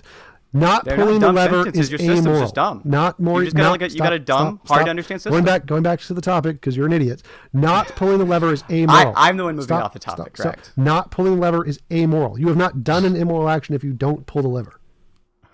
Okay. You haven't done an immoral action if you don't pull the lever, but we're talking about shoulds and should nots, which you agree are different than moral and immoral, right? Shoulds usually refer to moral and immoral in the context of a moral conversation. In this conversation, pulling the lever, you have done one immoral action. You've killed a guy, and you've saved 5. You have done these actions. If you don't pull the lever... This is different from your past statement. No, it's not. You're a dumbass. It is. Don't straw man me. You're a dumbass. Listen to the actual It's not a straw man. I promise it's not a straw man. I promise it's not. You're a dumbass. I guarantee. You're 104 in your debate with my good friend Omni, you say verbatim, the objectively moral thing is the best action you can do with infinite power, and you say at 33 seconds, objectively immoral to kill one to save 5, and they should do it. Again, you're a dumbass. You're not putting this in the context of the debate. So you being a dumbass and misquoting me out of context, as obviously. So you can say statements that seem on their face value to be contradictory, but then when you put them in the context of the debate, like, oh, they're not. So my model is the same answer I've given every single debate. Not pulling the lever is amoral. But you should pull the lever because you're saving 5 lives. So you're generating moral actions. There is still an immoral action that has occurred there. Like I said before, when you asked this before, because you're a dumbass. Yes, 5 people die, which is 5 immoral actions if you don't pull the switch, but you didn't do them. So yes, you should pull the switch to prevent those 5 immoral actions. It isn't you doing those immoral actions. You're just a dumbass who doesn't understand the model. But you're going back to your question. Let's get back on topic. Let's get back on topic. You asked the shouldn't thingy. Go ahead. The shouldn't thingy. Should you pull the switch? Yes. Should you not pull the switch? No. That is super fucking confusing. Your dumbass phrasing of that is very fucking confusing. But if you don't pull the switch, it's amoral. You're not immoral for pulling the switch. What is should short for? What is should short for? Yeah. I don't know. You should do it. I don't know how to. That's all right. You don't have to answer that. What about should not? Should not. Yeah. Shouldn't If you want to shorten it, should you not. turn it to shouldn't. Yeah, Yes. exactly. So in the case of shouldn't, that means should not. Yes. Right. So if it's not the case that you should do something, you shouldn't do that. Right, and I'm saying that's wrong. So you are not immoral for pulling the switch. So you I didn't say anything about you being an immoral person, right? Well, We both agree I'm trying to filter out all your should nots bullshit. So instead of It's saying it only in that 2 of them. dumbass phrasing, or if I say you should not two do, nots. you should not should you not no. There's 3 negatives in there. It's a really confusing dumbass phrasing. No, that you there thought weren't of. 3. There were 2. There were 2. No, Okay. my answer. I'm including my answer there. So if you Okay, should not do something, if I say no that you should not do something, that's 3 negatives. You're an idiot. So let's remove the shoulds, and I can just give you the answer. Not pulling the switch is amoral. Okay, but you don't think that should and should not are based on moral and immoral? You think they're actions you should do that are they do? Yes, in many contexts, not all contexts. Okay. All right, that's different than what you said earlier, but that's good enough for me. I never said that. Obviously, should and moral are tied in. I literally said in the context of morality, should usually implies moral. I said that like 5 minutes ago. You're an idiot. That works for me. That works for me, okay? Yes. So if you should do, then the actions you should do in that context, you should pull the lever, right? Yes, you said that too. Okay. And that's the moral action is to pull the lever, right? No, it'd be 1 immoral action, 5 moral actions. So then should doesn't mean the same thing as moral. No, in language, people typically use the word should to imply moral. Doesn't necessarily mean it's correct. Did you? How about yes, this? in Let's language, have I one also usually use those in the same context because it makes sense in is there conversation. is there any way I can compel you to use one consistent definition of should and one consistent definition of moral during this conversation? One consistent definition of should. No, it's like saying objective. There's each word has multiple different usages. So, yeah, but just for the sake of the conversation, can I please just get you to narrow down a definition on this? It's impossible to communicate with you if you're constantly changing your definition, so you can pretend there's not a contradiction. No, I'm trying to mirror my definition to the most commonly used definition, so it's coherent in a conversation, which is what people normally do. This is not hard. Like, no one has problems. Good with idea. What's the most commonly used definition of moral? Is it yours? No. Okay, so you should use that one, right? In if I was trying to convey morality in the common sense, yes. But since I'm specifically saying mine is different, and I think this one's better, then no, because that would be fucking stupid. If I'm Why trying not to call it advocate something for a different better than morality definition, then? because I think it's what corresponds to the phenomenon that are the things we refer to as moral. That we refer to as moral? It Yes. clearly doesn't. If it's not what the average person believes is moral. Everyone refers to moral, which is moral intuition, moral progress. Those things are what we refer to as moral. And then if this phenomenon explains those things, then it is a better usage of the word than a colloquial, because the word moral conveys the phenomenon plus a theory. So the to understand theory, what people genuinely think moral means, we have to use a different definition than what they think moral means. This is just ridiculous. That's a straw man. So this is no, that's a straw man. It's a silly argument. Stop. So what most people mean by moral is a phenomenon plus a theory. Now I'm saying the phenomenon is correct, the theory is wrong. So the word moral, as applied to the phenomenon, is better described with a different theory. Well, the same phenomenon, different theory. This is not hard to understand. No one in philosophy has a hard time understanding this. So when you say moral, the phenomenon, right? Not moral the theory, but moral the phenomenon. What do you think that is? Moral intuition, moral progress. The individual examples that we used the word moral to refer to. So the idea is explaining people's intuitions. People's intuitions are specifically. Yeah, that's the phenomenon. You're using the theory to explain it. And moral progress. Then the answer is yes, not no. It's more than that. Okay. So part of it would be the intuitions. Part of it, yes. Okay. Intuitions are based on people's minds, right? Sure. Okay. So then it's not mind independent and your idea isn't objective. No. So again, the phenomenon, like when I see a color, the color red on your screen, that's a subjective experience. I'm seeing the color red. Now that phenomenon may be explained purely by psychology, like there's no objective color red there, or it could be explained by an objective feature of the world. So obviously the individual example is a subjective experience, but that doesn't mean that the thing itself is subjective. You're a dumbass. So if you just said the phenomenon could be subjective or it could be objective. In the case of it being explained by psychology, you think it would be subjective. Yes. Intuitions are psychology. Yes, but again, the thing they correspond to may be objective. So What the is intuitions, obviously. Maybe? Yeah, so it's like color. If I see, or no, use a better example, like a mirage. Like if I'm standing in a desert on a big mountain and I see a mirage of an ocean, the ocean may be there or it may not be there. Now my subjective experience is clearly a product of my mind. My intuition, my visual senses, all in my mind. But they may or may not correspond to something outside of that. So the intuition or the sense experience is obviously subjective, but we want to know if that is caused by an objective feature of the world. So the phenomenon, the sense experience, is subjective. Yes. Does that mean that the thing itself is subjective? No, it could still actually be there. I agree. The thing could be there, but you said the thing itself, the phenomenon itself, was intuition and moral progress. Yeah, like me seeing an oasis. That's the phenomenon. I see an oasis. That's a subjective phenomenon. Uh-huh. Yes. This would mean it's a subjective phenomenon, and what we're describing with the theory would be a subjective thing. If we're describing the psychology of seeing mirages, Again, we'd be describing a subjective experience. Right. We're describing the subjective experience, and we're saying my hypothesis is that subjective experience is caused by an actual ocean over there. That's a hypothesis. The hypothesis is not saying that because the subjective experience is subjective, therefore the thing you're experiencing is subjective. No, it's saying that because you have subjective experience, this phenomenon can be explained by an actually existing ocean. So for a guy who seems to claim to believe in like objective morality, it seems like you are completely agnostic on whether morality is actually explained by something objective. Yeah, it's a hypothesis. I never said I could prove it. If I could prove it, I'd have a Nobel Prize. So it's a hypothesis. It seems like you don't even have evidence for it. I do have evidence for it. It's moral. It explains the evidence of moral intuition, moral progress. It answers the moral dilemmas and the paradoxes, and it makes pre-adjustable predictions. Now, obviously, I haven't confirmed the predictions. If I had, I'd have a Nobel Prize. So you think something being true only in like one world would still be subjective? I don't know what you that claim means. You claim this during the debate. You think if something is like only true in one world, it would be subjective under your definition of subjective. So in this case, if it's only true in the best possible worlds, it would still be subjective.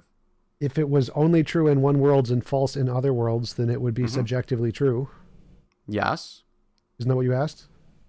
Yes. So yeah, so if morality was only I don't know why true, you're having trouble understanding this. For a guy who claims to be so smart, you seem to have really, really trouble understanding simple because statements. you talk like a moron. So try to explain it better. I think, well, if you're claiming I'm talking like a moron, then you talking in a way that like completely diverges from the average person is insane to me. Explain the question. What part of it needs to be explained? You already answered it. You asked a question, and then I said I don't know. Yes. And so what was the question? You didn't say you don't know. I don't know. Ask your question again. What? Okay. TJump. It's really difficult to have this conversation if you can't remember the words you said. Right. I'm going to try my best. Right. To at least remind you being the a things that I dumbass said. is not my problem. It's just you being a dumbass. Well, What's your question? Definitely, you forgetting what's going on in the conversation. You being a is probably your dumbass, problem. not my problem. Ask the question. Sure. So in the case of your moral system, TJump, if you're saying the actions we should do are what corresponds to what is moral, and you're also saying like question. You were on. It wasn't the question.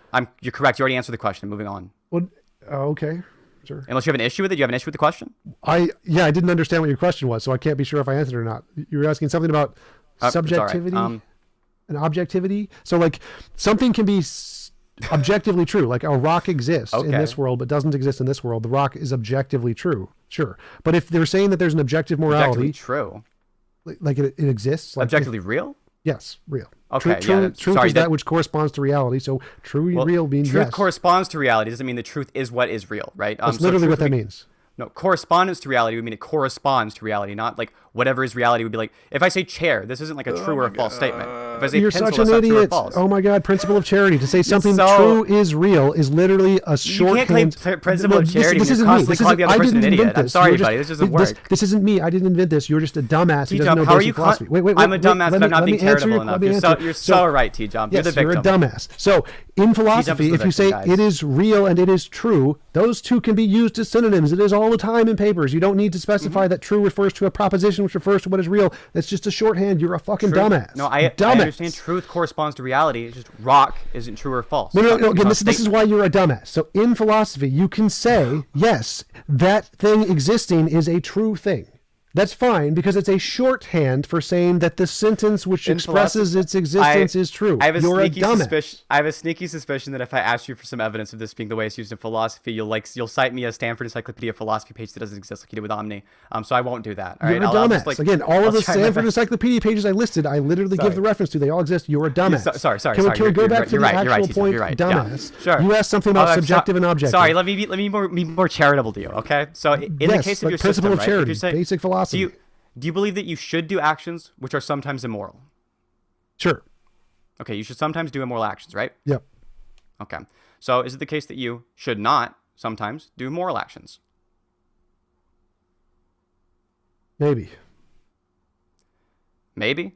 Yeah, so like there could be an action which you think is moral, but you aren't sure. Like if your friend leaves his door open and you don't know if he wanted it open or not. Should you close his door?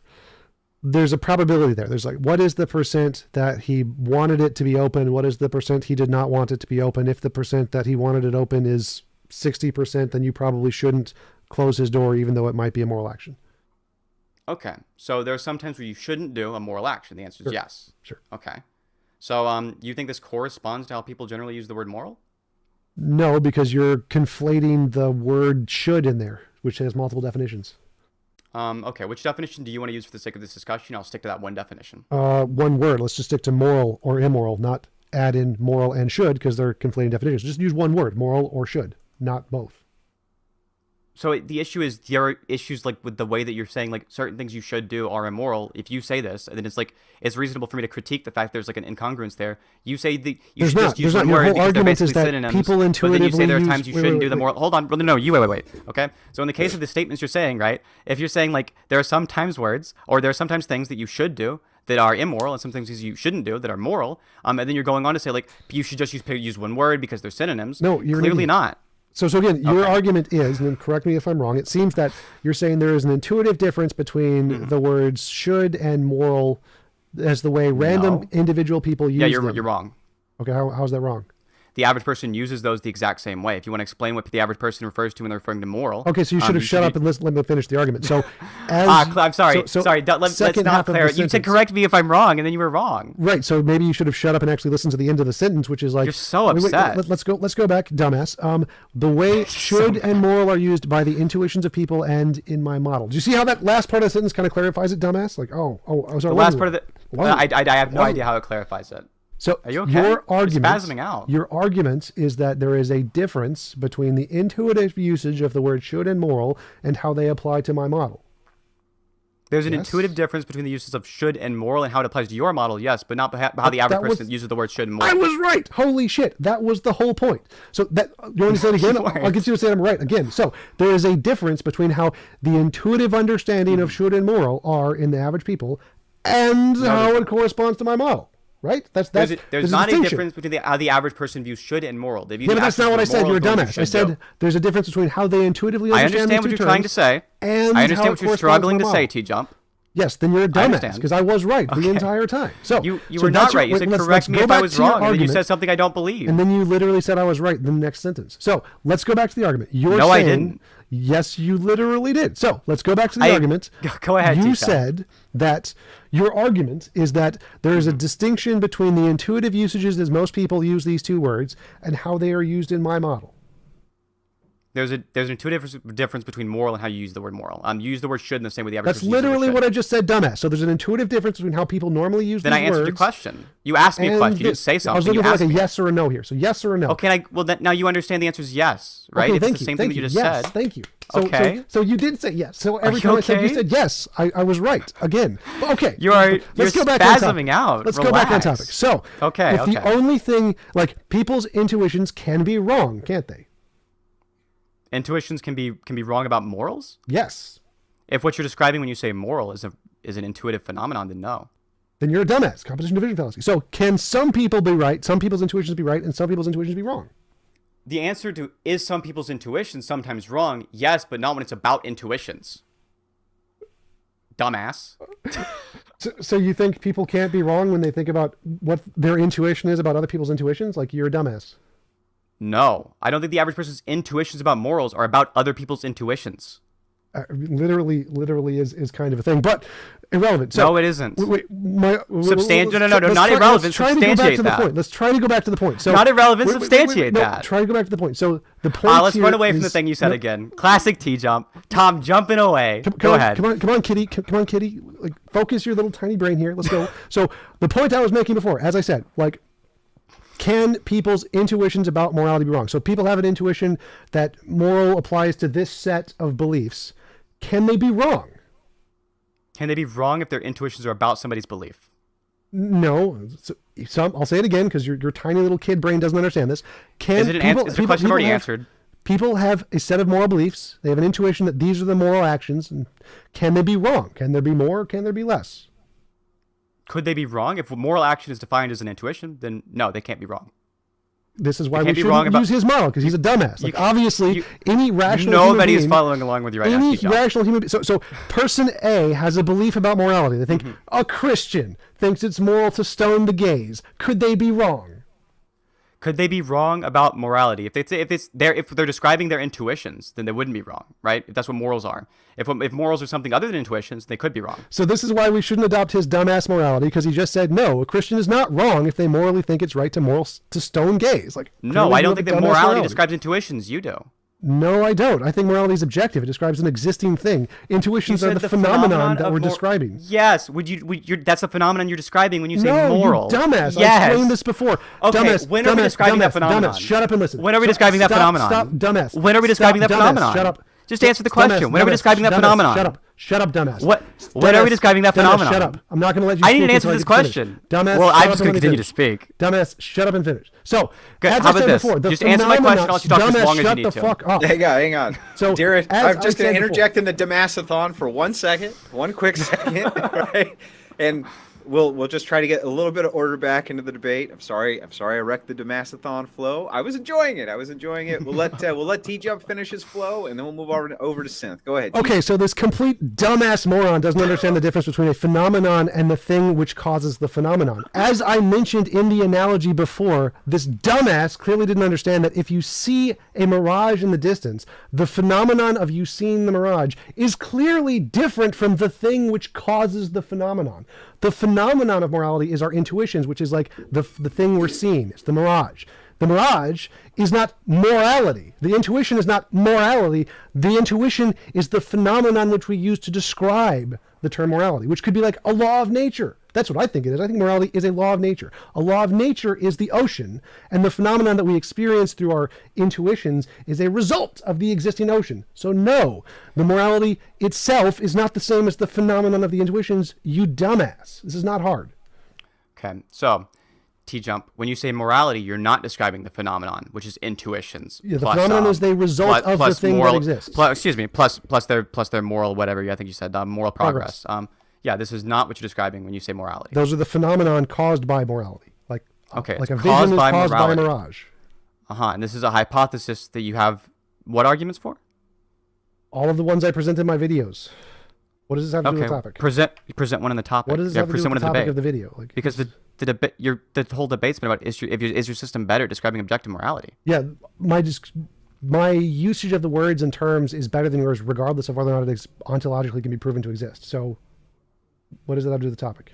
So I guess it's just like a circular argument. You're like making the same claim, like your moral system is better, right? Like this is like ridiculous. I made the argument that my usage of morality is better because mine is based off of a more holistic approach to morality. So I said that if we get to a technological age of where we have infinite resources, the way they assess morality is better than ours. Here is a model that I think will predict that. Therefore, this is a way to better assess morality than our current subjective approach, which is what you're doing. So why would in their system they not be utilitarians, given that people are trending more and more towards utilitarianism? Why would they not be I don't know enough about utilitarianism to answer that exactly. So I would say that in their system, they would disagree that it's always moral to flip the switch or whatever. They would say it's always moral to flip the switch in their morality. Not. So I'd say they're going to disagree with your assessment of morality today. So why would these super intelligent people disagree? Because in their system, any involuntary imposition of will is going to be seen as immoral, and so it won't be seen as moral to flip the switch. You think a system that's going to be the system of the future, you think is one in which the whole point is not to have any involuntary imposition of will? Yes. Can you point me to any kind of like, I guess, empirical data that shows that there's some kind of like trend towards that? Moral progress. Moral progress seems to not be trending towards that. Yes, it does. What are you talking about? No, it seems that people are coming more and more closer to like a utilitarian worldview over time. It seems like if you look at the average person, it seems like they're less and less in favor of, I guess this is like some something similar to the NAP almost. Like utilitarianism actually fails in a lot of cases because many people think that it's moral to do things that we can't do, like just feed everyone or whatever, even if we didn't have enough resources, or give everyone homes, even if it would cause the economy to collapse. Like, no, we're not saying. No, I don't think so. That's liberalism, the whole thing. Like, yeah, it is. It's literally a thing. But our moral liberalism. Wait. Different topic. That's different topic. Liberalism. If you're hold on, yeah, you brought it up, right? So don't bring up things that you think are irrelevant to the discussion. So in the case of liberalism, this was founded by utilitarians in its current form, like J.S. Mill and Yeah, and the current view within, so this means liberalism, part of the liberal ideology, would be utilitarianism. Yeah, except the vast majority of liberals want to advacate for things which aren't actually possible because they don't have enough resources. The vast majority of liberals seem to have utilitarian intuitions, and they don't seem to advocate for things that they don't think are possible. They definitely don't. That's completely contradictory to everything in psychology and sociology. They do not have utilitarian intuitions.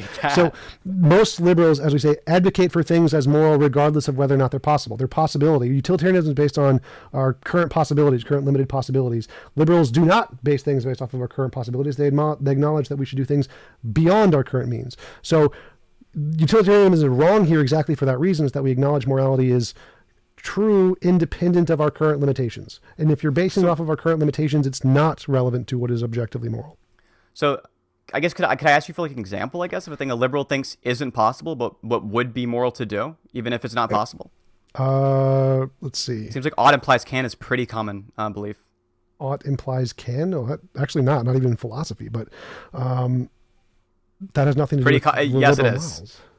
Especially within philosophy. It's actually not. Actually not. It's actually pretty rejected in a lot of moral philosophy. No, we could look at polling data. We could look at polling data. Like, I'm sorry, from the Phil Surveys paper or from the Stanford Encyclopedia? I think this is polling. I think this is absolutely polling data. Yeah. Go ahead. Find me a polling data on ought implies can. Go ahead. I'll wait. So the polling data on specifically ought implies can, things are like pretty analogous to it. Like so you can't find anything, so you're making shit up. Oh, no, I didn't. I'm sorry, listen closer. You're making shit up. I think you misheard me, buddy. You should listen closer. The average Kantian would think that ought implies can. Well, if they're Kantian, probably, sure, maybe. No, actually not necessarily, because they do disagree. Are you're not sure? So maybe you should hold back a bit before you claim I'm making except shit you up. Made the claim this was poll data, and you have no polls. Where are the polls? So you're full of shit. I just gave you poll. Where's the poll? The Phil Surveys paper. Where does it say about ought implies can? So you said like, oh well, I guess now you're saying you don't really know because I do, because I've read the Phil Surveys paper. Where does it say ought implies can? So in the case of ought implies can, it doesn't say this directly, but it says it doesn't say it directly. You're making shit up. I'll say it again. If somebody's a Kantian, we would know. So you're making shit up. You're making an assumption about the Kantians, which isn't on the paper. I'm making an assumption. I'm making an assumption the polling data is right. Yeah, no shit. Yes, dumbass. No, that's not in the polling data. As you just said, dumbass, it's not there.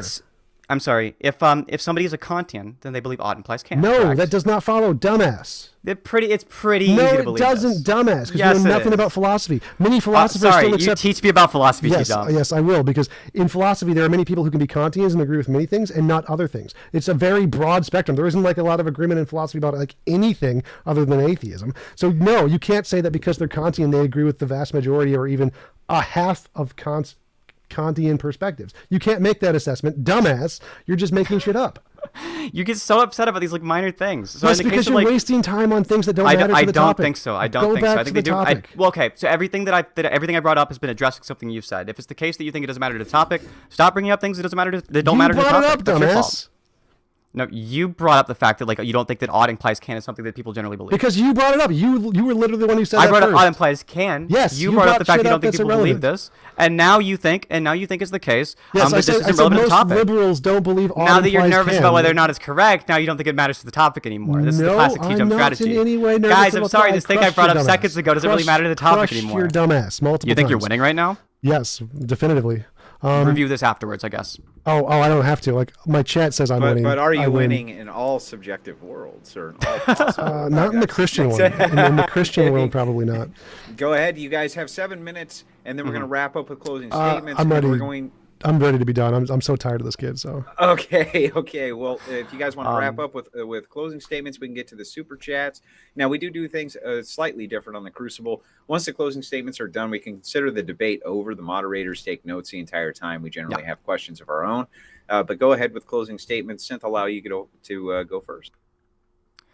Sure. So I think during the course of this debate, you saw numerous contradictions. I think T-Jump's community that he's playing to might think that he did okay in this. I know that's not going to be the average person watching this, and I think that T-Jump, after he reviews it, that won't be him either. In the case of this debate, we've kind of demonstrated that there are a tremendous amount of like contradictions in T-Jump's worldview, and that's about like all I have to say on that topic. If you have to like go to the point of like you don't have to believe in Kantian ideas to be a Kantian, there's very little I can do to engage with you. T-Jump, you're up. So clearly the dumbass who doesn't know anything about philosophy doesn't understand that you can be a Kantian without accepting literally every Kantian idea, which odd imply cans is not intrinsic to Kantian ideas at all. He's just a dumbass. Secondly, there are no contradictions in my worldview, as I explained. He's just complaining about contradictions in the common use of the word should and the common use of the word morality and how mine is distinct from that. It's not an internal contradiction. It's a contradiction between common usage and my morality. Not an internal contradiction. He probably just doesn't know what those words means because he's a dumbass. I will conclude there. Now, T-Jump, if the Crucible coins the new drinking game, T-Jump says dumbass, is anybody going to survive? Depends on how good you are at processing alcohol. Dumbass. For $2, Dan Zammit says, could a human objectively determine this morality? I assume he means like scientifically, and the hope is that yes, it's currently a hypothesis, but the goal is that yes, we should be able to discover it like a law of physics, like any other law. Gotcha. And then again for $5 from Dan Zammit, he says, T-Jump, instead of trying to figure out the best of all possible worlds, which nobody will ever agree on, why not just believe in God? He drowned babies. I mean, so it seems like a hard contradiction against our understanding of morality that if a being drowns, he didn't do that in all babies, possible worlds, T-Jump. well, he did in the ones that he references. So yeah, I'm just funning, you know. There's a couple more back there that Pedro's pulling up. I did have a couple of questions of my own. I just want to make sure that I got this moral system down. I'm just going to summarize it as best I can. You can fill in the holes. The moral system that you use is you're looking to a perfect society conceptually. And you think that whatever that morality would look like in that conceptual perfect society is what is likely to be moral right now. Or we could use it as a guide stone maybe to determine what's moral right now. I would say that if we get to the point where we're super technologically advanced, they're more likely to have a system of morality that would be objective and be applied to all possible worlds, including ours right now. So they're more likely to have an answer, just like scientists are more likely to have an answer to physics that would apply to all possible worlds. So I think that in the case of morality, it's the exact same way, that once we get to a point where we're further technologically and sociologically advanced, their models will be more likely to be objectively applied. And I think ours is just going to be crap compared to theirs. Do you think that we should try to conceptualize those types of realities in order to come up with moral systems for right now? Yes. I mean, obviously, I think we should base what's moral based on what would be moral in a world that's perfectly technologically advanced, not contingently based on our subjective limitations here and now. So Gotcha. Dan Zammit never said Christian God, just for the record, TJump. So this is kind of like a straw man. You're kind of being a bit of a dumbass. No, it was just a assumption based off of probabilities, given that he's probably an American. Dan Zammit says, I didn't say the Christian God, so I guess your assumption was wrong. Could be. Neon No, Nor. no, he didn't say he wasn't a Christian. He just said he didn't say the Christian God. So you're still probably right. Not really. Neon Ask Nor him if for he's five- Christian. He is Christian. Oh, T T-Jump's right. Dumbass wrong. No. Victory. T-Jump. T-Jump. No. T-Jump wins. You didn't say the T-Jump Christian always God. wins. T-Jump always wins. You win. T-Jump always wins. The chat seems to disagree with you right now, so it's up in the air. Neon I think the Nor, real winner is chat. for £5, I think that's £5, says if more analysis and technological advancement means more morality, how do you explain the beast of a system we live under now? More analysis. More morality. How do you explain? I don't understand what that means. Like we're on one of the steps towards progress. So I think as we gain more technology, we'll become more moral. And obviously moral progress means that our society is more moral than pretty much any society before it. So it's one of the steps on the path. Gotcha. Damn. Well, what did he Which say? didn't say he wasn't Christian, so I said he was Christian. Yeah, he which didn't means say was his God. I never He said he did. I said he probably was Damn. Christian. T-Jump, we could agree on this. You're a dumbass. The dumbass is wrong. You're a dumbass. For $5, I'm sorry, from Third Rail with Omar, said not here now. I got an interview. I'm coming later. Well, thank you for the $5. I hope you did get in here later. I had two more quick questions for TJump. Where did you come up with this moral system? Where? Minnesota, Minneapolis, Minnesota was where I was. I don't know what you mean. Where? Well, I'm just saying, what was your influences for conceptualizing it? Oh, I was reading a ton about moral realism, moral naturalism, and looking at moral intuition and moral progress, looking at the moral dilemmas, is ought. G.E. Moore's open question argument. I was researching a lot into the field and trying to create my own model of what would best explain that. There was another person who came up with kind of a secular version of ethics that I thought was interesting. Stefan Molyneux. Have you ever? This is crap. You don't like his? No, I like the actual philosophers who do those kind of things, like moral naturalism. I really like moral naturalism. Google moral naturalism, Stanford Encyclopedia of Philosophy, and yes, it does exist, contrary to his dumbass. Interesting. I always thought you guys would be like on the same page. Have you ever talked to Stefan Molyneux? No, I'd like to though, because I do find his theory Pedro, you very get bad problematic. feedback, buddy. Oh. Yeah, I don't know what's. I think you're like on your non-primary microphone is what's going on. Well, so the biggest problem I think with Stefan Molyneux's model is that his primary argument in defense of his model is that universally preferable belief must be true, because if you disagree with it, it means you must have a universally preferable belief, which is so stupid. The fact that people have preferable beliefs subjectively doesn't necessarily mean that there is an objective one in any way. So his evidence for his model is just crap. It's based off of analytic definitions that don't actually even work. So I definitely have a problem with Stephen's model. Sam Harris's model is far better, but I still have problems with that one. What about Jordan Peterson's model? Christianity, you mean? Yeah, it's not terrible, right? It's terrible. Pretty bad. It's pretty bad. The whole drowning millions of babies thing is not the best. The fact that a God being can say anything is immoral, but it doesn't apply to him, and so he can do whatever he wants with you, doesn't matter if it's torture or kill or destroy you for any reason. Not the best, because it's clearly subjective. Like, God says it, it's subjectively real. Well, this was the part I'm interested about when I was listening. You said in a future where we have like the maximum knowledge, the maximum technology, we're in the maximum spot, right? Sure. That's when we get the best objective morality, correct? Sure, I'd say that as we progress, as like in anything, as we get better at science, we're going to have the best science. As we get better at technology, we're going to have more knowledge in this field, which will give us a better insight into like morality and everything else. Probably, I'd assume that in the future, when we do have the best technology, they'll probably have better knowledge about everything than we do. So what if there is an ultimate being that already is that's standing at that point at the end? Sure. That's making the morality. Well, if it was making the morality, that would make it subjective. So if there was an objective morality and the God had access to it, obviously it would know what morality was. Okay. I'm not gonna fake like I can understand that, but I tried. Gotcha. We don't have any other super chat questions that came in. We do have another debate that we're doing in about 45 minutes. TJump, we sure appreciate you coming on the Crucible. It was a ton of fun. Can you shout out your channel again? Yeah, youtube.com/TJump. Check it out. I actually got a few super chats if you don't mind. Could I read it? Oh, absolutely. Oh, go for it. Yeah, so I got a super chat from Tirar A. Degulio. I do not know how to pronounce his name at all. Keyword believe. I don't have to believe something. The truth is what the facts are. I totally agree with that for sure. That's the only one that I see right now because I've been paying attention to you guys. But yeah, thanks for letting me read it. Yeah, absolutely. Anytime you're welcome to come back, TJump. Have a great night. Thanks for taking the time tonight. Oh, isn't he gonna sorry you had to deal with all the lollipop kids. Doesn't he get to promote his channel too? Oh yeah, he's gonna. He will.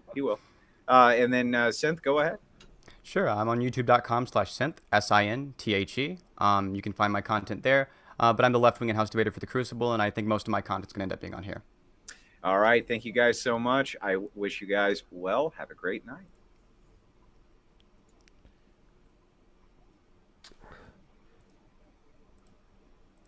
Gotta find the stupid outro. I edited it beforehand. My bad, Andrew. I couldn't find the damn outro. We got too many videos stored up. We do. I do appreciate it, guys. You guys have a great night. We got to get prepped for this other debate. TJump, thanks for being a sport and coming on tonight. Tell James I said hi. He had an interview on here not too long ago. Awesome. We got a chance to chat for a little while. He's a good guy. Thanks. See you guys later. Well, really quick. The cat. So we're off broadcast. We're off everything. I'm still broadcasting, by the way, just so you guys. Oh, okay. Well, I'll try anyway. Do you guys really hate each other that much? Like when I was listening, you guys were calling you dumbass and all this. Like you guys just met each other. Are you serious? So I've got no hatred for TJump. Okay. It's more entertaining that way, especially. Okay, so it's entertainment value. For Okay, sure. cool. Like, I was diagnosed with high function autism. I literally don't care what anyone thinks about anything. So you don't hate. Okay. So I've had to learn how to like be more emotive to like make funny faces and shit. Gets a lot more entertaining that way. Oh, hey, what's the story with the fucking chair? Because I got you here right now. What's the story with the chair? You're always in the chair. How did the chair come about? What's the deal, dude? Yeah, so this you got is it off Facebook Marketplace. Oh no, That's easy. $1,000 chair. So this is my lazy boy chair. I've had it since for a very long time. I used to be super overweight. I used to weigh 340 pounds. So I needed a big ass chair because I was fat. And so I got my first one of these guys, and it works super, super well. It's super comfy. Like these chairs are amazing. And I've just started doing my YouTube stuff in it, and it got popularity, gained like traction as my mascot. Now I get lots of donations, and people have like fake account, the TJump's chair account. Like, oh, TJump just farted. I love that comment. Absolutely great. And so it's a great, cool thing a way to promote my channel because it's like an icon, and so I just always keep it. I almost didn't recognize you at the debate con. Yep. I was like, where's the fucking chair, right? Yep. That's part of the fun. It was CG. It was all CG. I was actually just here the entire time. TJump, have a great night, brother. Take care of yourself. Thanks. See you guys later, man. And then Synth. All right. Back to Discord for another after show.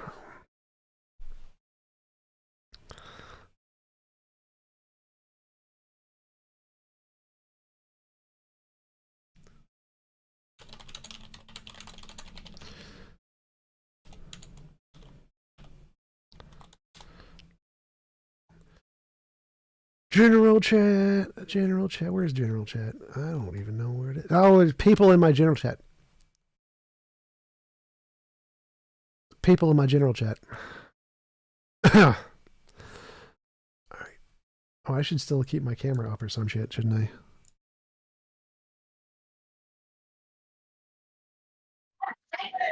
What up, Jump? Hey, how's it going? Going all right. Just getting the shopping done.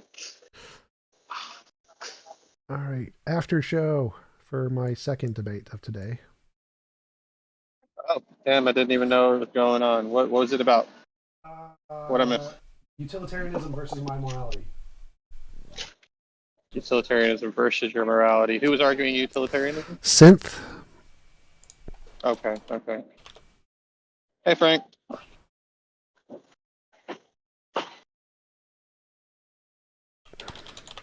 So, I'm assuming you won hands down, right? Oh yeah. For sure, without even a tiny bit of ambiguity. So, who hosted it?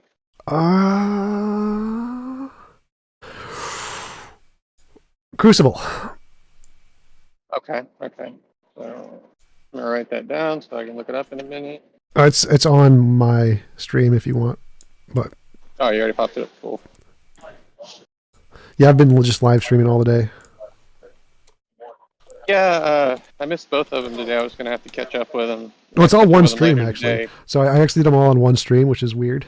But I'm probably gonna break it up. I'm gonna cut out the second one and post it separately, and because I kept the one show and then I did an after show for about an hour or two hanging out in Discord. So I'll probably keep all that together, and then I'll probably cut out the second debate and this after show and put those in a separate video. Nice. Hey TJump, what is your grounding for the possibility of possibility and impossibility? Yes or no? Potato. The answer is potato to that question.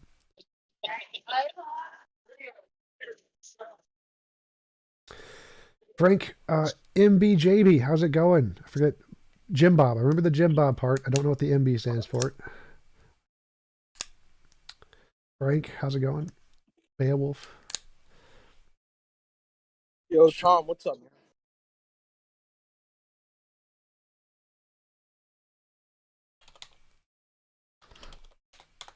man? Frank, I'm doing good. Had a good event last weekend, which went really well. Yeah. TP Seeker, have you or will you discuss what you went through and did to lose weight? Yes, I've discussed it several times before. What I did was I would bike around the 3 lakes near my house, Nokomis, Harriet, Calhoun, twice. So it's 20 miles each time. That's 40 miles. So I'd bike 40 miles a day and jog 8-ish. And just jog around the lake twice. So 8 miles. So I'd bike 40 miles, jog 8 every day for 2 summers, and I lost about 100 pounds each summer. Thanks, Tante. See you later.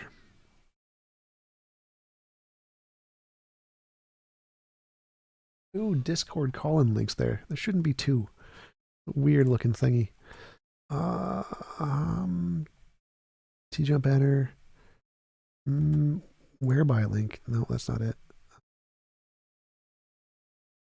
Chat box, merch. Yeah, there we go. Now there's only 1.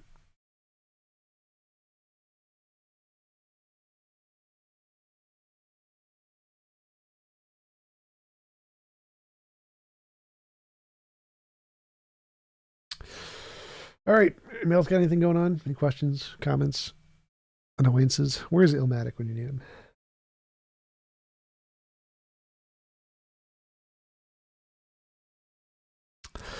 Anybody in the chat want to come and join the Discord and chat or have any questions that I can find? Where I don't even know where. There it is. Was Ryan Lyon, friggin' rhymes. Was that the lake where you debated the guy outside of the seawall? Yes, I debated seawall. What's a seawall? I debated a flat earther on COVID around Lake Calhoun. I think it's called Bidet Madagascar or something. They changed it to be progressive. Clinton, 7 degrees warmer in your corner of Minnesota. That's funny. Clinton, if you're in Minnesota, let's get coffee. I have an open offer for anybody in Minnesota or nearby or who wants to fly here to get coffee whenever. So let me know. Send me an email on my work email. Set something up. Yo, TJump. Hey, how's it going? Good. Hey, minor thing. On your banner, like you're the one that's at the bottom when you stream. Yeah. There's kind of like one little part where there's like it's like the text overlaps itself. Yeah, It looks the how to join blurry. Do you call notice that? TJump. Yeah. Yeah, I just fixed that like 5 minutes ago. I just noticed Okay. that. Yeah, I just I had was two like of those. watching. I'm like, I've never noticed that before, but Yeah, okay, I had two of them uploaded. I don't know where the second one is. I hid one of them. I don't know what the second one is though. Yeah. Browser image cap. I'm in Minnesota too, so Oh, nice. maybe Let's we'll get have to get coffee together sometime. at some point. Open offer to Yeah. get coffee with anybody who wants to hang out. Okay, cool. Number. Oh, there it is. Call a number. Call a number. Delete that one. Remove. And now there should just be the one. Call a number. There we go. Now there should only be one. Only one. TJump. Yeah. Can you hear me? Yes. Oh, hey. What does the MB stand for? It means made by. Ah, made by Jim Bob. That's it. I knew. Made by Jim Bob. Yep. Hi. How How we are going? you? I wanted to ask you, based on, let's say, all behavior, beliefs, everything we do is an expression of evolution. From that perspective, we couldn't actually invalidate religious belief or affirm or invalidate atheism, because it would all have to be inclusive expression, and to argue against one would be basically just like, I don't know, like a temporary battle or something. But because if evolution is the end all telos, if it's the end all direction, then the philosophy and belief part wouldn't that be just a symptom? No. So like, even if all of our beliefs came about by evolution, evolution can still give us some correspondence to reality. Like I can't believe I exist and be wrong. So based on our evolutionary beliefs, even if it's purely evolutionary, I can still ground logic and reason and math, and I can use those to build other beliefs and then come to some understanding of the way reality is through evidence, if we have some way to differentiate imagination from reality, which is what science is. So we can still, even if all of our beliefs are grounded in evolution, come to beliefs about reality. Yeah, but the question is, even an incorrect belief or something that was illogical, wouldn't it necessarily just be another expression of evolution? No. So Like, it again, couldn't be evolution wrong. Evolution can give us a lot of beliefs, and they're all responses of evolution. But evolution can give us some beliefs that can't be wrong. I can't believe I exist and be wrong. So we can base some beliefs off of those and not others, and then we could say that these are real beliefs, correspondence to reality. So whether or not they come from evolution doesn't matter. Like, it's a genetic fallacy. If I program a computer or a laptop to say, or calculator to say 1 + 1 = 2, it doesn't matter who programmed that. It's irrelevant who programmed that. All that matters is whether or not the 1 + 1 = 2 corresponds to reality. The origin is irrelevant. It's a genetic fallacy. Right, but I guess the next stage would be arguing that we ought to follow any one given belief would be an expression of evolution, like the persuasive element of it. But no. we So couldn't again, actually know. evolution can't. There are some beliefs evolution can't give us false beliefs. Evolution cannot make me believe I exist and be wrong. Evolution cannot make me imagine a round square.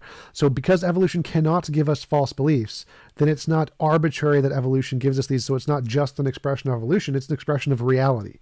Reality is what makes it so I can't imagine a round square. Reality is what makes it so I can't believe I exist and be wrong. So even though I got these through evolution, evolution can't give me wrong beliefs here. Evolution is just an expression of reality. So if my belief is an expression of evolution and evolution is an expression of reality, then my belief is an expression of reality.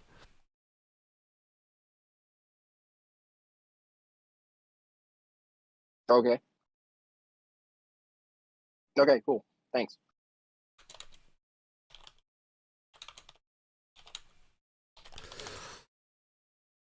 Yep, no problem. Somebody asked, I would love to hear your thoughts on Marcus Gabriel's concept of ontology. I've never heard of that. Send me an email or something. I can find his stuff and check it out. Google it right now just in case. It's easy to find.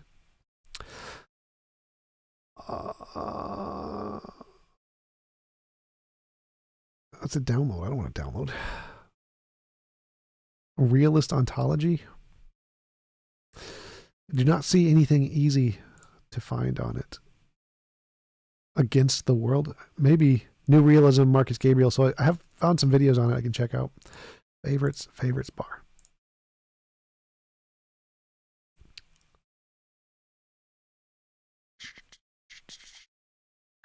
Anyone else got any questions, comments, whatever?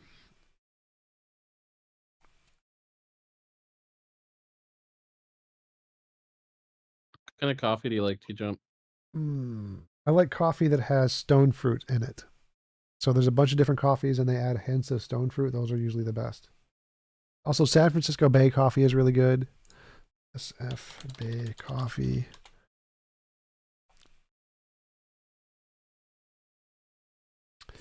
But yeah, anything that has stone fruit. Do you know any places in Minneapolis that serve it? No. No, okay. I get it from like Target and stuff. And I just look for the ones that have stone fruit. Like the Intelligentsia one is. Oh, yeah, there is a place that sells Intelligentsia. I know there's a coffee shop that sells Intelligentsia. Don't remember which one it is, though. TJ, the other day you mentioned having several staples. Did you have the surgery you talked about? How did that go? Yes, I had a tummy tuck. So after I lost the 200 pounds, I had a bunch of loose skin under my gut, and I had that removed by having a mini tummy tuck. And I got, I don't remember, 20 staples, something like that.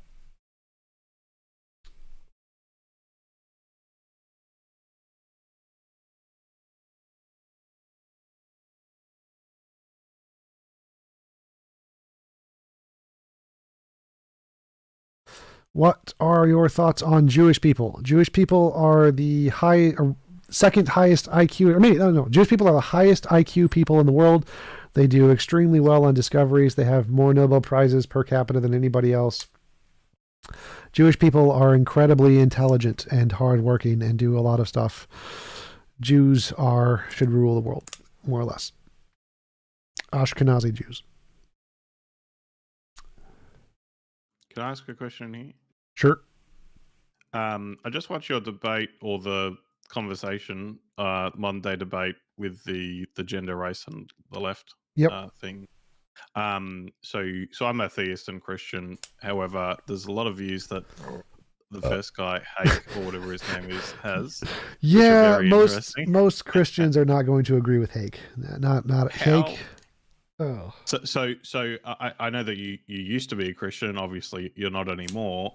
But what would your outsider, I guess, input in would be from the Christian community to kind of deal with influences like that? Because they are like him and like Jesse Lee Peterson. I think they're closely connected, right? Oh yeah, he's Jesse Lee Peterson's producer. They work in the same office. But right, yeah. I mean, I think it's just like atheism. Like there's always very stupid people with very stupid ideas in both groups, and all you can do is like criticize them and try to explain why they're wrong.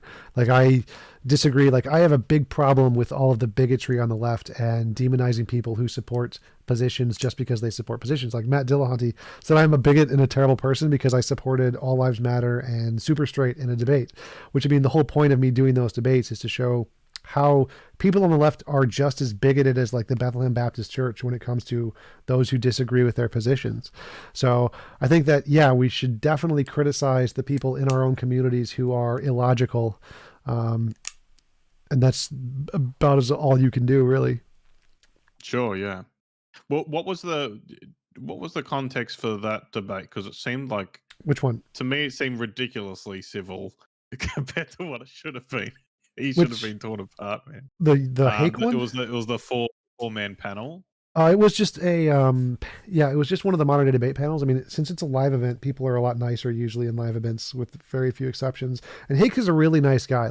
I went out to dinner with Hake on one of the nights, and he's super nice to talk to. Like really nice guy, really personable. So it's hard to be angry at Hake, even though what he says is completely ridiculous, because he's such a nice guy. Yeah, sure. No, that's fair enough.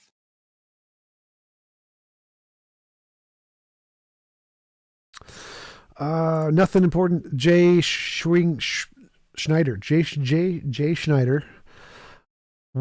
Curious about your setup. It seems like you have 2 screens, cam in the middle, and no teleprompter. Yeah, I have a 55-inch TV, LG TV, as my primary screen. Then I have my laptop, my work laptop, which is like a gaming laptop, which I do all my stuff on. And then my camera is like right in the middle of the two screens. The big TV is right in front of me. I have a couple lights, some edifier speakers. I have on my Discord, I have a complete list of all my setup and all the stuff I use on one of the sections. Actually, since I have my Discord up on my screen, I can probably show it. Nope. How to set up debates. TJump streaming setup. Here we go. TJump streaming setup. So this mouse is amazing. Phenomenal. These speakers are phenomenal. This guy lets you use a mouse and keyboard on a computer. This captures your video camera footage and puts it directly into your computer as a webcam. This boosts the signal of your microphone. This captures the signal of the microphone. Best mouse ever, other than the fact that the mouse wheel busts all the time. I use this as my mic. There's my TV, 50-inch. There's my laptop. There's my chair and my camera. All right.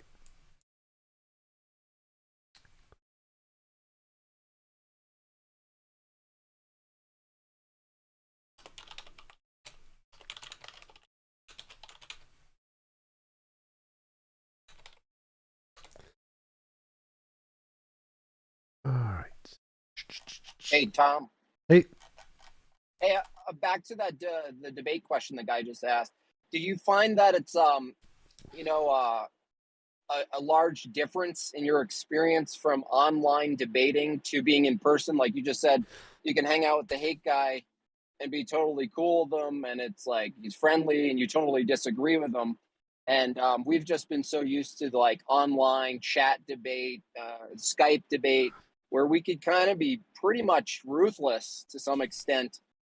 Did you find that being around all those different people, that you're actually surprisingly more capable of just being around them? Not really. Like, I don't see a difference because of my high function autism. I don't really see a difference. It depends on the person. Okay. Like, there were definitely at least 2 dumpster fire debates at the event. One was Dylan versus Infrared. That was hilarious. And the other, which, I mean, it's exactly the same as online dumpster fires. And the other one was me versus Alex Stein. That was exactly the same as me versus Alex Stein online. No difference at all. Exact same. So, I mean, it depends on the people you're with, but overall, I don't really notice that much of a difference. Got it.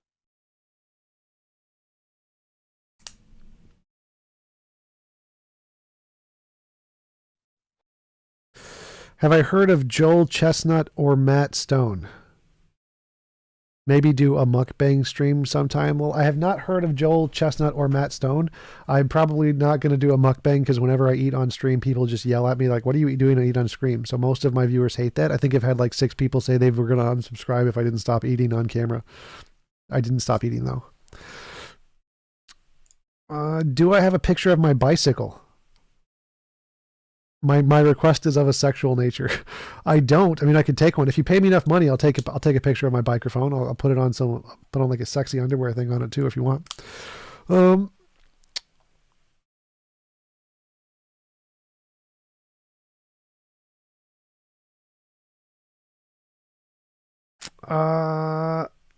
Never any worries about the whole eye contact thing? Yeah, no, I don't care about eye contact. Like, some big streamers don't have eye contact. I don't think it's that important. And you're working on a setup? Nice.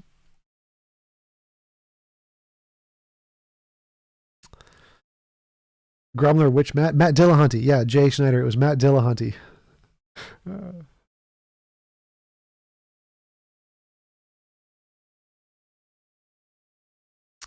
Yes, the live dumpster fire was hilarious. Dylan lifted his shirt up. That was hilarious. He like took his shirt half off.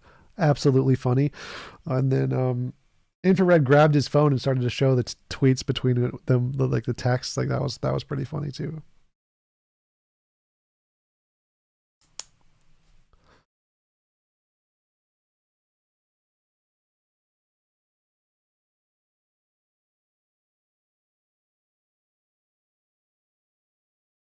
Duck eye contact. I look straight into the boobs.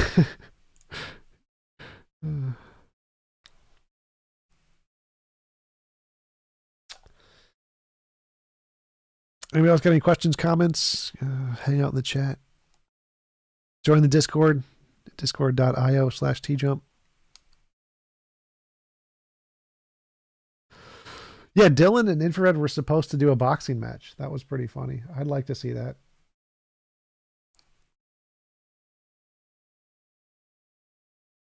Dylan screamed. Yes, that did occur.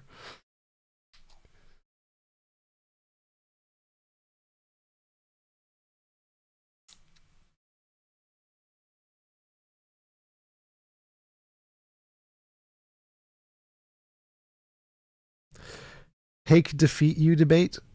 I don't know if Hake could be counted as defeating anyone.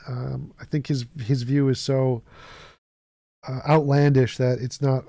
I don't know if it counts as defeating anybody. But that reminds me, I need to email Hake because I was going to invite him on my show to do a God debate. Thoughts on pineapple on pizza? Pineapple on pizza is disgusting. I actually had a piece of pineapple on pizza at the event. It was Alex Stein. Alex Stein kindly gave me a piece of his white sauce, pineapple, and mushroom pizza, which was disgusting. Tante Iguana on neorealism. I don't know what neorealism is. Can you recommend some of your videos? I'm not sure what neorealism is. I don't know what that means.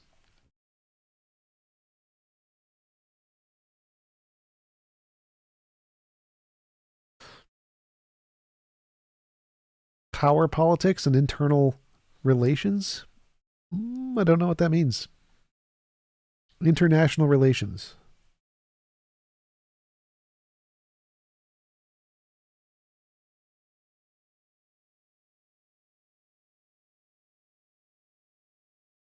Limited potential for cooperation. I probably disagree with that.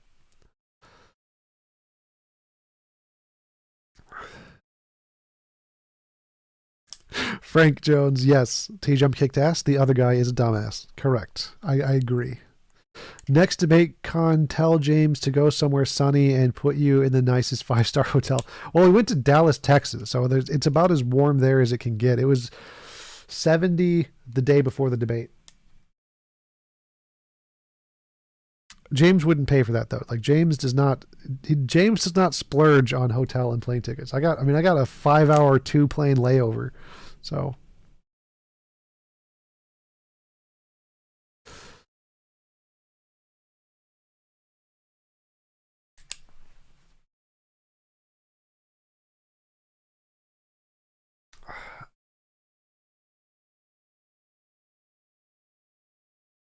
oh, Stripper Liquor wanted an invite. Can somebody, Frank, do you know Stripper Liquor's Discord name? I think it was like a J.H. something.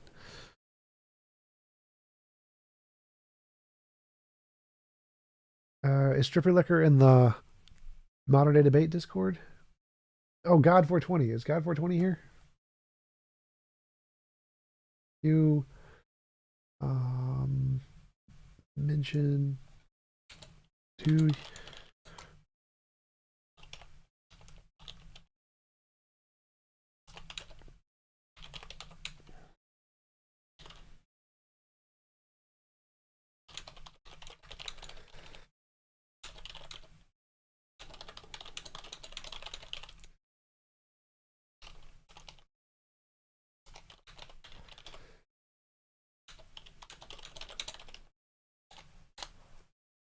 damn it, that's in the wrong place too. I put it on my friggin' god damn it. Delete message.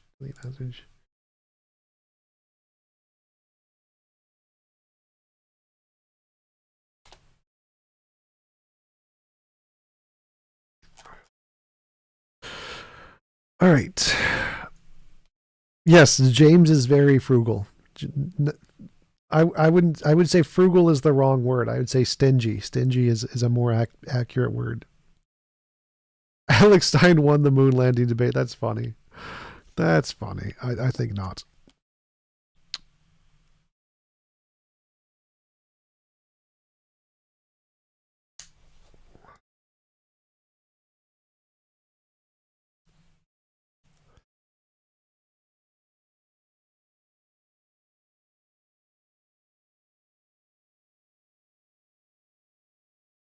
That's okay, Dante. I'm fine. I don't know what. The moon landing was my favorite Hollywood production, big boy. Wow. We need to get a big. Alex Stein brought a big YouTuber guy, 1.5 million subs, who's a troller. His name was Cassidy Campbell, I think. Yeah, so Cassidy Campbell. Huge freaking YouTube channel, 1.57 million subs. He was there dressed as rapper guy, absolutely hilarious.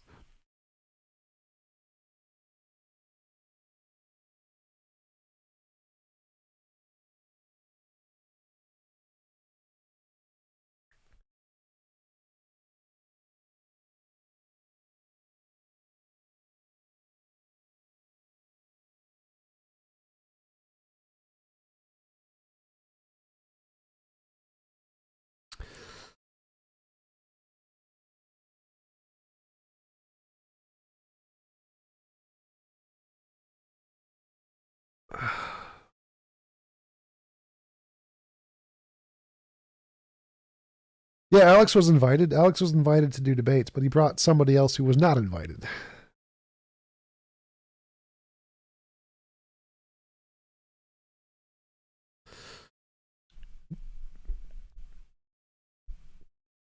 All right, guys. If anybody else, unless anybody else got any questions or something, I'm going to head out and get some food.